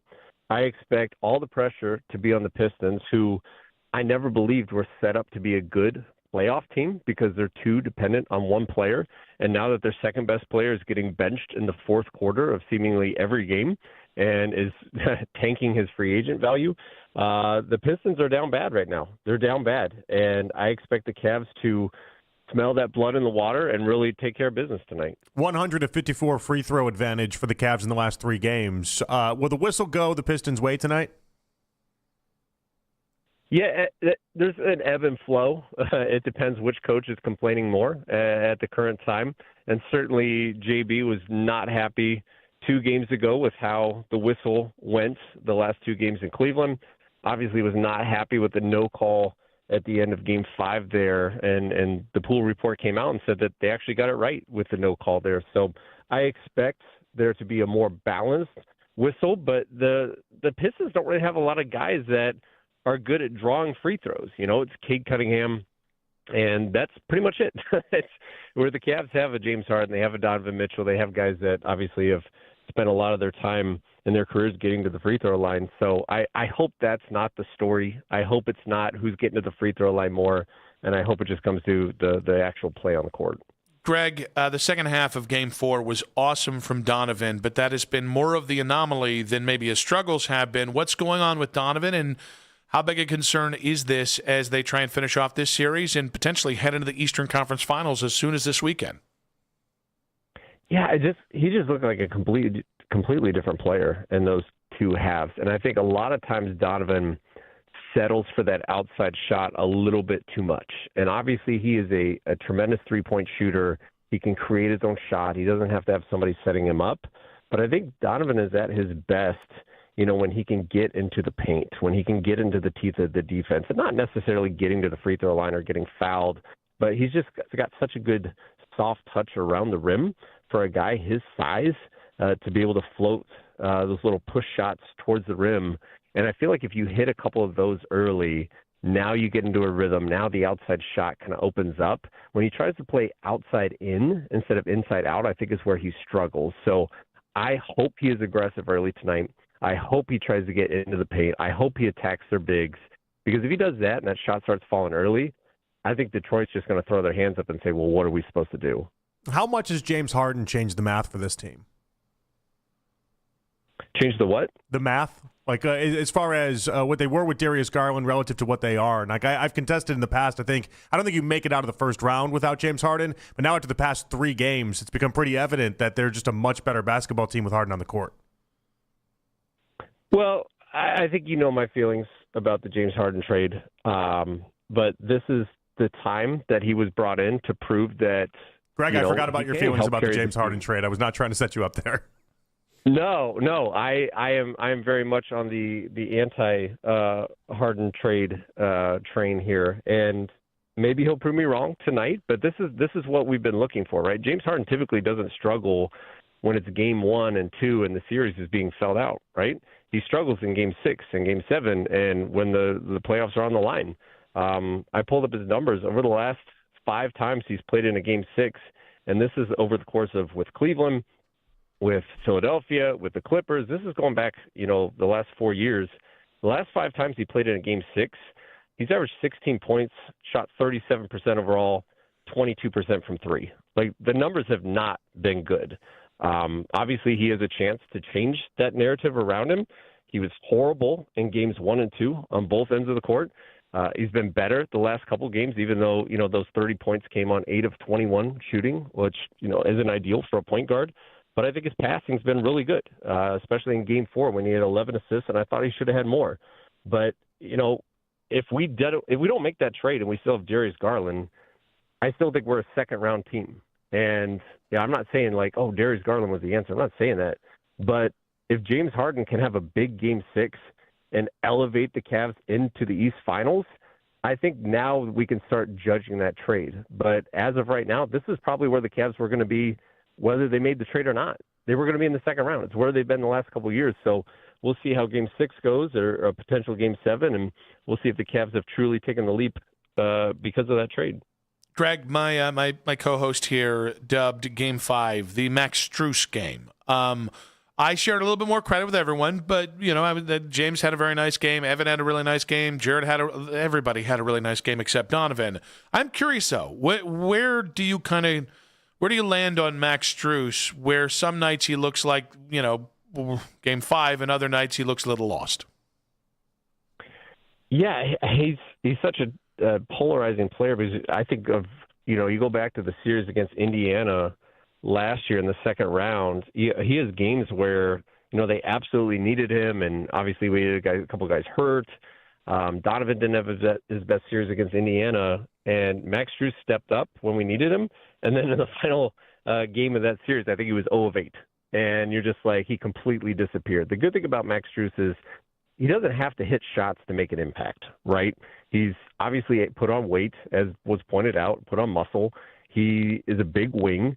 He can get you a key steal. He can get you a key rebound, and he's not afraid of the moment. And I just think that's such a thing that's kind of handicapped the Cavs over the last couple of years is, they have these nice guys that kind of get this deer in the headlights look, and when the lights shine the brightest. And Max is not that guy. He's been to the NBA Finals with the Miami Heat. He's been in the biggest moments of the NBA stage, and he just makes so many winning plays, and he's such an energy guy. He's going to hit a three-pointer tonight or get a steal and just let out this scream that's going to fire up that crowd. And that's just stuff that that doesn't show up in the box score. So I love Max Strus. I love what he's brought to this team, and I think he's going to be in for another big game tonight. It's funny. A lot of people, you just look at the box score, you're like, Dean Wade doesn't really do much offensively, but Dean Wade does contribute a ton, obviously, defensively. He did grab some boards in Game 5. I know the on-off numbers are very in favor of Dean Wade staying on the court and being that guy. Can you speak to kind of what advantages Dean Wade gives on the court and how it's allowed where he just doesn't have to do anything offensively, but he makes up for it defensively? Yeah, I mean, he just gives the Cavs that size at the 3 position, and we just don't have that. That was what they were searching for last year when they made the DeAndre Hunter trade. Oh, we finally have this big wing. They trade DeAndre Hunter. It's like, all right, what are we going to do now? Like, do we go back to Max Strus? Do we go Sam Merrill? Like, we have these small wings. Dean is like your answer to that. And, obviously he's a terrific defender. He did an amazing job on Brandon Ingram in the first round of the playoffs. I've also gone on record in saying I wouldn't be starting him right now. I would be starting Jalen Tyson. I think this is a moment that you need to prep Jalen Tyson for. He's a future cornerstone of this franchise.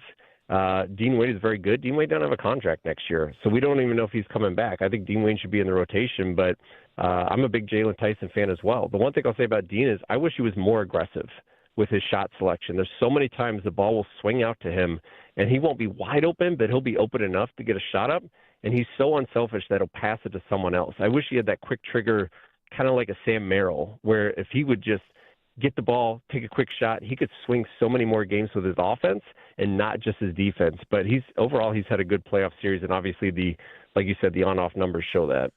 Greg, if the Cavs win tonight, that means we get to see the Knicks this weekend as well. Confidence in a Knicks Eastern Conference matchup for the Cavaliers? The Knicks are so tough to get a read on because at times this season they couldn't beat a good team. They went on a 7-game win streak late in the regular season, and none of those 7 games came against a team with a winning record. They've struggled against some of the best teams in the NBA, but obviously they played quite well. After they went down 2-1 against Atlanta, came back, won the next 3 games of that series, swept Philadelphia, a Philadelphia team that I feel like was maybe a little maxed out after they beat Boston. We're probably just happy with that. The Knicks are good. They're not great. This isn't like an Oklahoma City Thunder team where I'm like, oh, man, we have no chance against them. Like, I still think the Thunder are going to win the finals and win it easily. The Knicks are very beatable. They're very beatable. Karl Anthony Towns is averaging 15 points per game over his last 6 games, and he's their number 2 option. Mikal Bridges is a guy that's kind of been in and out of games at the end of games, not a guy that they've always relied on. OG Anunoby, same thing. He's had some injury issues in the postseason. The Knicks are extremely beatable. The Cavs have the best possible path that they could have gotten when you talk about Toronto, when you talk about Boston's been knocked out, when you talk about a healthy Philly team's been eliminated. This is the path. It's not going to get any easier than this. They need to capitalize on this Game 6 or Game 7, whatever it takes to get to these finals. They are better than this Knicks team. They should beat this Knicks team and go to the NBA Finals, but it's going to need a complete team effort. And James Harden is going to have to reverse the narrative and reverse the way he's played in Game 6s and Game 7s, especially over the last 5 years. Would we be at a disadvantage if they take care of the Pistons tonight and then Game 7 is Sunday at like 3:30 for Game 1, against the Knicks? Are we at a disadvantage if it's that quick of a turnaround versus a Knicks team that's been on rest for 8 days? Yeah, that's the thing. I think the Knicks have rested probably a little bit too long. I think you want to have 2 or 3 days off, but they've been, since they swept Philly, they've just been sitting there. And, it's not like they've been able to game plan for, first it looked like Detroit, okay, they're up 2-0. Now Cleveland's won 3 in a row. It's not like they've been sitting there and they know who they're going to play. I think that actually plays into the Cavs' hands like, okay, we know who we're going to play if we advance. They've been sitting there for 8 or 9 days. That's a little bit too long, especially when you've been playing consistently since September. So I think that actually benefits the Cavs. And the Cavs, like I said, this is the time. The pathway has been cleared. They got to take advantage of this. Greg, great stuff, buddy. Appreciate you. And hopefully we're talking Eastern Conference Finals with you, or maybe NBA Finals the next time we catch up. It'll be huge for the city. Looking forward to it. Thanks, guys. Greg Swartz there of the Bleacher Report on the Wise Heart Right. We make it right. Call Kyle Wright hotline. He gave us a lot to react to, and we will in about 5 minutes, including his assessment that all the pressure's on Detroit tonight. Do you agree with that? That's in 5 minutes on 92.3 The Fan.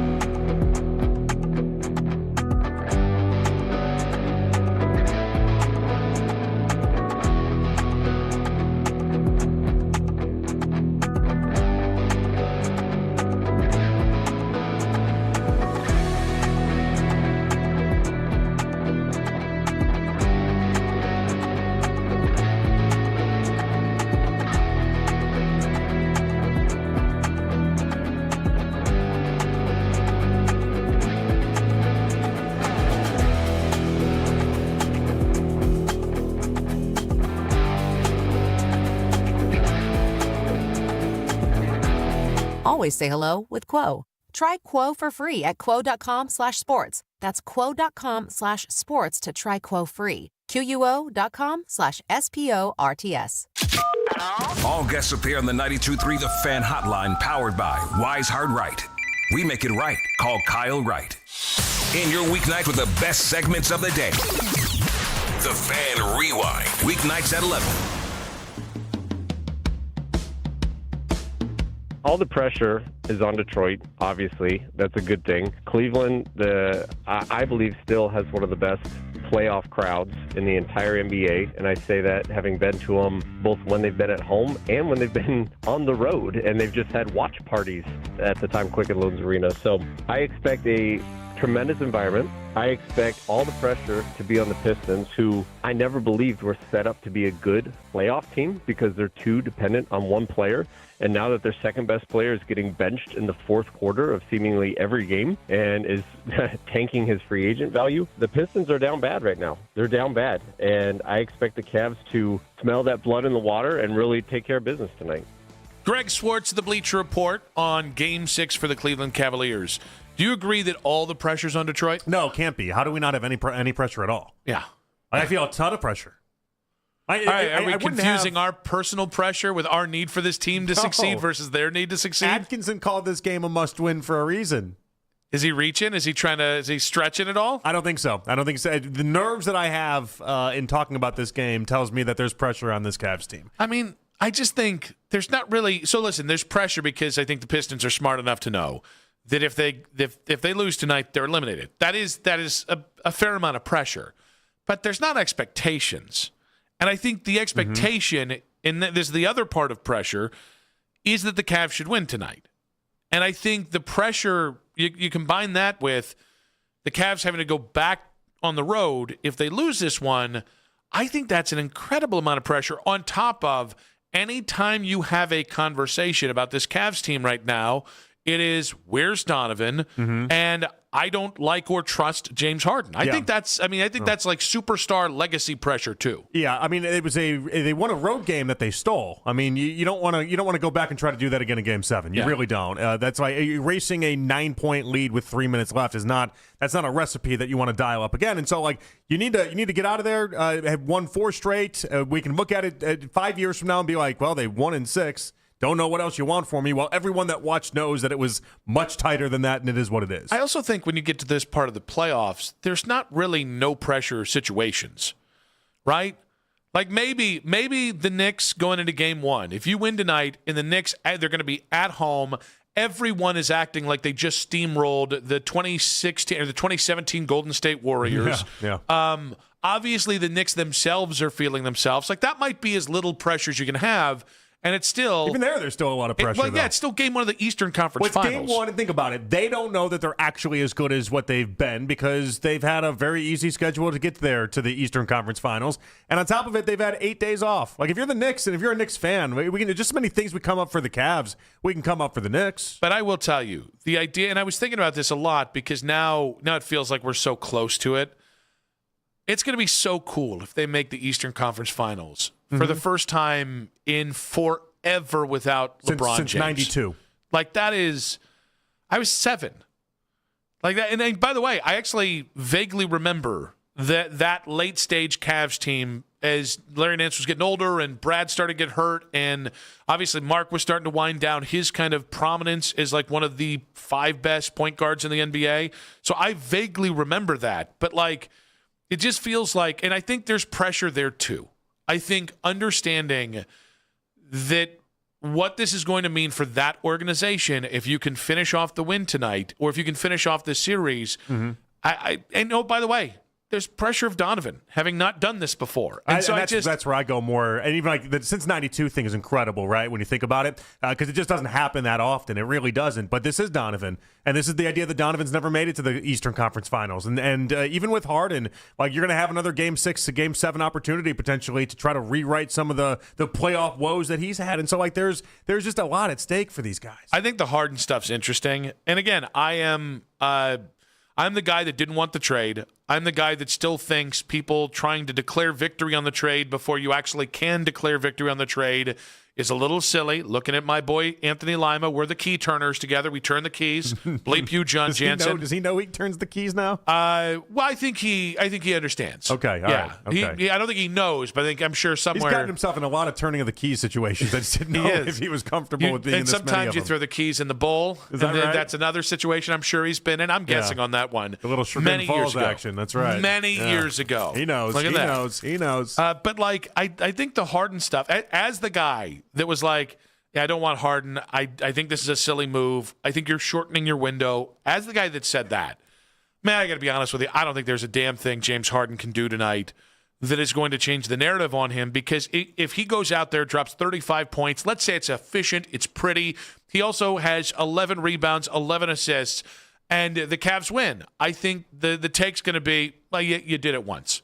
I feel like every time, like even after Game 5, it was like, well, okay, but that's Game 5. Now it's about Game 6. It's like every time James Harden has accomplished something that deserves respect, it does feel like the national media or somebody in our media goes, okay, but tell me when it's ... It feels like there's always some ... there. I mean, in Game 5, I told you for playoff Game 5s, he tied LeBron James with 30-point games in his career. Tying LeBron in playoffs anything is an incredibly impressive feat.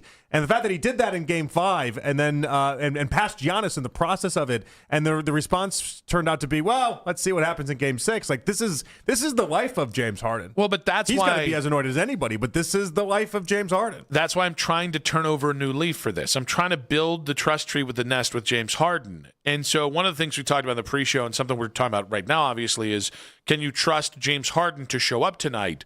I'm trying to use, like, I'm not going to use this is what he's done the other 17 years. For tonight, James Harden has been passing the test here recently. I know Game 2 is not that far away. I don't care. He was really good last year in Game 6, by the way. The playoff series he was in last year in Game 6 didn't was really happen good. because he was not a Cavalier. So I'm just saying, striking that from the record. Turning over a new leaf, James Harden. And so I'm saying because of what he's done, the 2 games in Cleveland in this series, and certainly in Game 5, I'm trusting him tonight. I am. I have to. Because, again, if I'm going to be the guy after Game 2 that says, man, you look washed and you look like you don't have a damn thing, if I'm going to ride on that side, if I'm going to ride the rails on that, I got to ride the rails on this. He is the guy. I trust him a little bit more than I trust Donovan tonight. He's always got my trust, it feels like. But Donovan is the one that I think is going to have a massive game today. That was a captain, captain, my captain. He's always got my trust. He does. I just believe in James Harden, old Harden way. I don't know. He'll be 47 just dribbling while drunk out there, and I'll be like, you go, James Harden, you go. I feel like you believe in him 20% more than you would have if you and I didn't have vicious James Harden knockdown dragouts once a week or more for like 3 months before the playoffs. You elevated it by 20%? I think your annoyance at me has turned your allegiance to Harden to like you're basically a Swiftie, but for James Harden. Is that what that is? Yes. I don't know. You might be right. I'm not going to deny it. I've badgered you into elite level Harden. I'm surprised you don't actually have a gigantic beard that kind of looks like a Merkin now. I asked for one. I asked the Cavs for a gigantic beard. I did, and then they gave me the plastic one, and I said that's not good enough. Give me the real beard, and we can get after this. Can you get some of the shavings so we can just glue one together? I called up some of his old strip clubs. I wanted to see if I can get his old jerseys off the wall. All these things. They've all been asked. They would have a lot of. I was going to say they don't just have beard hair of James. They got a lot of different hairs of James. Oh, jeez. Yeah. So. That's a ridiculous comment. Yeah, it is. But obviously I have faith in Harden. Mitchell's the one I'm curious about tonight. And then it's the intrigue attached to this game is whether or not, and I really think it's going to happen. I think we're going to have a monster Donovan Mitchell game. I think he's going to do. That's at home, so that's a good sign. Well, I know that's the sad part about that is that's going to be the commentary. It's almost, and this is kind of spilling into the James Harden commentary where we just have these qualifiers with these guys. Oh, games 3, 4, and 5. If Harden does it, well, that's what he does in the playoffs. Talk to me in game 6 and 7. When it's Donovan, it's like, on the road, turns out he just isn't that good of a basketball player. But at home, it's just the expected, and it's interesting how they've carved out these little truths about them. 216-474-0092. Can we trust James Harden to show up tonight? Let's go with Kevin in Cleveland. Welcome to the show, Kevin. Good afternoon, gentlemen. It's been a minute since I talked to you guys last. Where you been? We've been missing you. I've been calling. You guys don't take calls anymore. I feel like that's been Slightly fair. But also, we do take calls. And today, it's about you, Kevin. It's all about you. I think after watching Game 5, honestly, after watching Games 4 and 5, you start to see a different team.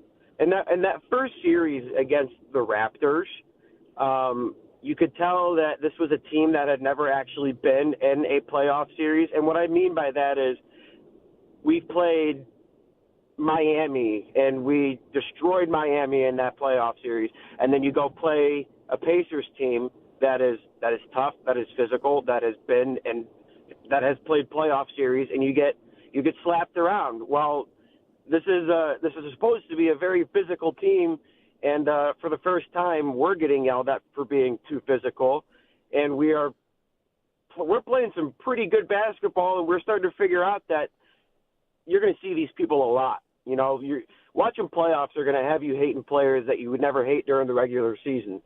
So I just think if James Harden just lowers his head, plays good basketball, Jared Allen plays good basketball, Donovan Mitchell does Donovan Mitchell things, I think we'll see an Eastern Conference final here.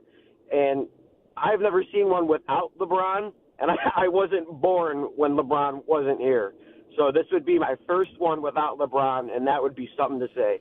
Well, congrats on your youth, Kevin. We appreciate you, buddy. Thank you so much for calling. Absolutely, guys. Go Cavs. Go Cavs. Should we sign off calls with let them know, or is that more of a cat? We can. I just like say, that. I agree. Go Cavs. The best. I feel like that's the best way to end a convo. You can let them know if you want. Is that because of AC? Yeah, of course. Little AC tribute. It's just a little, I mean, somebody when Nona had the meal and we were opening up chairs for people to come join the table. True. He was AC wanted to sit down at that table. He was throwing his jangly keys into the bowl with you guys. Hell yeah, he was. And it's weird that you had Nona at the swingers party, but you know what? Well, I'm not judging. She like her. Doesn't really matter where we're at when you're here. Your family. That's Nick. true. That's true. Free breadsticks, free other things. You know what I'm saying? Go on now. Just a gross visual. Lucky for you, I don't have a Nona. Hey, here's the thing. Yeah. She has needs. Okay. Oh no, I'm well aware of what goes on in the retirement home community. Just imagine Grammy Pat. Yeah. Mama okay? Pat. Mama Pat. Excuse me. Yeah. But she's Italian. Dressed her soul. Yeah. Yeah. God bless her. No, God bless all of her, I would say. Well. Yeah. But just imagine her, but Italian. And on all fours. And then on all fours. Yeah. But you got to have the Italian thing. No, it's an awful visual you just gave me. Why did you give that? Why did you do that to me? Well, it's Friday. I'm feeling good. Why did you do that? I don't want that visual.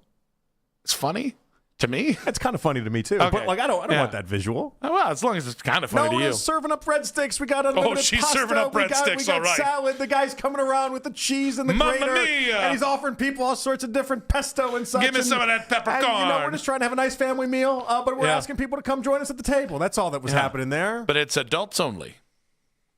Yep. Don't use that dressing for that. No. Okay. Mario, welcome to the show. Okay. Hey, man, I'd like to say thank you, man.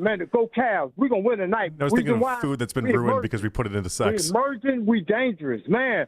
And thank God for having Harden here. Harden showed them how to win these playoff games. And then we got to put the young men back in there so the older crowd, the older team, the first squad can get some rest.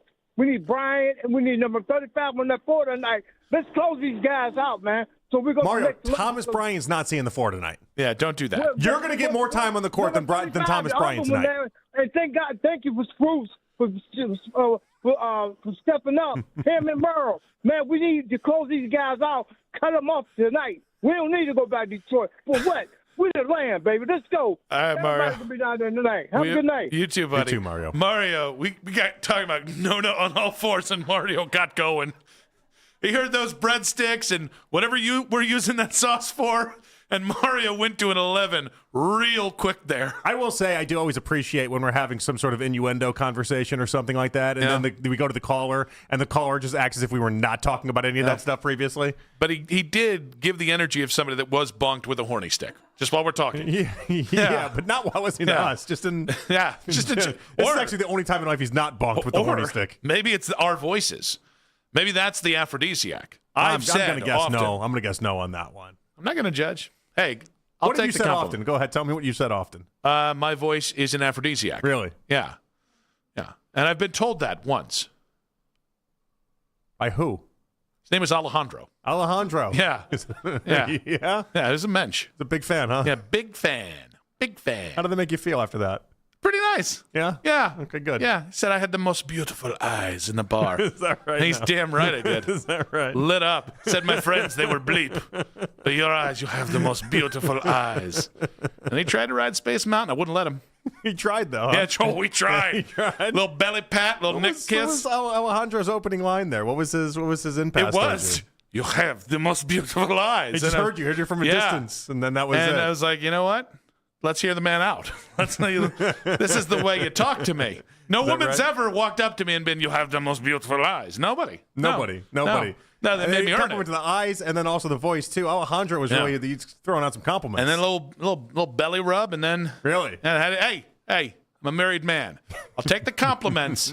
yeah, That where you draw belly, the that's line? Vanessa's belly right there. Why did Alejandro think a belly rub was the appropriate move? I think it was his last move. Was I that- think. no, I thought that was think he first base for saw, Alejandro. Okay. I think it was the last ditch. Oh, I think okay. he saw. That's his Hail Mary? He was seeing he was not getting the sale, and he's Is that like, right? I have a move for this fat man. Rub your belly like you're Buddha or something, and that's all of a sudden going to be it? I'll tell Maybe you. he just wanted like 7 years of good luck. I'll tell you, not a bad guess. Not a bad guess. I just don't happen to swing in that direction. Yeah. But I get it. And you know it worked before. That's not the first time he tried that one. Yeah, how do you come up with a move without some practice, right? That's true. It's like the naked man in How I Met Your Mother. You just got to try it sometimes. I had something on that. We'll talk about it off air. But okay. can we trust James Harden to show up tonight? And my best pitch forward in 5 minutes on 92.3 The Fan. When you're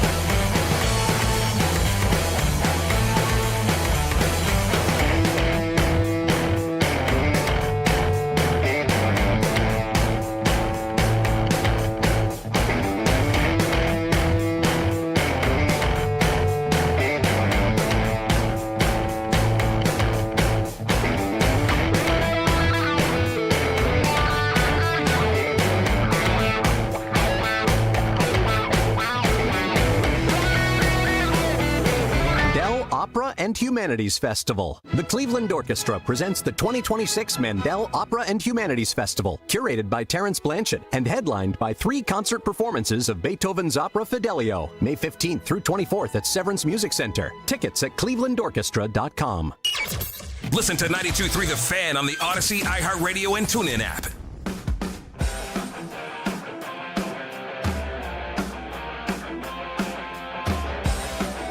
Back on Afternoon Drive. Nick and JP, Matt Underwood coming up in about 40 minutes' time. Gardo's Reds, the Ohio Cup. Heard of it? That's coming up in about 40 minutes with Matt Underwood. A little bit of Bazana love there. A little bit of CDL love. Get ready for it. And is he going to choose between Bazana and CDL like we have? I think we probably should, right? Yeah.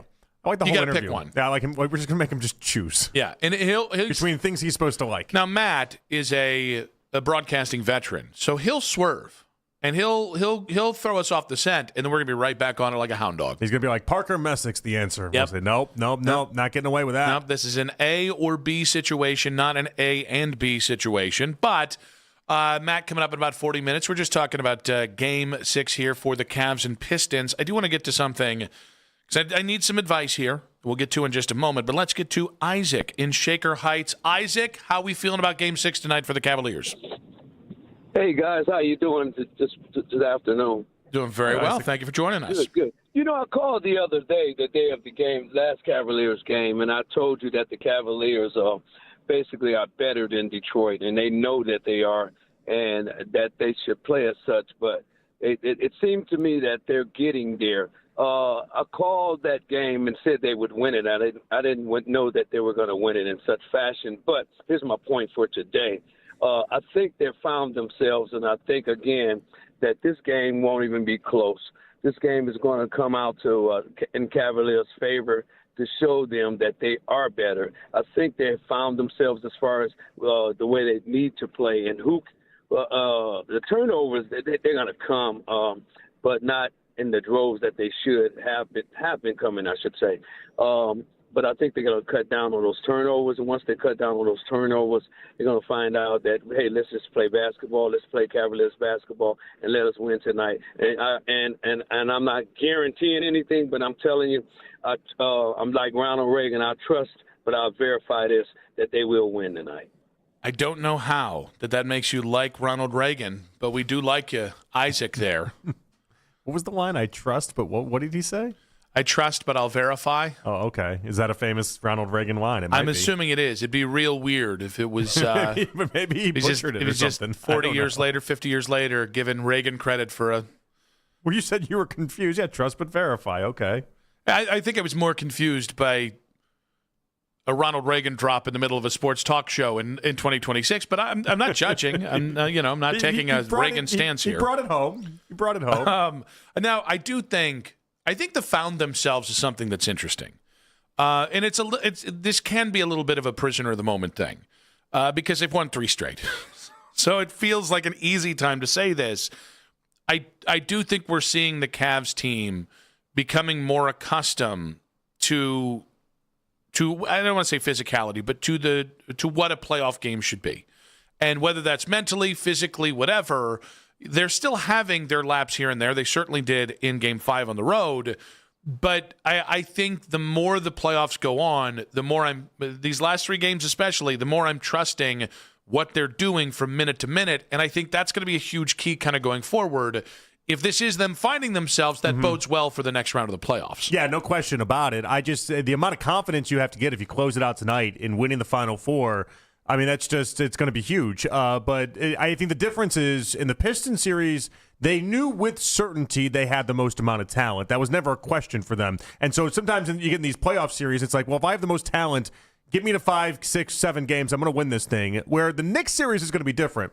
Because although I think there's more talent in the court for the Cavs, I think more people than not would say they think the Knicks have more talent in the court. And so I think that little bit of info is going to it won't be there the same way. All right, I need some advice here. All right, what do you got? Because I'm angling for something. I I've been thinking about getting a hot tub for the, and I can't say it's a new house anymore. We're going on year 2 there, but I've been angling. I tell everybody about the sauna, right? I love the sauna. That's a game changer. It's the thing that I do first thing in the morning, gets me ready for my day. Trying to build like a 24/7 gym in your house, basically, minus the gym part of it. Minus any of the cardio. Yeah, minus the actual, like the fitness equipment. No. But everything else that it has, the sauna, just the hot tub. relaxation. Yeah. And so all today, the recovery efforts. Yes, exactly. But none of the efforts. Yes. And I think that's where we're at. So today, I went and looked at some hot tubs. I did. Okay. And then some of it's just a fact-finding mission. When I say you seem like a hot tub guy, I don't know. I don't even know what I mean by that. Meredith, what does that mean when I look at Nick, and I've known Nick for a long time, and I'm like, you seem like you own a hot tub. You seem like that's something you would enjoy. Do you think that people who own hot tubs have like a look about them, and Nick embodies that look? That was like a circular answer there. That was very Confucius of you. I kind of wanted you to figure out what I mean by it. Yeah. I mean, I'm not even sure what you mean by it. That's what I'm trying to get to the bottom. I feel like you're like saying I'm one step away from looking like a swinger. Because I feel like you own a hot tub and you look like do go hand in hand. Not just hand in hand. Thank you very much. But I'll take that as a compliment until I find out that it's not, I guess. I don't even know what it means myself, so I'm not really sure. It's one of those things, though. Yeah. You know a hot tub person. Like maybe rich, because I always picture people with hot tubs hot tubs having money. This man has 3 hot dogs. Oh, you know what? With the cost of groceries, maybe you are rich if you have 3 hot dogs. Take me to your plantation if you have 3 hot dogs. So I went on a fact-finding mission today. And again, a lot of this was in service of I'm super anxious about Game 6, so I was just looking for ways to distract myself. Which I think if you're already searching for hot tubs, you're committed to getting a hot tub. So I don't think you're wrong, because I was like, well, but, what are we thinking about if I wanted to finance one, right? I was starting to think about these things, and then you see them, and the first thing you go is, well, I could do this. Okay, good. That's good. That's good. That means it's on the horizon. I was asking about well water with these puppies. What'd they tell you? I was at we just got to get the water checked, but it should be fine. Cool. I was asked about, I got a long torso, and the guy was like, "You want to get in?" And I was like, "Well, that would look ridiculous." You should have got in. Yeah, 6'4", 300-pound man getting into a hot tub in a room where nobody else is in a hot tub. I don't think we can do that. Well, you test drive the car. Why wouldn't you test drive the hot tub? That's a good point. Mostly because of the optics of it. At some point before you buy, you're going to have to give that puppy a spin. Ooh, I think Vanessa has to. Sure, I think both should. Because I want to buy a hot tub that is built for a man of my size, which means her at 5'6". She's going to need to adapt. Yeah, I think you both should. I think you both should give that one a run. But here's the question. Mm-hmm. What's my best angle here? I clearly want one. Yeah, What's my best, And I want this for you. Yeah. I feel like this will be a good development. The sauna's been a great development. Yeah, it has. I've been nicer. 100%. A hell of a lot nicer the last 2 months. 100%. Yeah. And so, I can't imagine what the hot tub's going to do for you, especially after, you do a show or something like that. Then you go home. Maybe you get like a TV outdoors as well to kind of go with it. You're watching the game while also in the hot tub. I mean, it sounds like a lot of fun. Guardians, hot tubs, beer. Come on, what are we doing? It's going to be awesome. And so I want this for you. I don't think you have to angle anything. I think this is just as simple and straightforward as can be. You're already looking for hot tubs. You want hot tubs. Yeah. You're going to purchase the hot tub. Yeah, but I got to make it her idea too. I feel like that. I feel like if I just go in and be like, we got a hot tub, I know there's not going to be a lot of interference here. Does she have interest in a hot tub or no? Oh, she's got some interest in a hot tub. Then we're already there. We're selling to people that want to be sold to. Yeah, but I think I both want credit, and I also don't want any of the blame for spending. This is where you need to push the credit aside, okay? Okay. We're about the results. Okay. We're not about, who cares about, we just want the results. And so you just have to just proposition it as such. I did some scouting work. Okay. I want you to come out and check out some of these hot tubs with me. Yeah. And then only take her to the section that will fit the ones that you go into. That's okay. fair. Only do that. That's smart. Don't even put her in the other sections. Okay. The lesser ones. Yeah, the lesser ones. Don't even do that. Yeah. Just like, hey, these is for normal people. I've done the legwork on it. This is the ones that look good. Give that one a spin. See what that feels like. Let's test this bad boy out, and then she's gonna love it. Can I leverage a little bit of? I know your back's been hurting a lot. You gave birth to our 3 beautiful daughters. Like, I think it's time. I think we got to treat ourselves here. You know what pisses me off in these type of moments? What's that? Is when people try to make it seem like this will benefit me when it's something that they want. But it will benefit her. For sure. Yeah. I think you just got to shoot her straight. But I don't want to do that. Just be like, I want to get like, maximum amount of credit. I work incredibly hard. I want this for myself. Ooh. I like this is a me purchase. You just got to own this one. This is a me purchase. I'm interested in this. I think the benefits are going to be tenfold. You've seen what the sauna's done for my mood. I can't even imagine what the hot tub is going to do for my mood. And then make her feel like the good person for being like, you know what? You do get to splurge. You don't splurge that often in life. You do get to splurge. 216-474-0092. What's my best pitch for a hot tub? Yes, I honestly can't wait for summer to be here. Yes, this is informing it, but just go with it. Be cool, all right? And also, anybody out there, I have no problem. Usually, this gets back to my either Ness or her family. Be cool on this one. Don't narc on this one that I'm secretly trying to find a way to trick her into doing the thing that I want. You're gonna sneak attack it on her? Yes, because this could blow up. Don't blow up my hot tub. Don't do that. It's being very defensive. You're going to buy the hot tub anyway. I've been told on so many things, and none of them I care about. This one, you would infuriate me. Did the Browns secretly tell us the truth? That's in 5 minutes on 92.3 The Fan. Hey!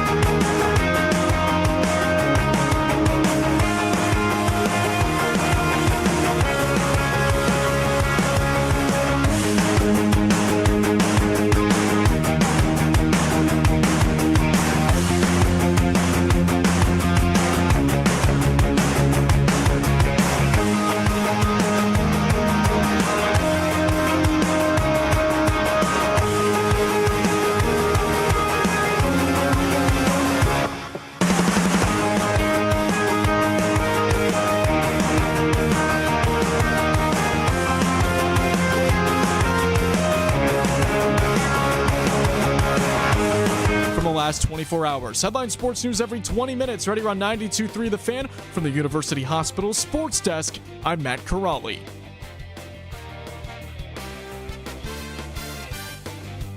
You can now stream The Ken Carman Show with Anthony Lima live on the 92.3 The Fan YouTube channel every weekday from 6 till 10 a.m. Subscribe to the 92.3 The Fan YouTube page now for free.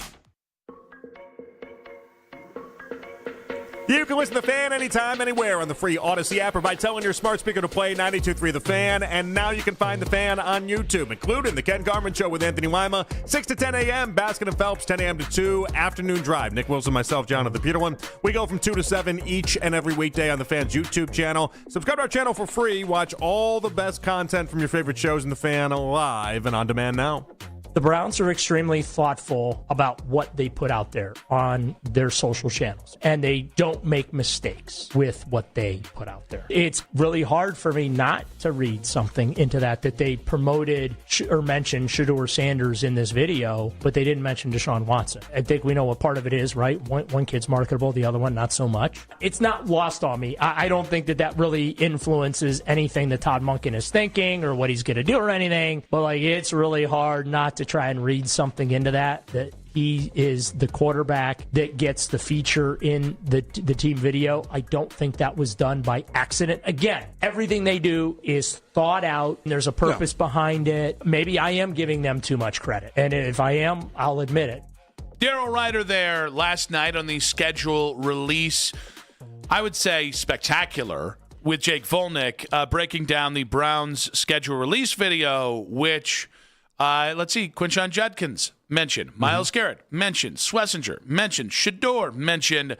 Not you, Deshaun Watson. And that has garnered many takes from Browns fans, hoping, I would say, less than, and maybe believing that is a sign that maybe this is all rigged for Shedeur, and the Shedeur, Deshaun, this whole thing is just, I guess, a public display of something. This would be a weird thing, right? To have a we're going to try to convince everyone that Deshaun Watson's the guy, but then this is the part where they let everybody in on no, Shedeur's the quarterback.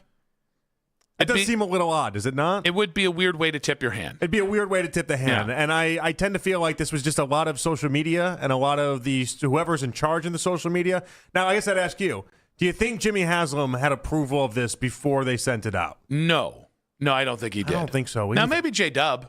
I bet you J-Dub gets his eyes on this one beforehand. All right. Well, J-W is a big part of this whole entire enterprise and the whole everything. But that doesn't mean that they're, it's not, this isn't Euphoria. We're trying to figure out who's the narc or whatever the whole damn story's about.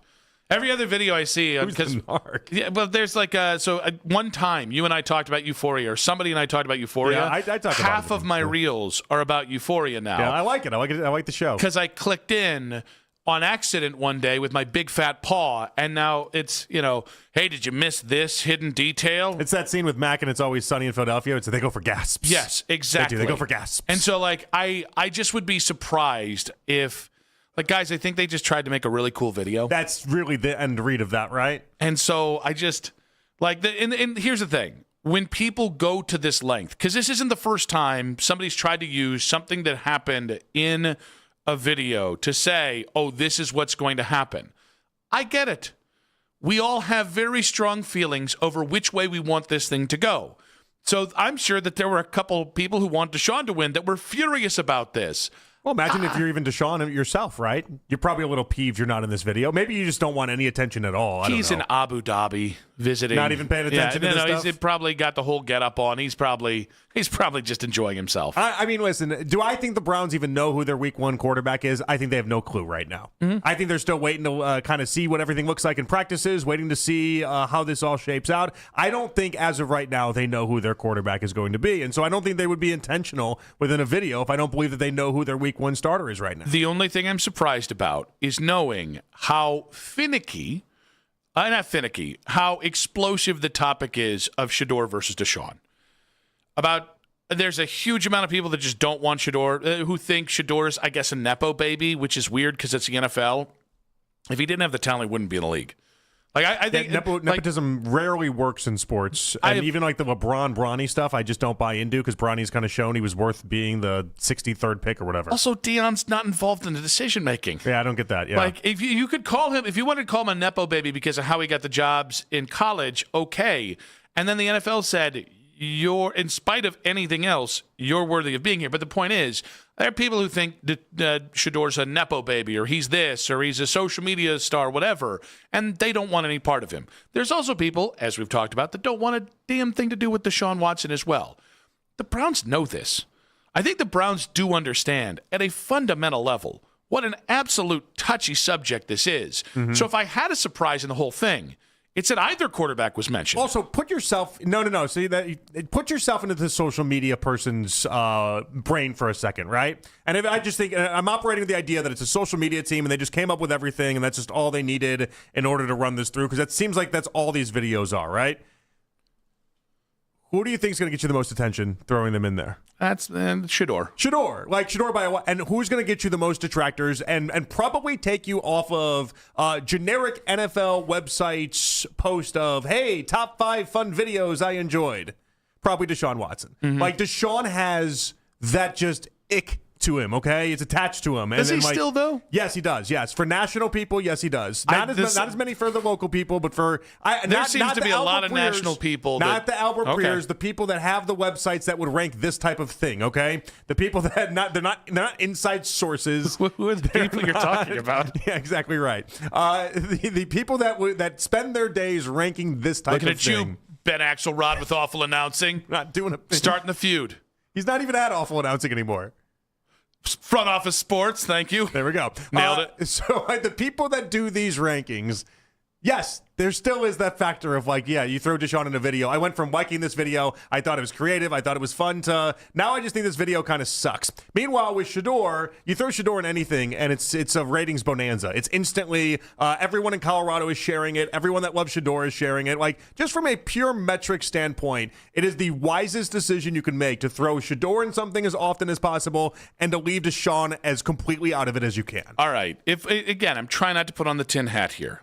What if it's more likely that they just don't want to get crap from Shedor fans because Shedor fans throw a fit if Shedor is in any way could look like he's slammed by something? I don't think that's it. I think you take the easiest route here. You feed the Colorado fans, you feed the Shedor fans, you give them what they want. You even have the line in there about Shedor and the quarterback and everything like that. And then you watch the shares happen. I just saw in between the break, they did a final breakdown of by the numbers who had the most views on their videos. We can both agree, objectively, I thought the video was horrendous. Thought it was a bad video. Horrendous is stretching it. Pretty bad. I thought it was fine.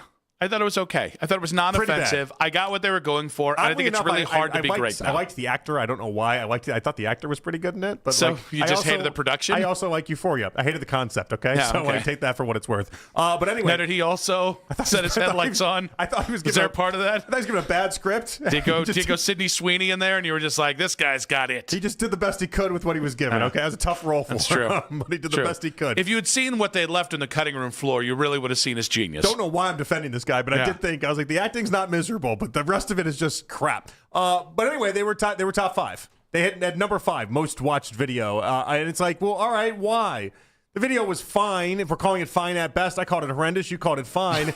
It shouldn't be 5th best, but why was it 5th best? It's because Shedor was in it. That's why. It got shared all across the Colorado and the Shedor fans, and that's a good thing. That's why, as a social media person, that's what you're shooting for. It's interesting. So to what you're speaking to, I have noticed a slowdown in Shedor content, and like this offseason, and a slowdown in terms of media members. That doesn't mean social media, but media members being willing to have a conversation about Shedor Sanders, in spite of the fact that all of last year you could just put Shedor Sanders in a headline and it would go viral.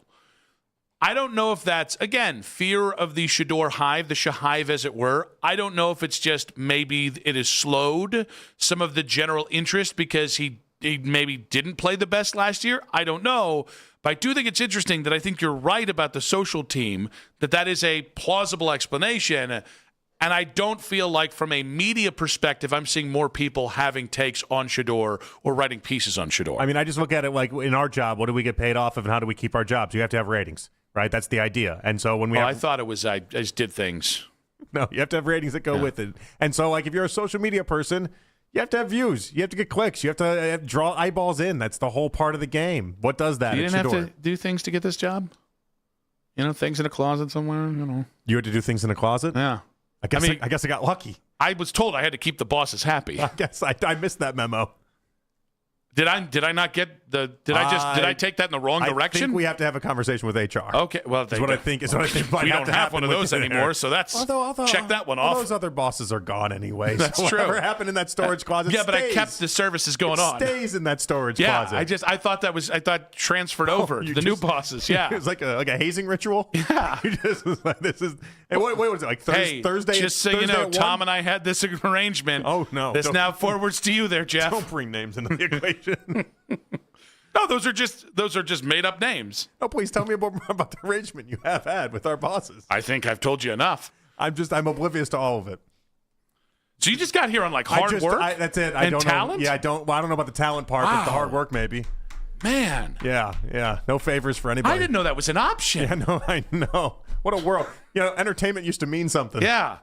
I thought that couch really seemed like it. Why do you think we got rid of the couch? Why do you think the couch no longer exists out there? Don't make me say it. No, I mean, please. Oh, somebody's going to hear me going to the potty. An adult literally did that. Did the Brown? No, I don't have anywhere to sit out there. What segue are you possibly going for? Did the Browns? Hey, we're having fun. A lot of fun. Did the Browns mention Shedeur and not Deshaun for a reason? Matt Underwood breaks down the Ohio Cup celebrating 2016 and the formerly great Cleveland Indians, and talking Tito in 5 minutes on 92.3 The Fan.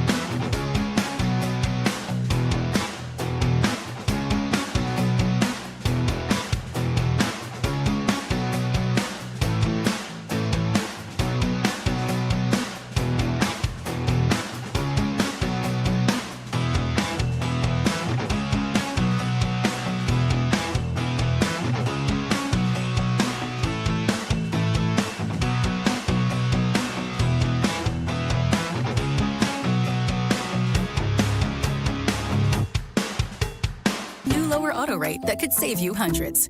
You're in good hands with Allstate. Not available in every state. Only applicable for new auto insurance business. Rates will vary by several factors, including how you purchase the policy. Potential savings vary. Allstate North American Insurance Company and Affiliates, Northbrook, Illinois. This is where Cleveland fans turn to talk Cavs basketball. We are Sports Radio 92.3 The Fan.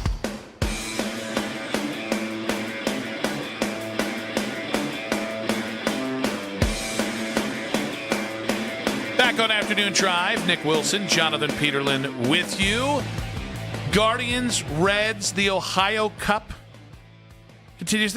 There's a lot of smack talk on social media between people from Cincinnati and Cleveland on this one. Yeah, I've seen a lot of the local Cincinnati stores being like, they call us Kentucky. You know what we call Cleveland?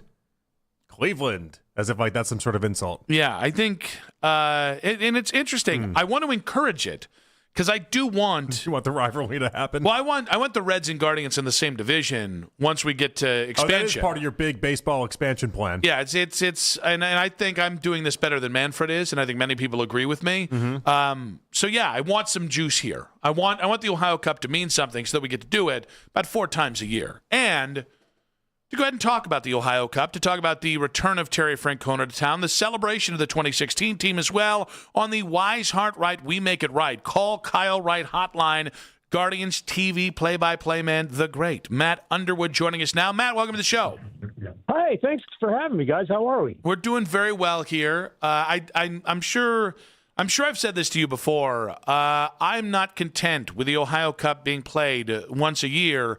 I desperately want, when this thing gets realigned, I want the Reds and Guardians in the same division alongside the Pirates and the Tigers. Can I have your support for when I email the commissioner this? You know, I don't think that would be a terrible idea. I mean, I think if you're going to realign and make it somewhat geographical, it certainly makes a lot of sense. I've always felt like, for whatever reason, the Guardians-Reds rivalry was sort of forced by Major League Baseball in interleague play. I've always felt, and maybe it's because of football. I still think geography plays a bigger role, but to me, Pittsburgh's a much more natural rival from Cleveland. They're both steel mill towns, only separated by 2 hours. Cincinnati's not really Ohio. I mean, it is, but it isn't. You know what I'm talking about? So, I just always felt like that's a more natural rival. But hey, I think if baseball goes down that road of a major overhaul and realignment, that wouldn't be the worst case scenario, because I think that it's always fun when we play Cincinnati. For whatever reason, these two teams they seem to bring out the best in each other. But what's interesting to me about that is that you'd think then, with Tito being for Cincinnati now, we'd have more of a we gotta show him how much he misses all these other type of things, and it doesn't feel to be that way, Matt. I don't know why, and we're trying to enforce this rivalry. It just doesn't. There's just respect for Tito, and no one's really keeping score of what he's doing in Cincinnati. Yeah, and I think that's it. You just nailed it. Because of what he did, and I think because it's still recent history, it's still fresh. It'll be probably when we're in our rocking chairs, people will dive into more of the impact Tito had on Cleveland baseball. Because I'm not just saying this to try to build up hyperbole. I don't think you can overstate how important his arrival was in Cleveland.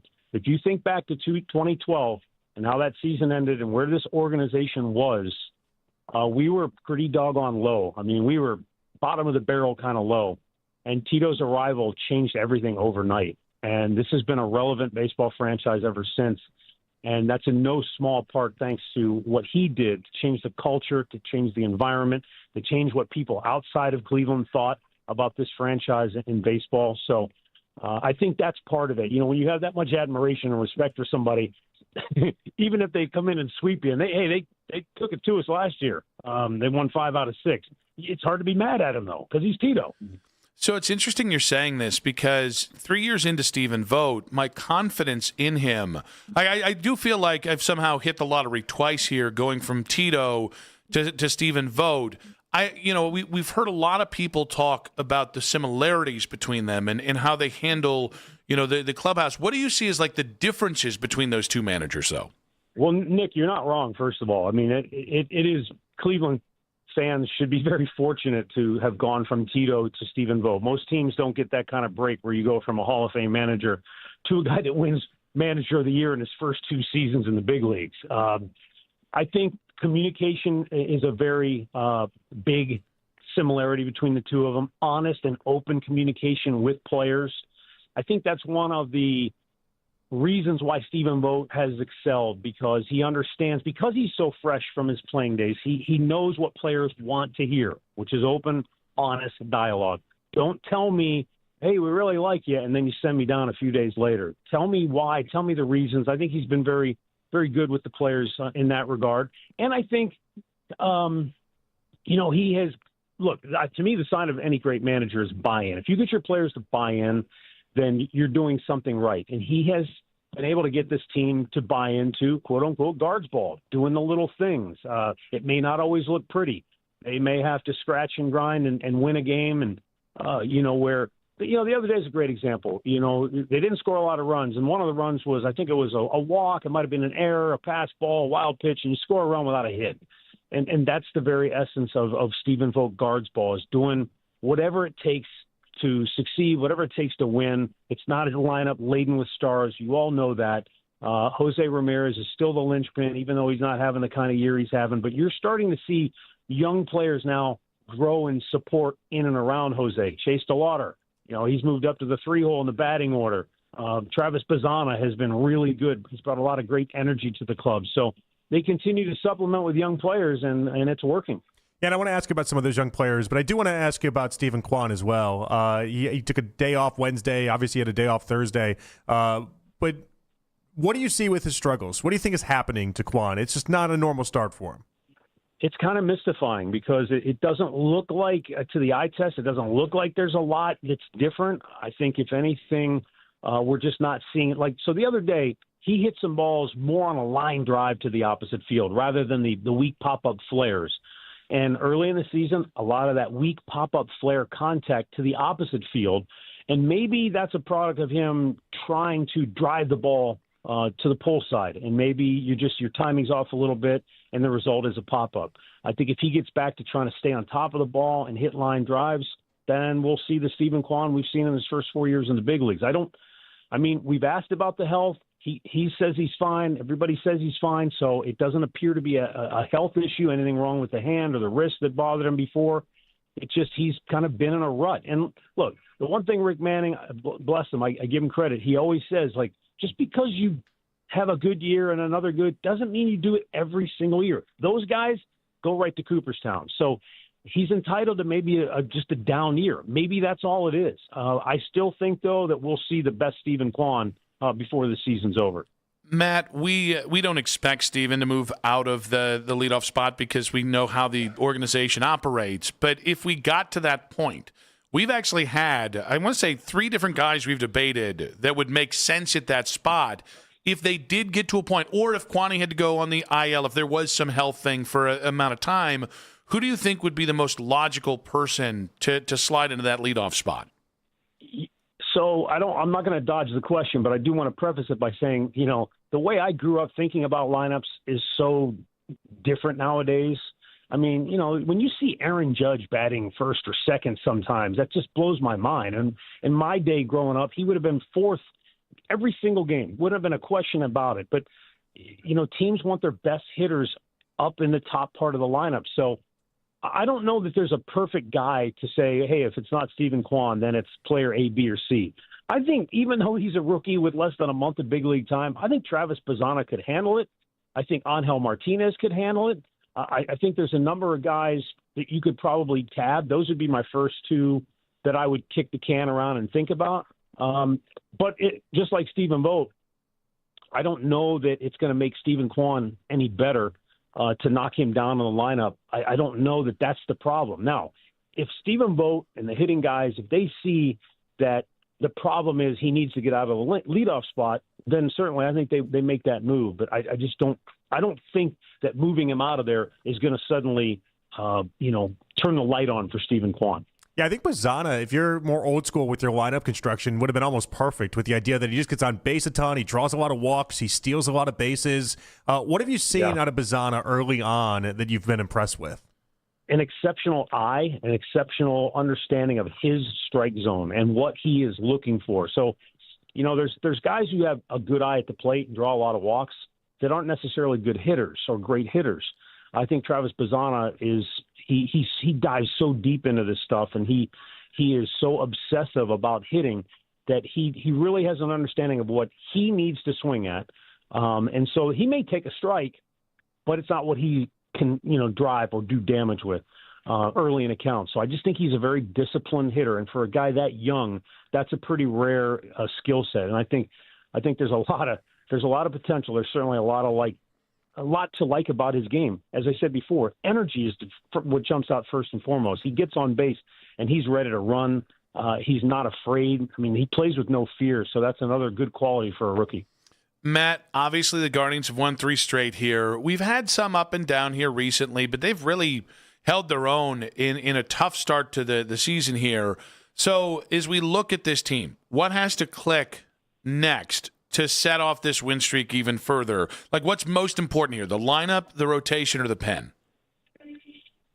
So I think it would be awesome if they could score 5 runs a game, right? I think that solves a lot of problems in baseball, but they're not going to. That's not the way this lineup is constructed. It's virtually the same lineup as a year ago, with the notable exception of the young guys, Chase DeLauder and now Travis Bazzana. And I think Angel Martinez is better and Brian Rocchio is better. As I said, there are more pieces to help Jose Ramirez this year than there were last year and even the year before that. I think this team, since Tito got here, this team has lived and died on its starting pitching. And I think that for this team to get on one of those hot rolls, Tanner Bybee needs to find a way to get on the plus side of things. So he still doesn't have a win. No, that's not all his fault. We know the way starting pitching is used nowadays in terms of innings and all that sort of thing.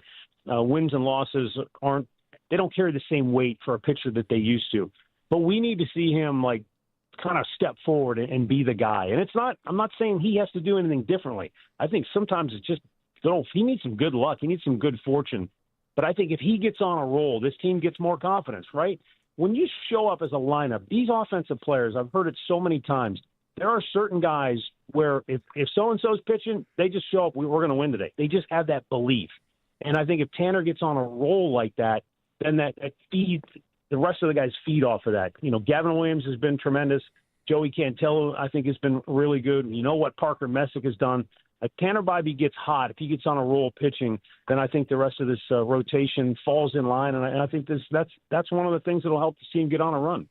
All right, Matt. The celebration of the 2016 team is tonight. Obviously, the Davis bobblehead tomorrow night. So I feel like this is a great time to share maybe a memory, something you remember about the 2016 Indians team. Gosh, so many. It's funny. I was just talking to Tito, and we were reminiscing because I told him, I said, Tito, I don't think I talked to a fan about 2016 that within the first 35 seconds of the conversation, the rain delay doesn't come up in Game 7. I think it's just ingrained in fans' minds that it's the rain delay that cost us, because it's easy to blame it on something beyond anyone's control rather than tip your cap to the Cubs and say they were the better team. But Tito told me, he goes, I've never bought into that. Baseball, rain delays are a part of baseball. They happen. You wait. When they tell you to play, they pull the tarp, you go back and play. He said, I think if the Cubs weren't as good as they were, that rain delay may have affected them, but it didn't. They came out and took the bull by the horns, and they won the game. And it's still heartbreaking because, up 3-1.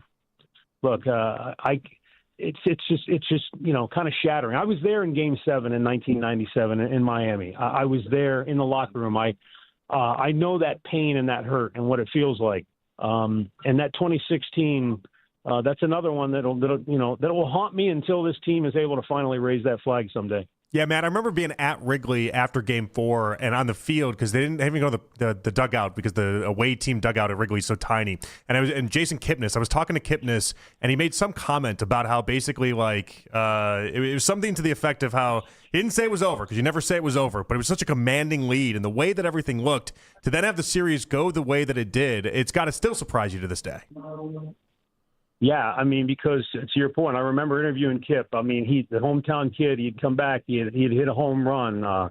Cody Allen, I think, closed out a 1-0 victory, and it just felt like they were in command without a doubt. But we also knew there was also this sort of hanging cloud that, our pitching is just destroyed right now. Like they have literally nothing left in the tank.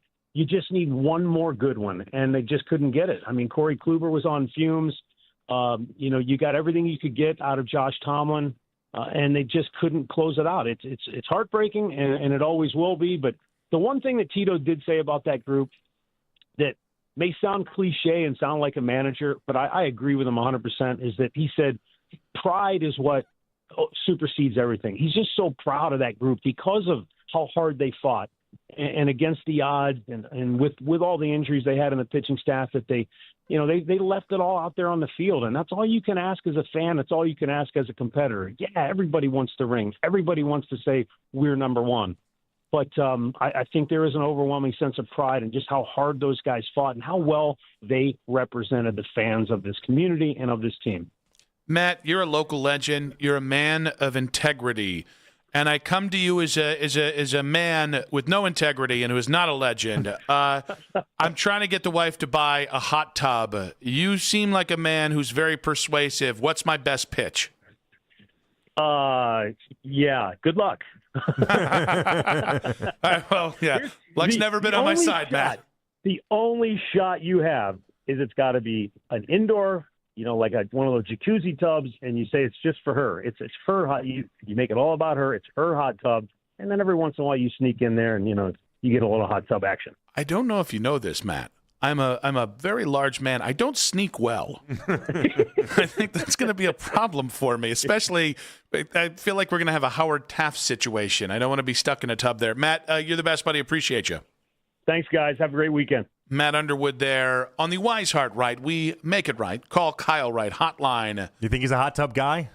Oh, I think he could be a hot tub guy. Yeah. He knows how to relax. That's a very relaxed man. Some people seem like hot tub guys. He seems like a hot tub guy as well. Now, let me ask you, do you not think you're a hot tub guy? I don't think I'm a hot tub guy. Why but not? I don't know what that. I really don't know what identifying as a hot tub guy or not means. When was the last time you were in a hot tub? College. I feel like college was it.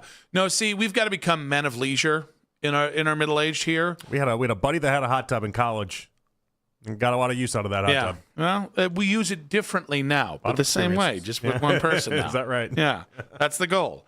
We will react to Matt Underwood and talk Stephen Vogt versus Terry Francona in 5 minutes on 92.3 The Fan. 92.3 The Fan, 2020 Sports. Well, tonight the Cavs have the right to go to the Eastern Conference Finals, the chance rather, in Game 6, but facing off against the Pistons.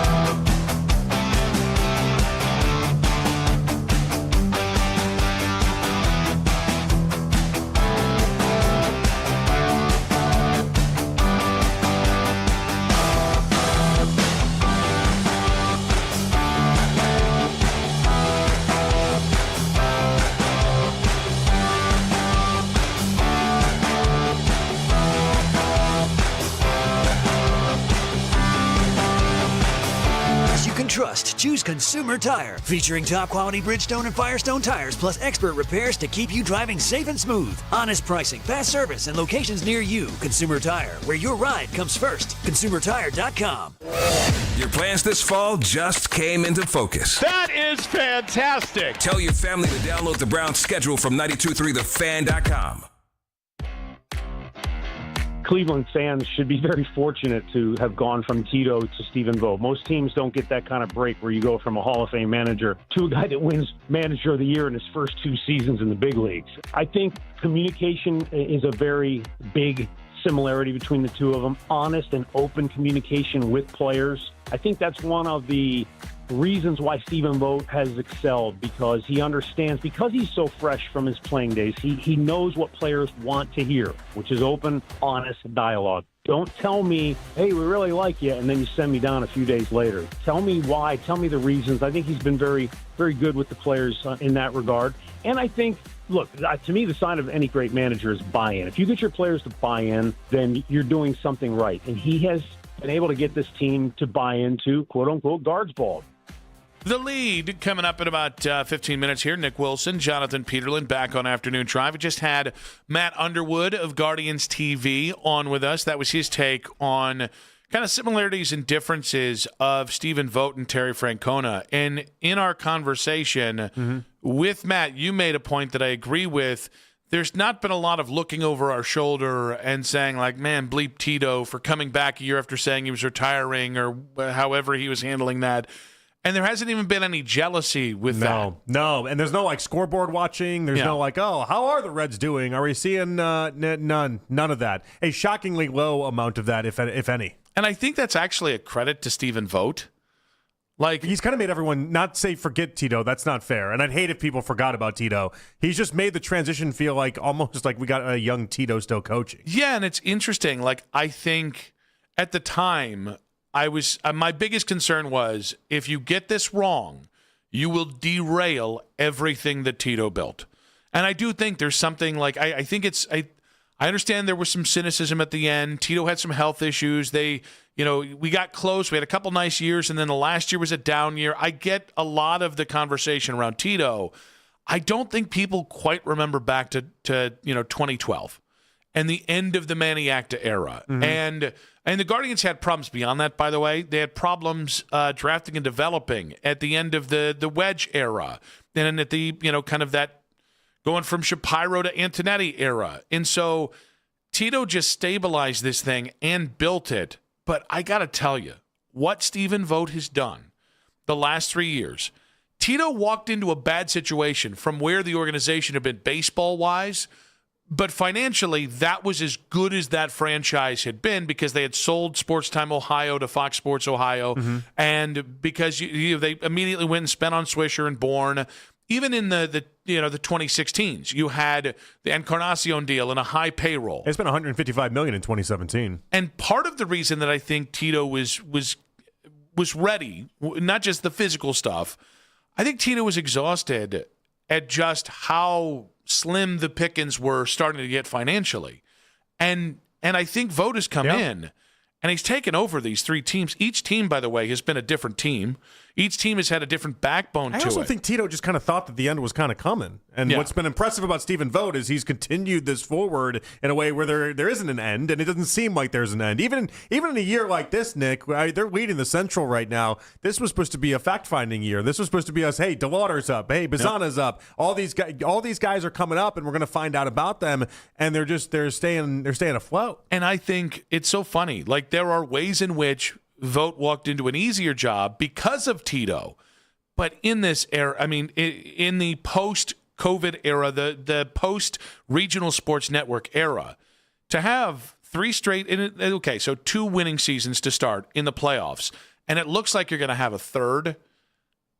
Like, that's as many winning seasons as Tito had in a row before they broke it up with an off season or a down season or something like that. I just think I think we're almost sleeping on how much success Steven is having early. For me, he's like Tito if it was like just a modern version of Tito. I think where the end of Tito kind of ran south for a lot of people is Obviously, he didn't manage bullpens particularly well, but he stayed with bunting way longer than he should have, and he kind of kept some old school baseball tactics alive in ways that I would have just killed him off. And Vogt doesn't have any of that. Vogt is really good at roster construction. He's really good when it comes to, again, not like an over reliance on the bunt. He understands when to do it, when not to do it. His bullpen changes, I can rip those apart all day. They are what they are. But I think he does a better job than Tito did, and it feels like an updated, refreshed version.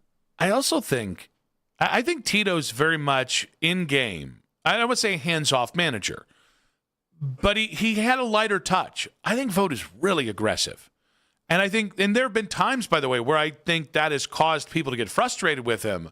I think it's really interesting to see this aggressive of a manager, given that, the last 10 years, all I've heard about is the death of the Major League Baseball manager. Yeah. And yet we've got Steven, and I really do think he's one of the most aggressive managers in baseball in a myriad of ways. Yeah, it's interesting to hear Matt talk about the idea that he's just like he almost described him. I was thinking about Munkin when he was describing him. Like one of these, like just a real straight shooter type. One maximizer? Of these types, a real maximizer. Yeah, Munkin the maximizer. More the straight shooter type, though. The guy that's he's just going to tell it how it is and how it's supposed to be. And that's all. I think that's all these players want, right? Yeah. Like when Bo Naylor struggles, all right, sorry, got to have the tough convo to send you down, but I got to tell you what it is and what it's about. This is a tough one because it's going to sound like a criticism of Tito. I don't mean that. It's more of like a generational thing.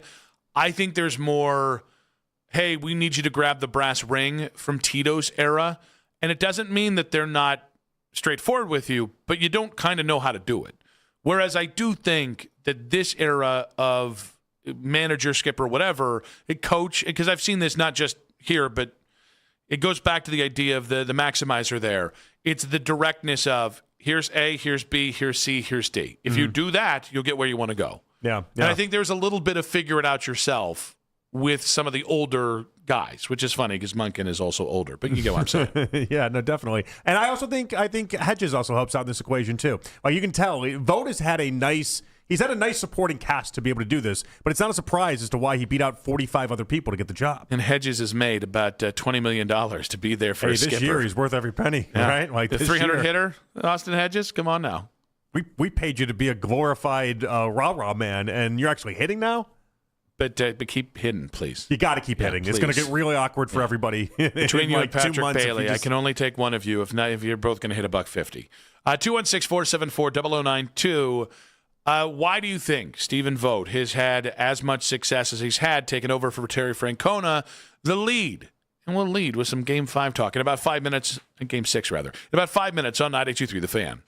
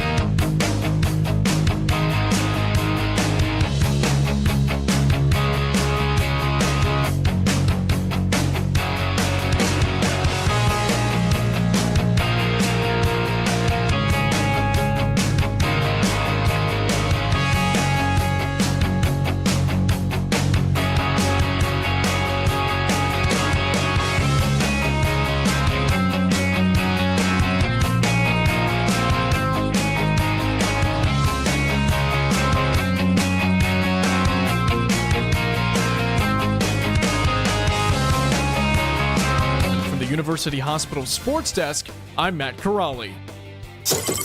When it's your time in the car, focus on what matters to you. The Ken Carman Show with Anthony Lima. Weekday mornings starting at 6 a.m. 92.3 The Fan. It's 5 o'clock on The Fan, and it's time for The Lead with Nick Wilson and Jonathan Peterlin on Afternoon Drive. And the Fan is looking for a winner. Enter the code OPEN, O-P-E-N, at 923thefan.com before 6 o'clock for your chance to win a pair of tickets to see Journey, the Final Frontier Tour 2026, November 12th at Rocket Arena. Tickets on sale Friday at 10 a.m. at journeymusic.com. It's all brought to you by AEG Presents and Sports Radio 92.3 The Fan. Nick and JP back on Afternoon Drive. We got Jason Timpf coming up in 1 hour's time talking Game 6, Cavs Pistons here in Cleveland. What's your favorite Journey song there, Jonathan? I think Don't Stop Believin' has got to be the answer. Could I name a second? The funny thing is, I actually think a lot of people feel that way, and then if you start naming Journey songs... Then you got a lot of them? Yeah. I feel at like least that's our right. generation of people. Any Way You Want It, Lovin', Touchin', Squeezin', Faithfully, Wheel in the Sky, by the way. A little underrated. I know Any Way You Want It. Also, I think that's about it. You would never get me to say I don't dislike the music, but I'm never like a self-identifying Journey fan. Okay. If we build like my top 20, Journey's not in there. You get your boy a couple drinks in, and all of a sudden, I can't hit those notes that Steve Perry could, but I could try. There's not much that goes harder than Don't Stop Believin' after drinking for a couple hours. And or Separate Ways. That's another secret one. Suzanne. I just wanted to read. Suzanne. I just wanted to read one that didn't seem like it was the vibe of them at all. Jessica. All right, let's get to the lead here. Chris Fedor, Cleveland.com, was on with Baskin and Phelps today. Those kooky bastards. And he broke down the keys for the Cavs to win Game 6 tonight against the Pistons. The number one thing that they can do is what they've done defensively, and it's force the others around Cade Cunningham to have to make plays and have to make shots. Try and limit him. If you limit him, if you make him uncomfortable, if you force him into turnovers, then Detroit just doesn't have enough around him. Jalen Duren has become almost unplayable at stretches, right? Asar Thompson is an offensive liability, and the Cavs have guarded him as such. As long as the Cavs take care of the basketball, they continue to do the things offensively and defensively that they've done in the last couple of games, and they continue to have the same level of attention to detail and focus and enthusiasm and physicality. The Cavs do those kinds of things. I definitely think they can win, and I do expect them to win because I think they're the better, they're the deeper, they're the more complete team. It is interesting to hear Chris talk after hearing him talk on the station after they were down 0-2 because it's night and day. And this isn't to say anything about Chris. This is more just where everyone's kind of changed and everyone's had. You watch them over 3 games and how much 3 games can really showcase with what a group can figure out and what a group can do. Yeah, I mean, we had was it Mario that said, one of our callers that said they found themselves. I hope that's true. And I think tonight's a really nice moment to prove that. If you can go out there and continue the success you've had the last 3 games and finish this series strong tonight, that's the kind of thing they can say, all right, okay, now you've 13 games into the playoffs. Maybe after 4 years together, you've really figured this out. You've found a way to figure out however you have to play to win these kind of games in the NBA. And in a weird twist, you're actually going in the right direction as far as going 7 games against Toronto to then 6 games against the Pistons. It will not be... Make it 5 against the Knicks. Why not? It will not be perceived as just they took care of the Pistons in 6 games. It won't be, but when you win 4 straight, if they win tonight, we'll see how the convo goes. I would take any win against the Knicks in the Eastern Conference Finals because that means we'd be in the NBA Finals for the first time without LeBron. But if it would be 5 games, would we take a victory lap on, Jerry Ferrara? All of them. Boomer Esiason. Boomer Esiason, Gio. Anyone and Craig anyone. Carton. John Jastrzemski. Anyone and anyone. Evan Roberts. Sure. We're just naming people that work at the Odyssey That's station. That's all we're doing. There, yeah. We're not even naming. We could have gone like Chalamet. We could have gone Spike Lee. Oh, we could have gone Chalamet. Let's that go after ding the big dong. dogs. Oh, I'm going to make sure. I don't know what I'm going to do this. I don't know what I'm doing this stretch if they take on the Knicks. What do you mean? Well, my Chalamet love is going to have to be tabled to Chalamet hate. Oh, no, I think it's going to stay there. I think you're finally going to stay there. You should. Although Marty Supreme really kind of put me into the table of like, I don't know that I need to be this supportive of what Chalamet's trying to do in life. Yeah, he's really overrated. But what a kid, right? The movie was fine. It was a fine movie.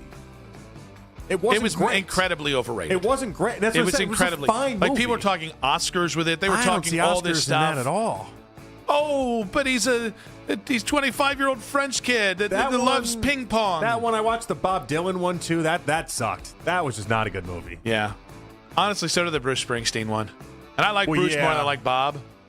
I really like Jeremy Allen White, too. Jeremy Allen White is good, but the Springsteen one, the problem with the Springsteen one is that they're doing this now with some of the musical artists where they're just like they're highlighting not their whole life, just like a segment of their life, and that's fine. But like when you actually figure out like, did he have a relationship with that woman? No, that was just supposed to signify like 6 different relationships. So hold on, the whole movie is based upon this one relationship that you fabricated to even make a movie to begin with.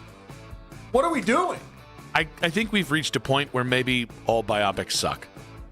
I think we might. Yeah. I think the formula's there. Nobody breaks the formula.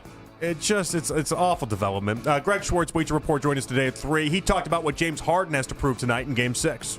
This is what we've been looking for, right? James Harden typically doesn't struggle when it's Game 1 and 2 and the series is being sold out, right? He struggles in Game 6 and Game 7 and when the playoffs are on the line. I pulled up his numbers over the last 5 times he's played in a Game 6, and this is over the course of with Cleveland, with Philadelphia, with the Clippers. This is going back, the last 4 years. The last 5 times he played in a Game 6, he's averaged 16 points, shot 37% overall, 22% from 3. Like, the numbers have not been good. Obviously, he has a chance to change that narrative around him. If we don't make that trade and we still have Darius Garland, I still think we're a second-round team. And yeah, I'm not saying like, oh, Darius Garland was the answer. I'm not saying that. But if James Harden can have a big Game 6 and elevate the Cavs into the East Finals, I think now we can start judging that trade. But as of right now, this is probably where the Cavs were going to be, whether they made the trade or not. This is a trust-building exercise. I've decided that I'm gonna stop judging him on who he was in previous situations, and to me, I'm gonna judge you based off what you've done recently. What he's done recently is, and sometimes carrying the Cavaliers. And it is certainly in Game 5, there is no win without James Harden, even with those 6 turnovers. So I'm going in tonight with confidence, and hopefully I'm taken care of for that. He was good in the Game 6 in the Toronto series. He didn't score a lot of points. He only had 16 points, but he had 16, 9. He did some things. The assists were there, and the turnovers were down in that game, actually, Nick. So, I don't know. If we're just basing off of his time with the Cavs, that Game 6 was good. But Greg's not wrong to point out, Game 4s, Game 5s for Harden historically have been really good. Game 6, Game 7s, a little bit of a different up in air. What are you getting? And so it'll be interesting to see what we get tonight. Andrew Siciliano, the Browns Radio Network, joined Baskin and Phelps today. Here's what stood out most to him when looking at the Browns' 2026 schedule. The Browns have 5 games against teams that made the playoffs last year. 2 of those 5 are the Steelers. They open with 3 of those 5 games in the first 4 weeks. And the one opponent in the first 4 weeks that wasn't a playoff team a year ago was the 8-9 Buccaneers. And they're a pretty good team, and that's a road game. So everyone will tell you that statistically it's the easiest schedule in the NFL. And remember, strength of schedule is how that's determined, and strength of schedule is based solely on last year's record. So statistically, it's the easiest, but you stack 3 of those 5 playoff games in the first month, and you make the other one a trip to Tampa, and they were 8-9 a year ago and certainly a contender. So I don't like that. I don't like 3 out of 4 on the road to close the season. And I do love the fact, because I was somewhat fearful, anxious, let's put it that way, that we weren't going to get a home primetime game, that we get one, and it's the Steelers, a team that we've, I'm going to say it, owned at home. You could be the Dolphins, the Jets, the Titans, the Raiders, and the Cardinals. They don't have a primetime game. Yeah, it's interesting. I hadn't really heard too many people talk about what they do love about the schedule. We've done a lot of what we don't like about the schedule. And so Andrew talking about what he does love about it, I thought was interesting, because now I'm like, all right, what do I love about the schedule? I love the idea, Nick, that in 2 out of the 3 weeks from week 7 to 9, you're taking on a Titans team with Cam Ward and a Saints team with Tyler Shuck. I think that's good. Young, sophomore year quarterbacks to then follow up with a week 12 Fernando Mendoza rookie season quarterback. Like I basically just love the idea that none of this is really that threatening to me. Yeah, it looks like a lighter schedule, and I think that helps the Browns. It's really, I don't, there's a couple stacking points of it, but other than that, I think this should be favorable. Yeah. Daryl Ryder on with Jake Volnick last night when the Browns schedule was announced. He highlighted Shedeur Sanders' presence in the team's schedule release video when it came out. The Browns are extremely thoughtful about what they put out there on their social channels, and they don't make mistakes with what they put out there. It's really hard for me not to read something into that they promoted or mentioned Shedeur Sanders in this video, but they didn't mention Deshaun Watson. I think we know what part of it is, right? One kid's marketable, the other one not so much. It's not lost on me. I don't think that really influences anything that Todd Monken is thinking or what he's going to do or anything, but it's really hard not to try and read something into that he is the quarterback that gets the feature in the team video. I don't think that was done by accident. Again, everything they do is thought out, and there's a purpose behind it. Maybe I am giving them too much credit, and if I am, I'll admit it. Dangerously close to I'm not saying, I'm just saying. You had to get there at the end. Yeah, I think this is Occam's razor says, Shedeur gets a lot of love when you put him in things, and Deshaun Watson tends to not. Seems to be the consensus there. It's not hard. You're a social media manager. You have to get clicks and views. That's how you're judged. That's how you're based off of all of that. And you woke up today in your top 5 as far as NFL schedule release videos. Why? Because Shedeur was there. Deshaun wasn't. It had to play a part. I would love if J-Dub or just any of the Haslams went down to the social media team and was like, hey, just so you know, just put Shedeur in here. He's the only guy that's actually going to start as a quarterback. Is that an email? Is that no paper trail? No paper trail. Yeah, there's a whisper in the ear kind of thing. I just come down and I let you know how this is going to go, and then you just don't tell anybody that I took creative license over this. That's not, and we don't need to do that. No. This is the trust tree with the circle in the nest. Matt Underwood of Guardians TV joined us last hour. We asked him about Stephen Kwan's struggles. By the way, Kwani in center field, leading off tonight. Hosey in the 2-hole again. And CDL in right field. Here is Matt on Kwan's struggles. It's kind of mystifying because it doesn't look like, to the eye test, it doesn't look like there's a lot that's different. I mean, we've asked about the health. He says he's fine. Everybody says he's fine. So it doesn't appear to be a health issue, anything wrong with the hand or the wrist that bothered him before. It's just he's kind of been in a rut. And look, the one thing Rick Manning, bless him, I give him credit. He always says, just because you have a good year and another good doesn't mean you do it every single year. Those guys go right to Cooperstown. So he's entitled to maybe just a down year. Maybe that's all it is. I still think, though, that we'll see the best Stephen Kwan before the season's over. I mean, it could not be a worse time financially for Stephen Kwan to have that down year if this is, in fact, just a down year.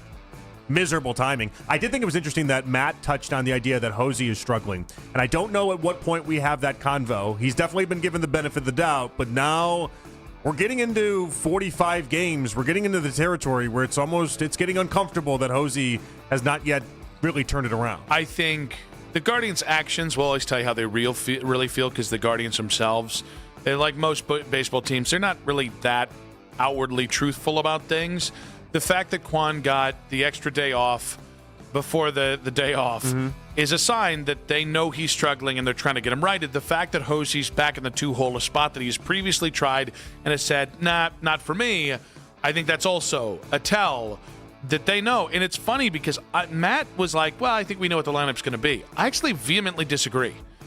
If Kwan and Ramirez can get back to who they are, and Martinez, and CDL, and Bazana are for real, and you're getting this spot from Rhys Hoskins, and Fry is hitting a little bit. You've got enough juice here not to be a top 10 lineup.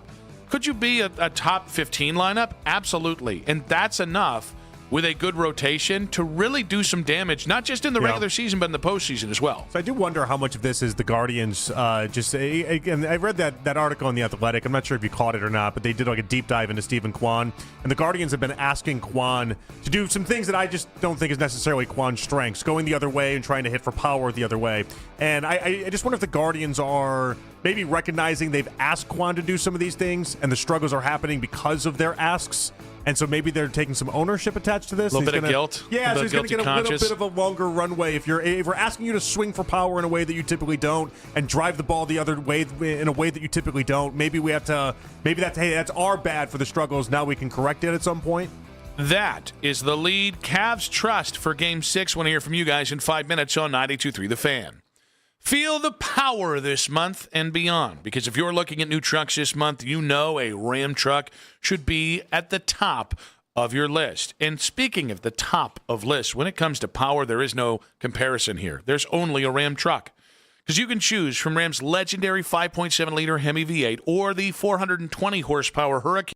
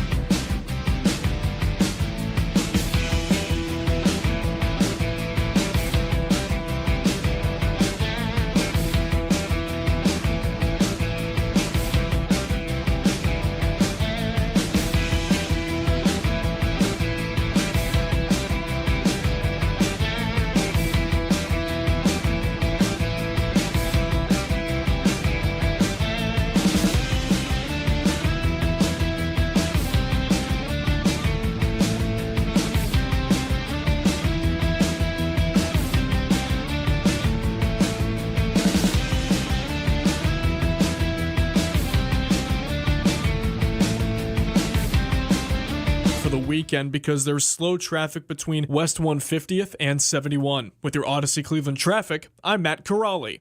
When you want the latest on the Cavs, we're the station you turn to first. 92.3 The Fan is Cleveland's home for breaking sports news. Your teams, your station.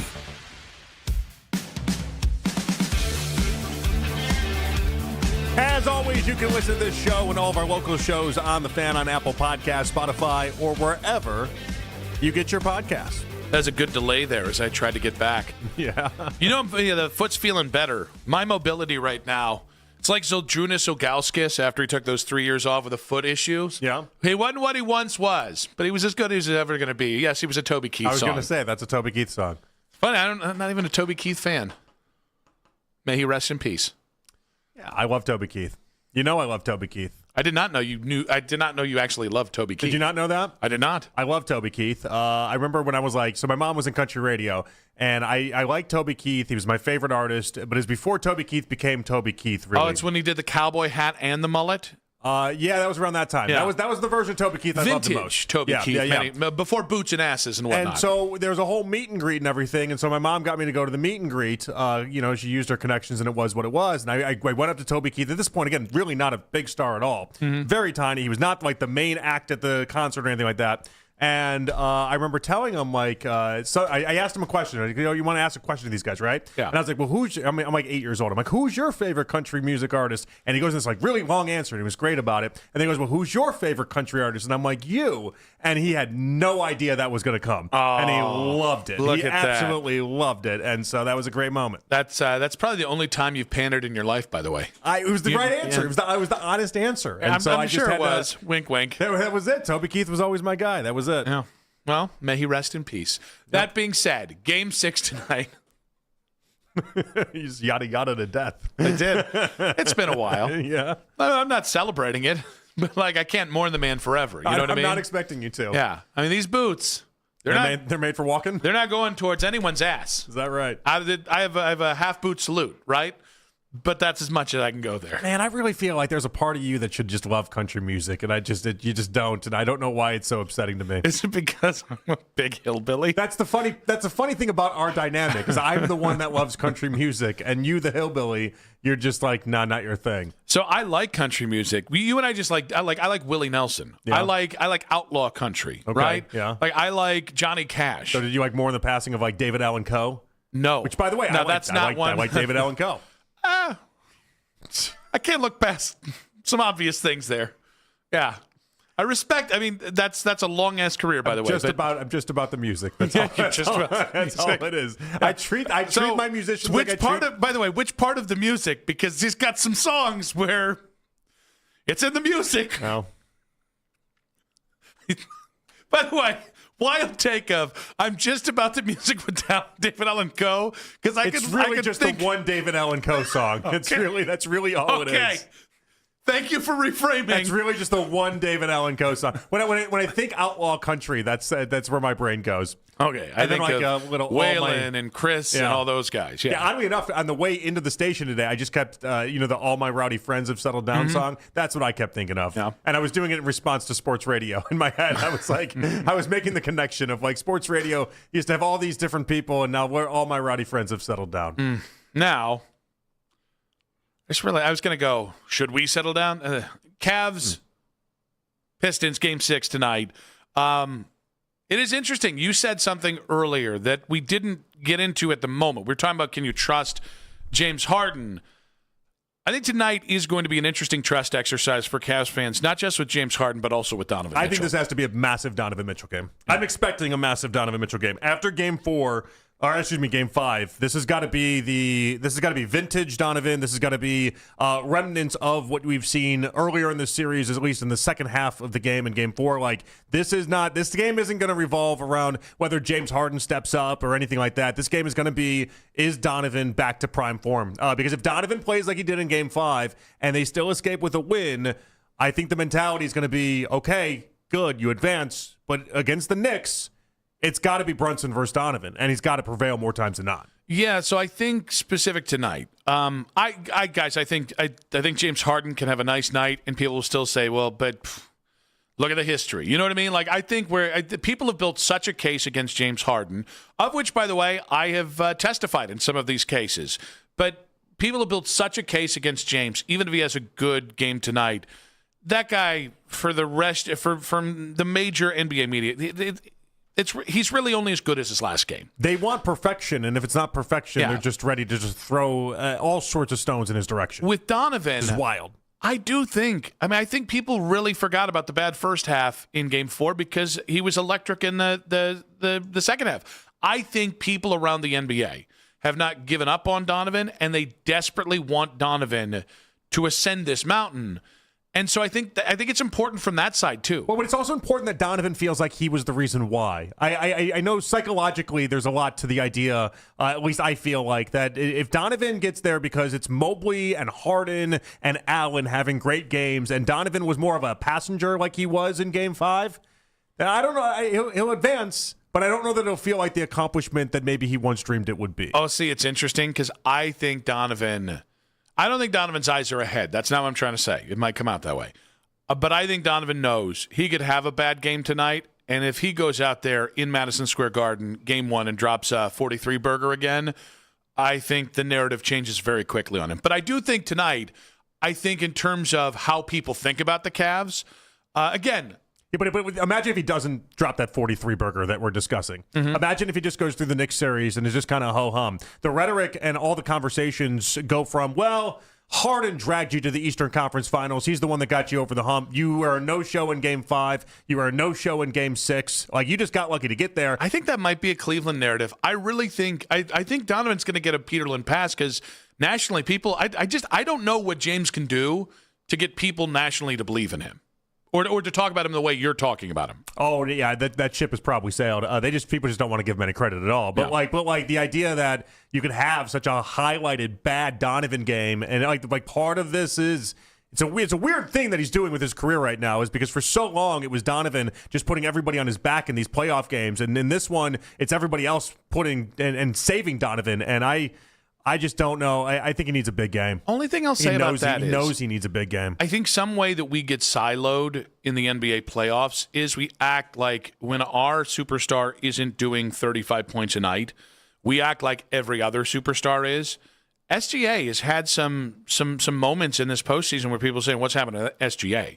Like, obviously Wemby got tossed. Wemby has had – so like my point is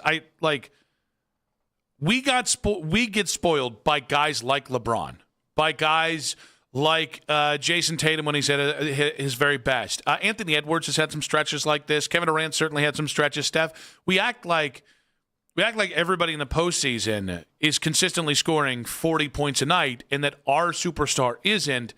That's not really how it goes, especially in this era where there's more parity just from one playoff team to another. Nobody's perfect, obviously, but right now, Donovan, when you talk about on-off splits with this Cavs team, that's what a lot of the basketball nerds dive into. Like, how much of a positive impact are you having on your team? He didn't have a positive in the first series, and he doesn't have a positive in this series. Like, as a collective, there's only 3 players on this Cavs team that has. Harden's one of them, Jared Allen's one of them, and oddly enough, Dean Wade is the other one. Like, it's a weird development, but like I can say a lot of things about Cade Cunningham in this Pistons series, and he's had a lot of games where he's kind of fell short, but you know where the engine is and you know how this team goes if you're the Pistons. And right now with Donovan, the interesting thing about this series, I thought he was great in Game 3. I thought he was exceptional in Game 4, and we've just kind of been there existing in Game 5. We'll see what happens tonight. I do think it's really interesting. I think tonight is about all of us getting the psychological boost that I think we know, getting our heads right for an Eastern Conference Finals matchups, right? Believing in this team the way we historically believed in teams and have believed in this team. It's just this year seems to be the anomaly. And I think that starts with Donovan Mitchell really showing up tonight. I don't know if Donovan needs this for his psyche, but I think for Cavs psyches to go into the Knicks series and to really think not just that you can beat them, but that you are going to beat those bastards. I think Donovan dropping a 40 burger tonight. I think Donovan having a huge game, and it helps if James also has a big game. But I think those two guys, but certainly Donovan, balling out tonight. and you're getting the win, and you're going into New York, I think you're going to see. I think this is the kind of thing that sparks the hope of Cavs fans, and it kind of unites us finally. Make no mistake about it. That's what I think will happen tonight. I think Donovan's going to have a really, really nice game. I told my brother-in-law before we left, because he's going to the game tonight, and I was like, enjoy the Donovan Mitchell just basically go off game is what this is going to be. Like I think he's going to be fresh. I think he's going to be ready to go, and I really think he's going to. It'll be the exclamation point game is what I'm expecting. I mean, I just need a win. I still got to see it. I just need a win. I'm still in the style points thing, but I understand why style points are the thing that gets you over the hump. Well, here. I don't want to do the thing that I want to do here, where it's like you want to do style points. It's no, okay. It's not style points. It's like if you could have your choice of a win, how would you get this win tonight? Would you have it That's where Donovan style points? I think. Well, no, it's more the idea that it's like, geez, if they lose this game, then I'm the idiot on the radio being like, how would you like your win? Would you like it this way or this? Oh, we get a choice of wins. How delicious for us. Yeah, and that's I'll take mine with pickles and maybe a little bit of mayo. That's the part where I feel kind of stupid. But if you give me my druthers, if you're like, ideal scenario, best I could do tonight, it's not what happened in Game 5. That repeat of that is not the best thing. Although some people would make an argument of like, well, at least it shows Donovan he doesn't have to be Superman every night. No, Game 6 tonight at home, I want Superman Donovan. That my pickles, my onions, my everything in this is Donovan being great. I mean, my everything is you just blow their asses out, and then you and I are kicking our feet up for the last half of that game. Boy, wouldn't that be nice? But is it even possible in an NBA game to just kick your feet up and enjoy the half of a game? I don't think it exists anymore. I believe it was 2 years ago in the regular season. It did in Game 7. Remember Game 7? The Raptors game? I told you my in-laws all went. I made the case that was the perfect basketball game because you got to sweat it out for a half, and you got to be on your pins and needles, and then the second half was just a blowout. But like in today's NBA, 20-point leads aren't even safe. Well, and I think in this series, like it's funny, I did text my buddy Jim Costa about how vibe check, how you doing? Suck it, cookies. And hey, no, it's John Jansen. That's the non-ball knower. Jim knows some ball. Yeah. That sounded more insulting than just calling John Jansen a non-ball knower. I like you just all of a sudden being the decipher of ball knowers and non-ball knowers. No, it's me and Lima together. Got to turn the keys at the same time. Yeah. All right, this is how we unite Cleveland. Lima and I, as we have divided I was Cleveland. agreed to none of this, by the way. No, doesn't have to. Okay. I've decided it for him, and if I have to, I will beat him into it. I didn't like the way that came out. Wow, yeah, that was a little aggressive, but I believe you could. Yeah, I think, yeah.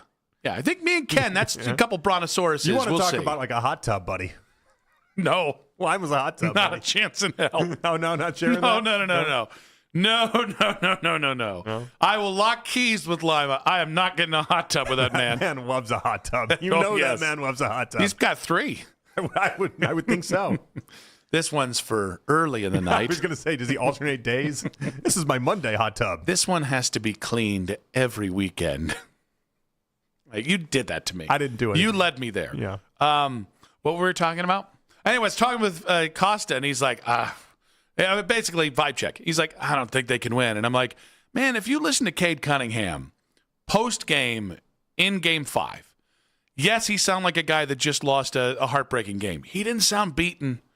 I don't think this Pistons team has it in them. I hope I'm wrong because I love an easy win. Last I checked, you got to get to 4 wins. Yeah. It's a great line by him. Yeah. Well, and just, hey, we've been here. They have been. They were down 3-1. I did see Mark Ryan put out a poll, and it was like, he's trying to do one of those like, all right, do you think the Pistons are going to win tonight? One of those type things. And basically, I'm Mr. Detroit. He's been there like a year and a half. Yeah. But like, I remember when Ford came to town. I hit no, and then I clicked in. And 35% of Pistons fans think that they're going to lose tonight, which if we put out that same poll, it'd be like 98% of Cavs fans think that they're going to win tonight. Yeah. A Cleveland host asking that question is obvious. A Detroit host asking that question should be obvious. And yet there's just a lot of non-believers out there. What about like a host from upstate South Carolina that moves to Detroit and then acts like he's been there the whole time? I shouldn't have brought up Mark Ryan. Yeah, no.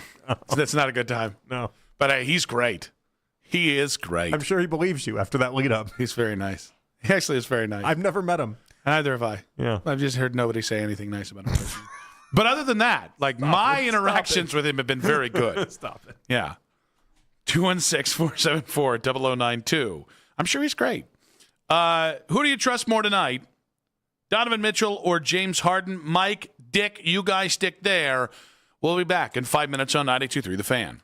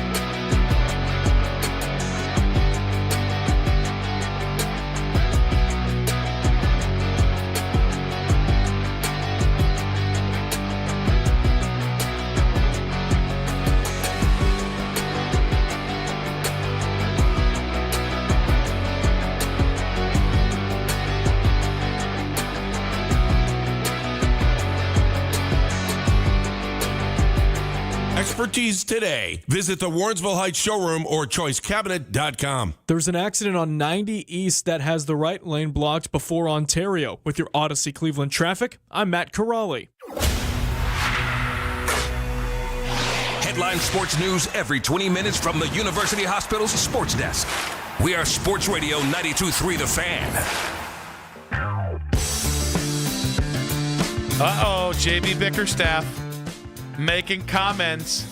I'm trying not to, I've said, JB somehow become the villain of this series from my side of things. Yeah. So he was asked, this is a interaction between JB Bickerstaff and Joe Varden. JB Bickerstaff said, what did the 2-minute report say? Joe Varden said, no foul. And Bickerstaff said, horse bleep. What a loser. What the 2-minute? He knows what the 2-minute report said. He just wanted to say horse bleep. He just wanted to say it was horse bleep. He set himself up for an alley-oop. Like he did his own, just lob it off the backboard. He Ricky Davis'd it. Yeah. He got himself he got himself a me bound. That's what he got. A me bound, exactly right. What a loser mentality. Still bitching about the end of Game 5 when you're going into Game 6. I hope he loses by 100.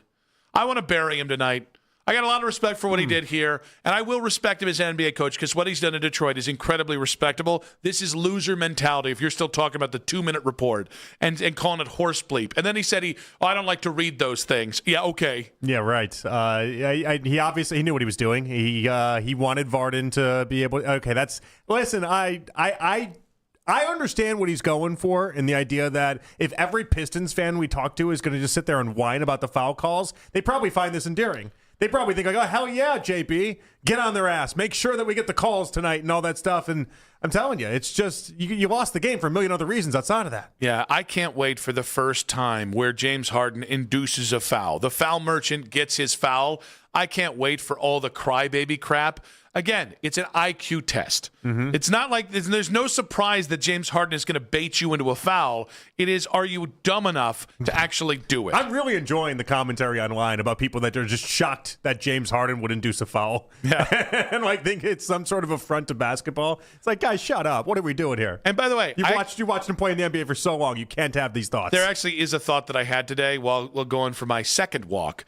Around congratulations. Come on now. I'm in shape. Round is a shape.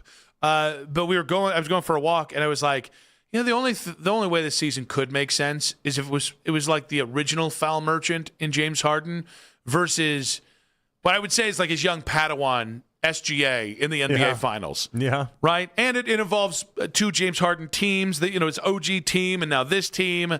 Just a couple foul merchants just really ugging up basketball. Sometimes I feel like, they always say that, history repeats itself. That the SGA and Harden thing is just history repeating itself. Yeah. We all had these same conversations a decade ago when Harden was winning league MVP. We're just doing it now again with SGA. It's like, all right, congrats. Oh, no, but there's a difference.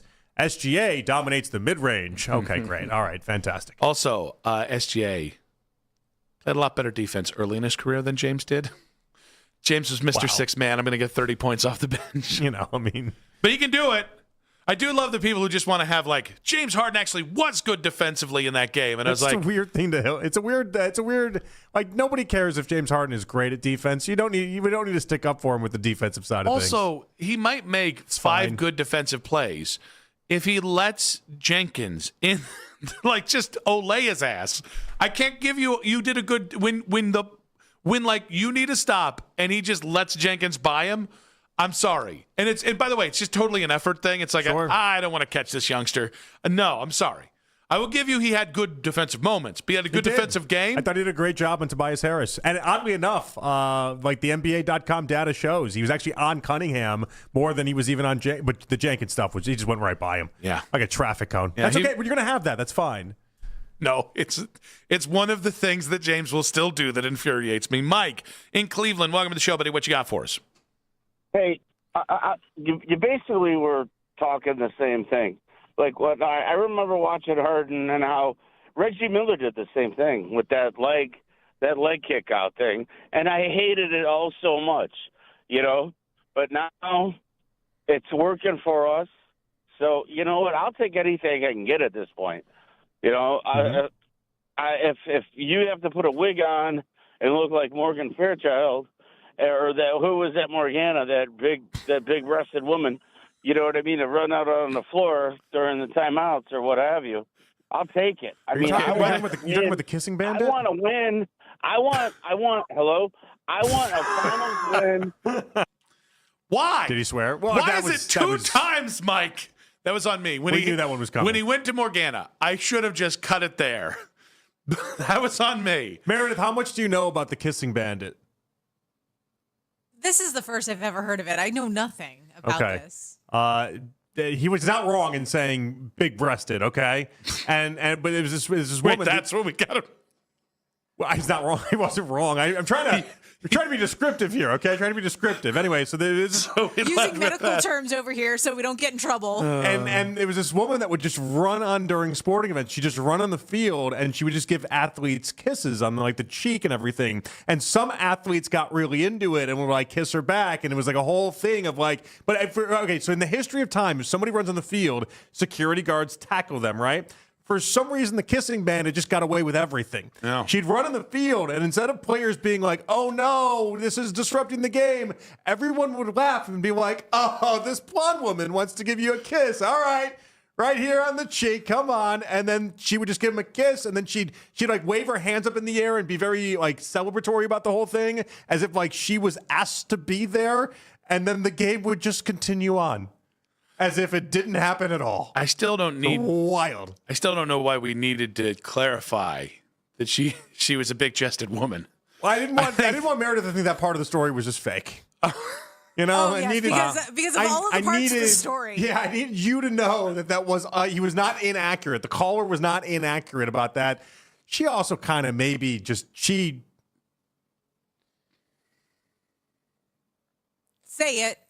I'm not saying that. Okay. I think we're going to need you to say it. I'm not saying that. I think we're going to need you to say it. I'm not. He got very tripped up in that moment. Not saying that. I think you want to say it. I think she celebrated it. Yeah? Yeah, I think she celebrated it. I think that was part of the kissing bandit mantra, was to have these. Have these what? That were basically like balloon-esque, and it just seemed so. The whole thing was so. So you think if those things had been maybe half the size, maybe it wouldn't have been, the bit wouldn't have worked the same way? It wouldn't have been as cartoonish as it was. Okay. Yeah, so I think that she wouldn't have gotten away with it. That was part of the deal. If it weren't for those, that was part of the deal. Giant yams. That's basically it. All right. Yeah, that was basically it. Yeah. I'm just having to Google at this point, and Google is classifying her as an American entertainer. Okay. Yeah, Are you not entertained? I say. Legitimately, like guys like Nolan Ryan would like drop down to his knees when she came and would do like a "come to Papa" type thing, as if to like, all right, this is my big kissing bandit moment. Wait, she's still alive. Is she? 78 years old. She was born in 1947. I bet those things are on the floor.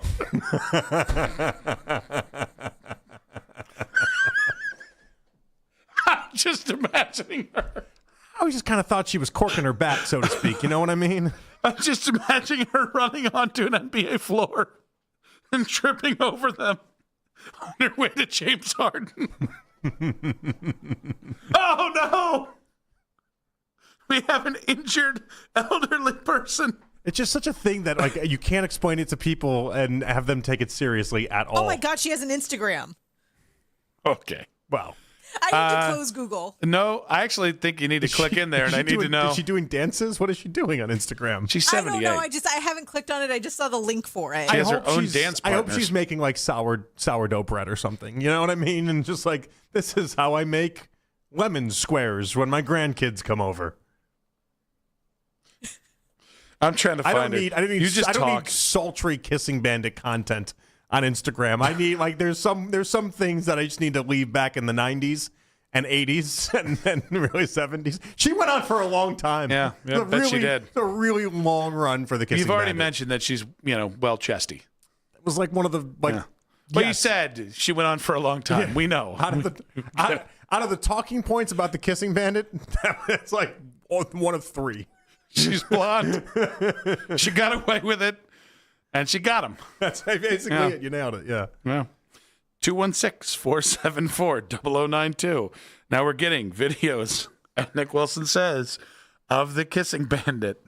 The funny thing is, I know all about. Are they real or are they AI? Because people have a tendency to create AI videos and then send them to us. Oh, I didn't know what you were saying when you said, "Are they real or are they?" The videos, Nick. Okay, the last 5 minutes of this conversation have been about a specific people are thing. sending us videos, and I said, "Are they real?" in reference to the videos. Yeah, you didn't say in reference to the videos, "Are they real?" You just opened the mic and said, "Are they No, this is the most random conversation. Thank you, Mike, by the way. You know what? Michael is going to save us here. Michael and Cleveland. Might be same guy. Yeah, I'm back. Oh. yeah, I'm back. I mean, all right, Mike, real quick, buddy. Yeah, Do not curse, or I will have to throw you off the air again, okay? No, I promise I won't say anything weird. But, I mean, I didn't think that was weird. But that's what I'm saying. I believe the Cavs tonight by 12. By 12. Can I give you a ticket that I have?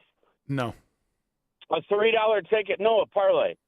Yeah, we said no. We're not interested in your parlay. Yeah, all right, you're gone. We're not interested. I'd rather you curse. I said, no, I'd rather you bring back the chesty blonde, if we're being honest, Mike. We want your parlay. You seemed a little here's the offended. thing. You asked him not to curse, and he said, "Oh, no, I'm not going to say anything weird." It's like, we didn't care about you saying anything weird. We cared about you cursing. Now I want to tail Michael's parlay. Call back in and tell it to Meredith. I want to tail it tonight. Oh, all right. Anybody remember Morgana? 216-474-0092. Vibe check on Morgana and the Cavs in Game 6. Jason Timpf joins us in 5 minutes on 92.3 The Fan.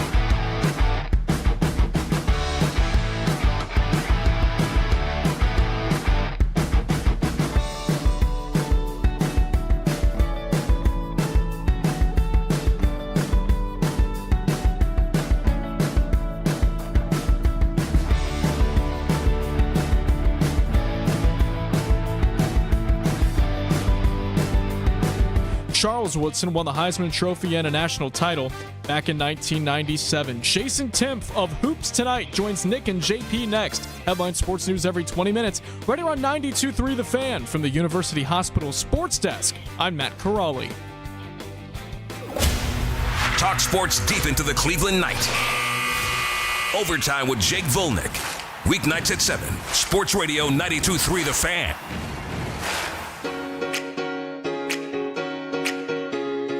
One hour to go. Nick Wilson, Jonathan Peterlin back with you in case you missed it. Coming up in about 40 minutes here. But Reds Gardos tonight here in Cleveland. We've got Cavs Pistons tonight. And, of course, it is Game 6. The Cavs can eliminate the Pistons and not potentially, but then they would move on to face the Knicks in the Eastern Conference Finals to talk about this game, about a potential Eastern Conference Finals matchup for the Cavs. We head out to the Weishart Right, We Make It Right, Call Kyle Wright hotline and welcome on of Hoops Tonight, Jason Timpf joining us here. Happy Friday, Jason. What's up, guys? It is good to hear from you. We're like 20 years from the first time you guys went up 3-2 on the Pistons after being down 2-0. So what a difference a couple decades makes. We will take the win tonight. I will tell you right now, I'm ready for this win. I'm ready for this series to be over. How do you feel about this game?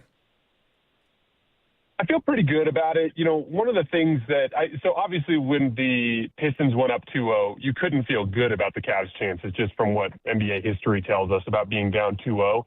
But there was this interesting dynamic in crunch time of Game 2 where I felt like the Cavs got a lot of really good looks on catch-and-shoot threes, specifically out of the Harden pick and rolls, and after they get the ball into the pocket, those 4-on-3s getting moved to the weak side. And they just didn't make them. As a matter of fact, they were 0 for 7 on catch-and-shoot threes in the fourth quarter of Game 4. And so one of the things that was like a tiny little morsel of hope was like, hey, we're getting good looks. We just got to make them. But what was scary was if you dug back into, you know, the recent history of the Cavs, that's been an issue consistently, them getting good catch-and-shoot looks in the postseason and just not making them. And one of the crazy stats from this playoff run so far is that in every playoff game up to Game 2, the Cavs shot 34% on catch-and-shoot threes, and in the 3 games since, they're 45% on catch-and-shoot threes. So a big part of it is guys starting to finally pay off those sequences, and that's where James Harden deserves a boatload of credit, just him taking that coverage from Detroit, that at-the-level coverage, just getting the ball into the middle, starting those 4-on-3s, good movement through the defense to get clean looks at catch and shoots. And I just think that has caused the shot quality dynamic that Detroit can't match. Detroit's got their matchups. Tobias and Cade can certainly shoot over the top of Donovan or over the top of James, but they're not getting the clean looks at catch and shoots for good shooters that Cleveland's getting. And so even though they're up 3-2, there's also a shot quality dynamic that favors Cleveland, and that's why all Cavs fans should feel pretty good at this point. Jason, the weird thing about the last game in Game 5 was the idea that Harden was great, Mobley was great, Allen, Strus, all these guys, but it was just a bad Donovan game, and we've seen more than we'd like to in this postseason of just kind of nothing burger Donovan games. I thought he was sensational in the second half of Game 4. I thought he was really good in Game 3, but outside of that, not as much. Is tonight the night where Donovan kind of goes back to Game 3 and 4 Donovan? Yeah, you know, there was a certain amount of burst that he seemed to have at home, athletic burst, like going towards the basket that seemed to be missing in some of the games in Detroit. But I want to cut him some slack. I feel like there's this thing that happens with these truly great defenses today. Like, it's almost like Austin Reeves. Everyone's like, oh, man, Austin Reeves really struggled against OKC. And it's like, yeah, so did every guard that played them over the last 2 years. You know what I mean? Like, there's a certain amount of give them some credit for how good they are defensively. And that, honestly, is how I feel about Donovan against Detroit. He's being guarded literally by one of the best perimeter defender prospects that we've ever seen. And it's a tough matchup for him. And there are certain things, like process-wise, where it's like, hey, you know, last possession of the game, tie game, we're running the clock out. How about we don't try to attack that guy? How about we go to James instead? Like, there's little process things that they could improve. But the truth is Donovan's eating up the best defender, which is getting James Harden more favorable matchups, which is allowing him to work out a pick and roll more effectively. And as a result, they've gotten really good James Harden performances. So a lot of times it's more about the aggregate impacts, not just his individual scoring. All right, Jason. James Harden has a big Game 5. Cavs get the win on the road. They're first in the playoffs. And a lot of our medium brethren, their response was, well, but he really struggles in Game 6 and 7, which I do understand the history of this, but it does seem like specific to James. And I'm a Harden doubter, by the way. I was not a fan of the trade. I have fought a lot of the conversations about this. I do think it's interesting that every time the guy does something good in the postseason, there's a line move. So I will ask you, what's it going to take for James Harden to beat the allegations and finally get people collectively to be like, good one, James?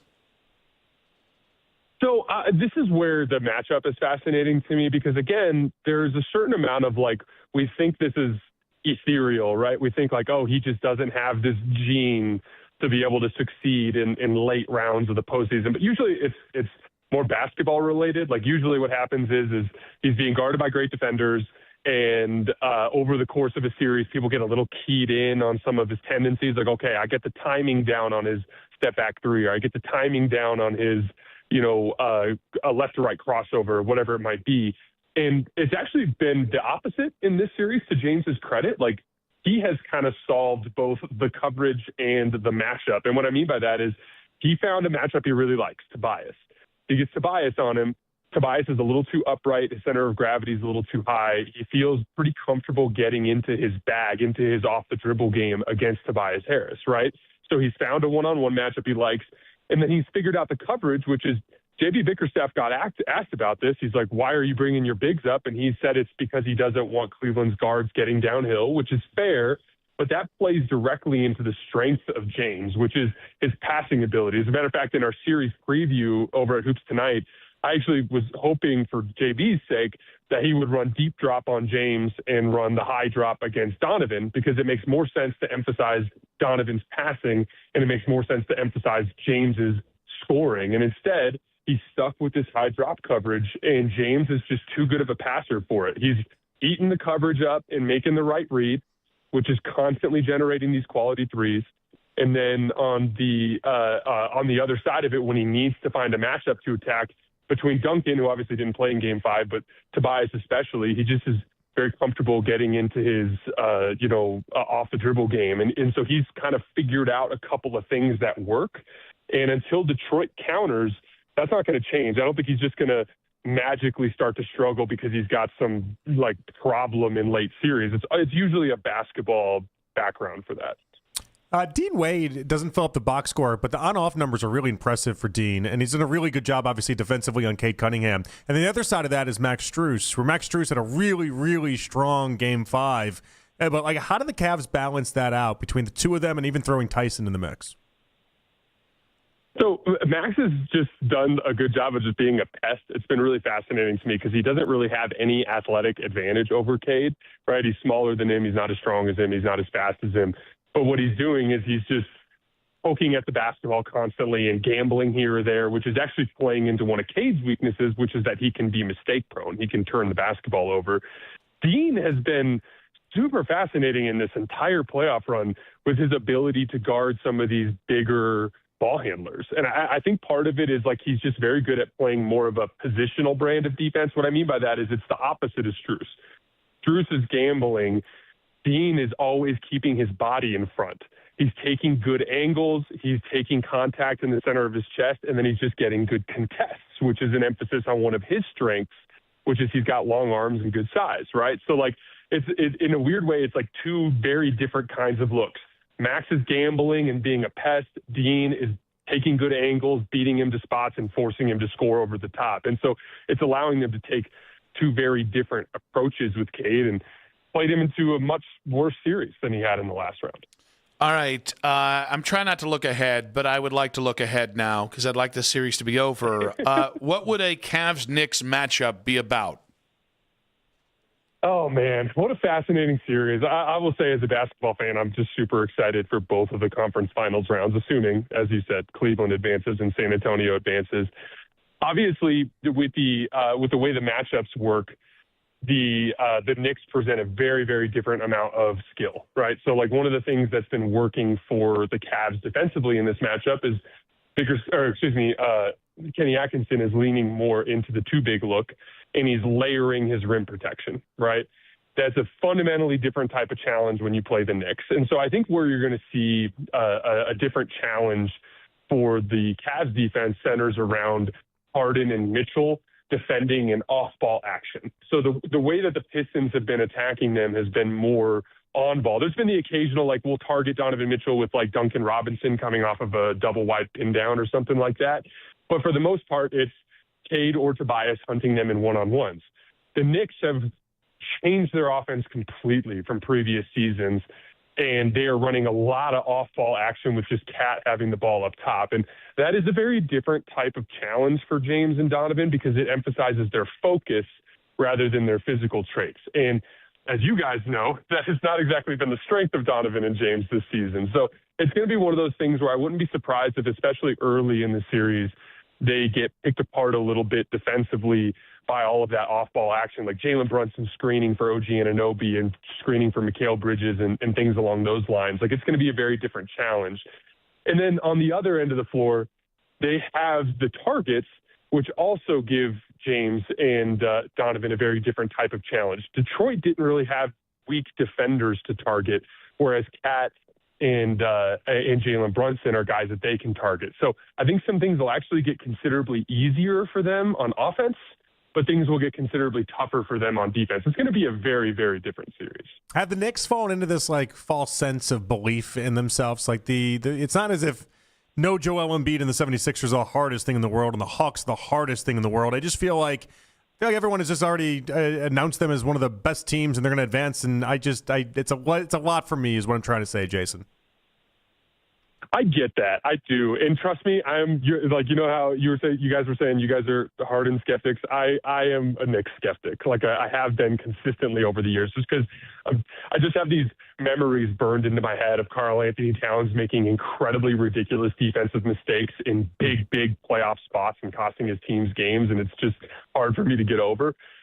They are fundamentally a different basketball team, though, than they were previous seasons. Like, they were dead last in assist percentage last year in the postseason at just 50%.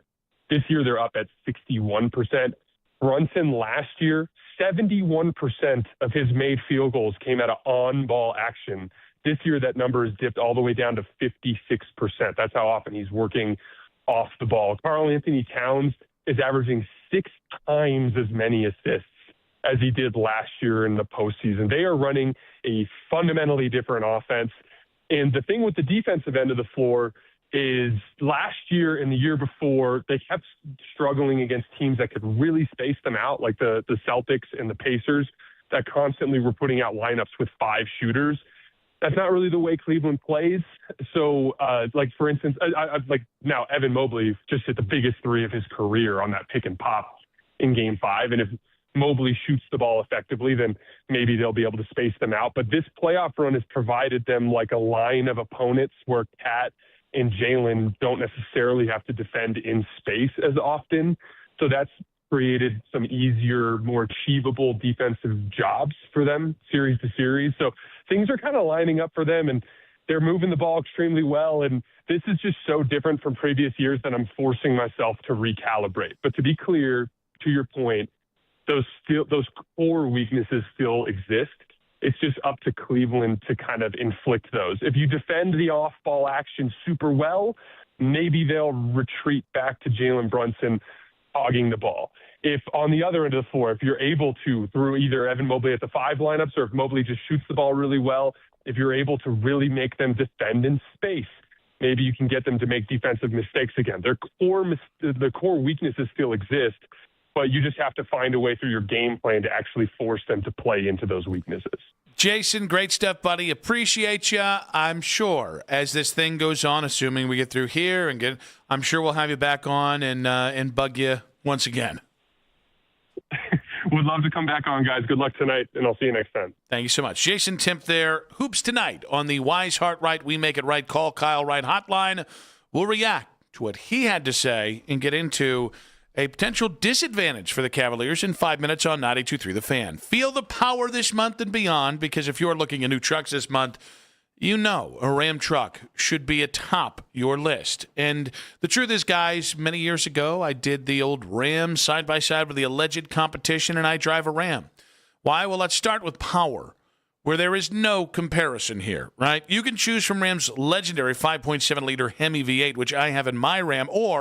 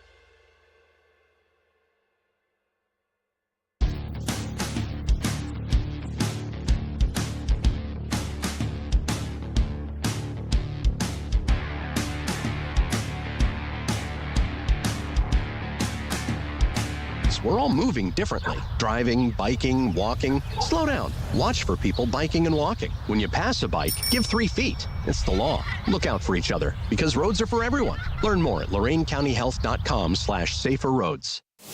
The Browns' schedule is out and training camp is just around the corner. Make your plans to tailgate with the Fan this fall. We're your radio home for the Browns. 92.3 The Fan. I feel pretty good about it. So obviously when the Pistons went up 2-0, you couldn't feel good about the Cavs' chances just from what NBA history tells us about being down 2-0. One of the crazy stats from this playoff run so far is that in every playoff game up to game 2, the Cavs shot 34% on catch and shoot threes. And in the 3 games since, they're 45% on catch and shoot threes. So a big part of it is guys starting to finally pay off those sequences. And that's where James Harden deserves a boatload of credit. Just him taking that coverage from Detroit, that at the level coverage, just getting the ball into the middle, starting those 4-on-3s, good movement through the defense to get clean looks on at catch and shoots. And so even though they're up 3-2, there's also a shot quality dynamic that favors Cleveland. And that's why all Cavs fans should feel pretty good at this point. Jason Timpf hoops tonight, giving us his take on Game 6 for the Cleveland Cavaliers. It's really wild to think about that this series could be over tonight, or we could come back on Monday and they could be in the Eastern Conference Finals, having played Game 1, or Cavs could be out of the playoffs. Yeah. Wide range of spectrum there, isn't it? It's all right, so which do you think is most likely to happen? Well, I think it's most likely that they're going to win tonight. I think so too. And I think they're going to win Game 1. Oh, really? Yeah, I actually buy into Greg Schwartz, Bleacher Report, saying I thought it was the right rebuttal, by the way. Of which one? Greg's rebuttal. Yeah. I think the fact that the Knicks have been off for 8 days, I think it's really hard to stay sharp. I have no doubt that the Cavs will be dead-legged, but if you get the Knicks on Sunday, you need to steal one of those games, and I think Game 1 makes the most amount of sense. I think the day off in between is what's scaring me a little bit, only because, Harden talks about in the after Game 5, he's like, we knew Don was going to struggle. We knew he was going to struggle. He put a lot out there in Game 4, and it's like, they are taxing themselves a lot in this, and so I'm not fully convinced it's the massive disadvantage I thought it was maybe 4 or 5 hours ago, because I think it's a good point by Greg. 8-9 days off, that's a lot of time to not be playing basketball. And potentially working OG Anunoby back into the lineup as well. Well, I think the bigger part of this too is the idea that I think the Knicks they're feeling themselves in a way that should not exist after beating 2 teams that I don't think you should really be puffing your chest out for beating. Yeah, I think, and listen, this I don't know if it's tough because I just am not. We don't cover the Knicks, so I'm not. I just think that people are crowning them. I mean, it just feels that way. And it's wild to me. Like, they're a really good team. Like, they are. When we get to it, I don't think the Cavs can just out-talent the Knicks. You are going to have to go out there and bird dog these guys and get the win. That being said, I'm not. It was really just Boston that terrified me in the East. Well, and Jason did this whole thing about, he's like, look at the numbers. And I like Jason because he goes in depth with some of these things, and so I love that. But Jason's like, he's like, oh yeah, they're this different and this different and this different from last year's postseason. And it's like, well, yeah, of course they are. Do you remember the 3 teams that they went up against last postseason, Nick? No. I mean, it was they started off with the Pistons in round 1, and then they went into the Celtics in round 2, and then they went into the Pacers that ended up in the finals in round 3. Like, that's a drastically different postseason run than what their current iteration is, which is a Hawks team that couldn't beat teams over 500, and then a Joel Embiid-less 76ers team. What are we doing? I also think it's interesting. What is this? The 4th job for Mike Brown as a head coach in the NBA? Yeah. Oh no, but apparently, and I still don't know if he's better than Tom Thibodeau. Well, and a month ago we were debating whether or not he'd be fired. Yeah.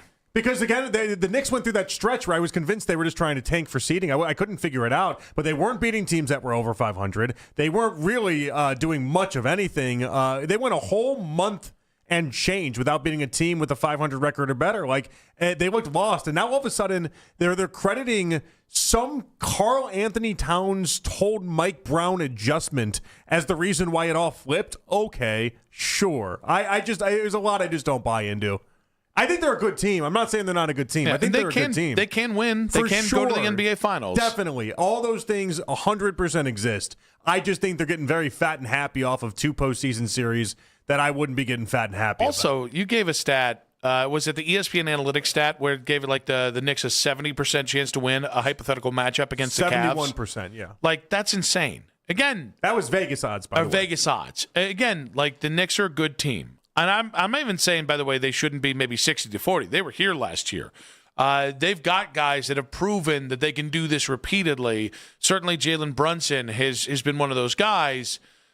All right, sleep on the Cavs. I just think it's really interesting. If the Cavs get through this series tonight, I think sleeping on this, I'm going to feel pretty rosy about the Cavs' chances to get to the NBA Finals. And honestly, then it becomes, all right, well, how can you do against OKC? Which, by the way, I think I just described how the playoffs work. Thank you for that. If the Cavs win tonight, they put me in a Jax Gregory-esque situation. What's that? Well, our kid's obviously going out to Kid Cudi tonight, and we talked about that yesterday. I have tickets for the Guardians game on Sunday. Ooh. Well, this is different. Because at least it's a sporting event? Yes. Yeah. I think it's game one. But it's a 3:30? I know, but it's the Eastern Conference Finals. Yeah, but it's game one. Like, game one versus a regular season baseball game is more 1-for-1 than an elimination game and a Kid Cudi concert. I mean, I agree with the idea that at least we're in the same ballpark of things, but like, can I realistically... I was trying to think if I could just tape it and then just get away with not watching anything or not taking in anything. That's going to be almost impossible, right? Yeah, especially because you know they're going to announce it at the game, right? No, well, the final won't happen at the game. Oh, that's right. Yeah, because it'll be starting. Yeah, so you'd really only the 1 probably o'clock miss hour. what? You probably only miss what, the first half, maybe? Maybe even at that. Oh, I think you'd be fine. I think you're going to be just fine. Yeah, unlike that non-Cavs fan, Jax Gregory, who's missing the entire game tonight at the Kid Cudi concert, you're only going to miss a half of it, and it's the first half. I got a 1:40 start time on Sunday. I don't know if that's a late one. I know. I was hoping it'd be like I was hoping it'd be like a 1:10 game. It also might be one of those like kids run the bases type days. Oh yeah, so you're not getting out of there for a minute. Probably wants to run those damn bases, and she's not just going to want to run once. She's going to want to run that. Can you run it twice? I don't know. I hope so. My kids have definitely done that, and I don't remember. There's the other part of this too. We might leave in like the 6th inning and be like, "Oh, both kids have had a day." Daddy watched all of it. Yeah, we did it all. And so I don't know. I don't know how this is going to go, but I don't know.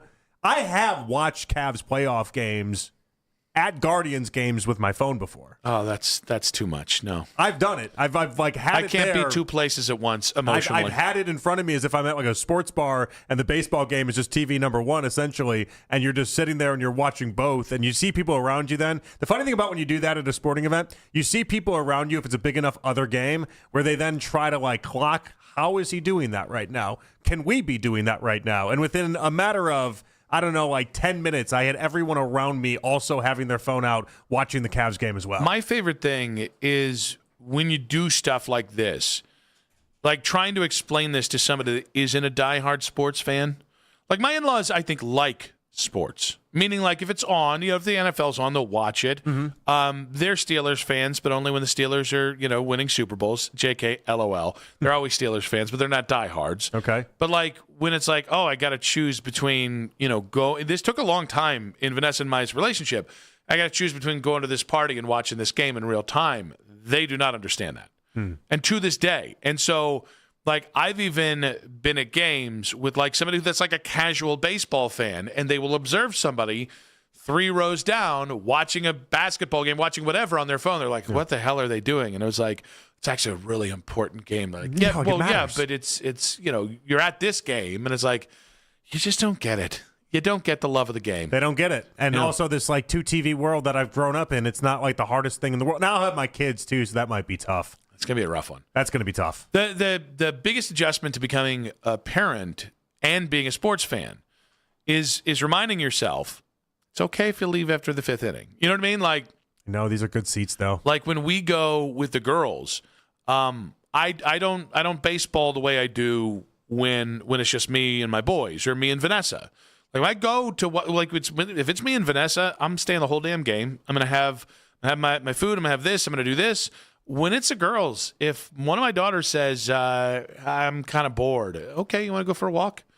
And like, we missed that home run. Okay. Well, I'm kind of thinking, it's made me a better person and a better parent, by the way. I'm kind of thinking a lot of this is just going to like the kid zone and doing that stuff up top anyway. You can take her over by the bullpen, try and get a ball. You have to. Hopefully, right? Oh, buddy. I think so. That's a good idea. I hadn't thought about that. And because you'll never forget the reliever if somebody does it. Like, yeah. Matt Belisle did that for Olivia at her first game in 2018. Right. That's a good idea. And if I ever saw that dude, I'd give him the biggest hug. I'd say thank you. That kid still she didn't watch a lot of baseball now. She loved playing softball. She didn't watch a lot of baseball. She still has a baseball. It's still like core memory. How old was she? She was 7. Okay. Yeah, 7. I don't know why I said 7. Charlotte's just a little over 3. It might not be a core memory for her. She might not remember it, but I don't know. Maybe you'd remember it. Yeah, because I remember it when he was like, hey, and he like threw it over, and I caught it for it. It was awesome. We're big softies for people if they do something for our family. Yeah, it's natural. I get that. We just described being a parent and being in the playoffs all in. Yeah. So what's going to happen is you're going to go to the Knicks. We're going to see how that's going to go, and if you win that, then we'll see how it plays out against the Thunder. And also, if you do nice things for my kids, basically. And honestly, even you do something nice for my wife. Well, we're just giving hints, out there, like any Browns player or something like that. You want to do something nice for our kids? It's the way to get to our hearts. Like Fedor. You want to get little Chloe a little a porcelain horse head? Is that right? I might be a little alarmed. Horse head shows up. Oh, so to Chloe from Fedor. Best wishes. I think that'd be the sweet. By the way, best wishes. By the way, your daughter is going to get more out of the porcelain horse head than Todd Munkin's going to get. With like no one from his team first contacting me and telling me that it's coming. By the way, just be like, it's just a surprise. Yeah. Or does it make it better if people on his team is like, Fedor wants to send you something? Yeah. Be on the lookout. I think you'd like that more. Fedor's going to send you something. I think Fedor wants to send something works more for you than if it just shows up. Well, I'd also be like, why did he pick Chloe and not Charlotte? That's true. What happened there? Why did he go for the youngest child of all of them? Why is he skipping the natural order of things? Isn't he the younger one? That might be why. Is that it? He just chooses a soft the youngest spot for the youngest ones? Yeah, maybe. Yeah. Like when my niece and nephew were born, they're basically Irish twins. Love my nephew like crazy. Sweet kid. I always had a little soft spot when they were babies for my niece because she was the second one born and didn't get as much attention, and I was like, this me. I did this as well. Yeah. I guess I've never thought about that. But we're both. I thought you're third, right? Third on my mom's. Yeah. Yeah, because I'm third in my family, and like people don't even have 3 kids anymore. Yeah, that's true. We don't even get to that part. Well, you don't. I kept up my end of the bargain. Yeah, I know. Yeah. I decided to play zone defense. You got twins. You're just stuck on man. You had twins coming your way. Yeah. That was Would smart. you have done a third if not for having twins? Oh, I desperately wanted at least 3 kids. I desperately wanted more, but when Vanessa gave birth to twins and her stomach was out to the damn curb with the 2 twins, because both our girls were like, they were like 7-pound babies. That's huge for twins. Okay. And I was like, I guess you don't have to go back again. Yeah, that's nice. You know? That's nice. That and the whole back issues and, you're sacrificing a year of her life, all those things. But mostly it was, I guess you did your work after twins. I would have killed for twins in the second go around. Just been done with it. It's been a lot of fun. Yeah. Wait, I thought you guys were done. I thought you closed up the shop. No, I didn't close up any shop. Oh, did you mean twins the first time? No, I mean, I would have been sad because at least once more than she's wanted more than 2. So you would have both kind of gotten your that. Okay. My problem, why I don't want another is I don't want to go through the whole process of like the waking up in the middle of the night and the everything that exists within a child in the first 6 months. I just don't want to go through that again. No. But if we had twins, then it would have been the same thing we would have just gone through. It just would have been double in the stretch of it. People don't believe it. The twins were easier as babies. Not as young humans, but as babies, it's so much easier than the single birth. Yeah, Elise asked me the other day. She was like, she wanted to have more, and I'm like, no, I'm not doing that. And then I go, now's not the time to ask me though. Yeah, like if you want it, like now, as we have, maybe like mid-coitus, as we have like a. That's always a good time. Now, like an 8-month-old. Well, I guess we have an 8-month-old, and we're still kind of going through everything. I'm like, I'm never going to say yes right now. You need to ask me like 2 years from now when the kid is, closer to 3 and being more independent, and I haven't had like long stretches of not having sleep. Like then, that's when you ask. But wouldn't you want to have one now so that the long stretches of sleep? It's really like 2 years of your life rather than 2 years of your life broken up by like 3 years. Cannot do it now. Would not do it now. Vanessa just asked me. Chance. Like right before anything happens. Chance. Well, I guess we're going where we're going here. It's because I'm an idiot. Is that what that is? Yes. Yeah. Once this brain shuts off, am I a wild card? Yeah. That's how the first one's here, folks. 216-474-0092. Do you want to? Of course. I don't even understand the question. case you missed it in 5 minutes on 92.3 The Fan.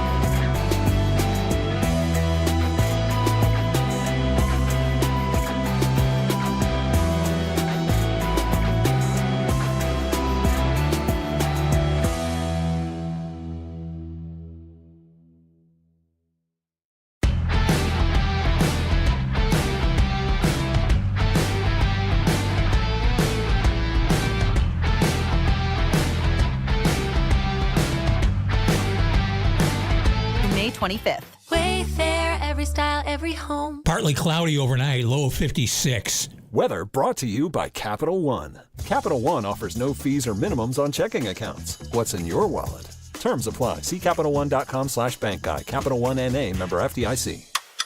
Count down the hours until tip-off with us, Baskin and Phelps. Weekday mornings starting at 10. Cleveland's Sports Radio, 92.3 The Fan. Final segment of today's show. I want to say a big thanks to Greg Swartz of the Bleacher Report. 3 o'clock today, strong stuff on the Cavs in this series. And, of course, the Cavs and Knicks in a potential Eastern Conference Finals matchup. Also want to say a big thanks to Matt Underwood, Guardians TV. A little reminiscent about 2016, a little reminiscent about Terry Francona. The leadoff spot for Stephen Kwan. Really, really good stuff with Matt Underwood at 4:20. And then Jason Timpf of Hoops Tonight at 6 o'clock tonight. If you guys missed a moment of the show, you can always watch back on the YouTube channel, 92.3 The Fan's YouTube channel. It is free after all. You can subscribe, by the way. Please ring that bell. Not you, Cornlito. Looking right at you, Cornlito. And as always, like our videos, we like to be liked all 5 hours. If I mentioned all 5 hours, you could just see my eyes. Now, that being said, let's get to In Case You Missed It. All right, we're going to start off, in case you missed it, with some are calling it the trade of the century. Big Cat, pardon my take. I'll break it all down. Here we go. Frankie, Pittsburgh's 7-year-old male Western lowland gorilla, will be heading to Boston, and in exchange, Boston will send 33-year-old Little Joe the Silverback to Pittsburgh. I was reading more about this, which is probably pathetic. I think Boston got fleeced. No, he didn't. No. No, Boston fleeced Pittsburgh. Easy. Boston got younger. No, PFT. So I was reading about it. Frankie got traded. 7-year-old Frankie got traded to the Boston Zoo. He's going to just be chilling with a bunch of other dudes. Little Joe got traded to Pittsburgh because he's going to be mating and making new gorillas. So that's great for Little Joe. Because if I'm Little Joe, I want to get out of that locker room. I want to get to a place where my talents will be used. But Pittsburgh is thinking about the future of the franchise. Yeah, that's what I'm saying. So, I see from Little Joe's perspective, he probably forced this trade. Pat McAfee has talked about this. Ian Rappaport has talked about this. Pardon my take has talked about this. Everyone that is anyone has talked about the trade of the century today. Where do you stand? Now, I heard word that there might have been a gorilla to be named later in all this. There is, yeah. Apparently there's a gorilla. Yeah. So I don't know how we work that math out. I want to know if it's going with Little Joe to Pittsburgh. So I got to say, I'm just looking at, who's the best player in the trade. Yeah. Is it the 7-year-old? Is it the 33-year-old? I don't know. I mean, I'm thinking 33-year-old gorilla, prime of his career, but more importantly, a little bit of a Darius Garland, James Harden swap thing that's going on here. I don't know. I just think he's a silverback. That is the king of the jungle, in my opinion. Yeah. I'm not trying to disrespect any other gorilla, but the silverback gorilla is the king of all gorillas. So you think the Pittsburgh Zoo got fleeced? Well, and apparently this fella's going to be putting in the time with the ladies. Yeah. Okay. I mean, this is a win-win for everybody here. I just love that it ended up getting dissected as if it was a real NFL trade. We're so thirsty for sports trades that gorilla trades are now just getting us. Look what you've done, Roger Goodell's NFL. Yeah, get on it, Roger Goodell. What are you doing to us over here? Yeah. Also, if we put in the implications of these guys' ability to create other children. Yeah. Man, Tyreek Hill would be so much more valuable. Some are saying Cincinnati's had a hole in the lineup since Harambe passed. Need to get more involved in that market. Well, it's tough. It's tough. What are you going to give up? What are you willing to give up to get the next Harambe? R.I.P. Harambe. The Guardians have canceled their commitment to sign Dominican prospect David Severino, which would have been the highest bonus they've ever paid out to an international prospect. $2.5 million plus, $300K for school. They did so because he turned out to be 2 years older than previously believed. I will ask you think baseball teams are starting to get mad at because for a long time it was said, these guys are, this happens. They don't know when they were born, all this kind of stuff. Yeah. But, I mean, this is a huge commitment. This was a huge part of their offseason from 2 years from now. Can you be mad at a prospect for being 2 years older than you thought he was? Yeah, but, I mean, it is part of the game. You get to lie about these things, and it's on the teams to find out. How they find out is what I want to know. Is it like a tree? Do you cut them open and and look at the I don't rings? know. So, like Albert Pujols, for instance, everyone's always thought that he's a couple years older than he is, and it's like, well, what proof do you have? It's like, I don't know. Look at a photo of him playing baseball in Kansas City at 13. He looks like he's 18. Yeah. Like, he looks like he's a full-grown adult. What do you mean? Just look at the photos. You don't need to see much more. It's obvious that he was not 13 years old at that point. And so, like, I don't know how they... I mean, we got a lot of Danny Almontes running around, okay? Yeah. There's a lot of people that are just skirting the age rules. I get it. I understand it, but... I don't blame him. I would try to pull it off. Now, the Guardians rescinding this. Was it all just based off of him just being 2 years younger and that's it? 2 years older. Or yeah. 2 years older, because the talent has still got to be there. No, but it's. I think it's when you're seeing the talent, because I do think there's some sort of methodology towards the difference between what a kid's doing at 15 and what he's doing at 17 and how it projects. This is Tyler Shuck being every bit the talent of all the 22-year-olds in the draft, but he was 26 years old, and so there's no. You know, you got to account for that. You definitely do. I just think it's like I do think where the lie germinates from matters. If the player honestly doesn't know, which is entirely possible. Yeah, they weren't. I mean, they're not keeping score from 0 to 4. How the hell do I know I'm 40? Because somebody told me I was born on September 23rd, right? And you live in America, and birth certificates aren't really that wrong for people like you and me. Well, I don't know about that, but so you have no one actively fudging your birth certificate. Not yet.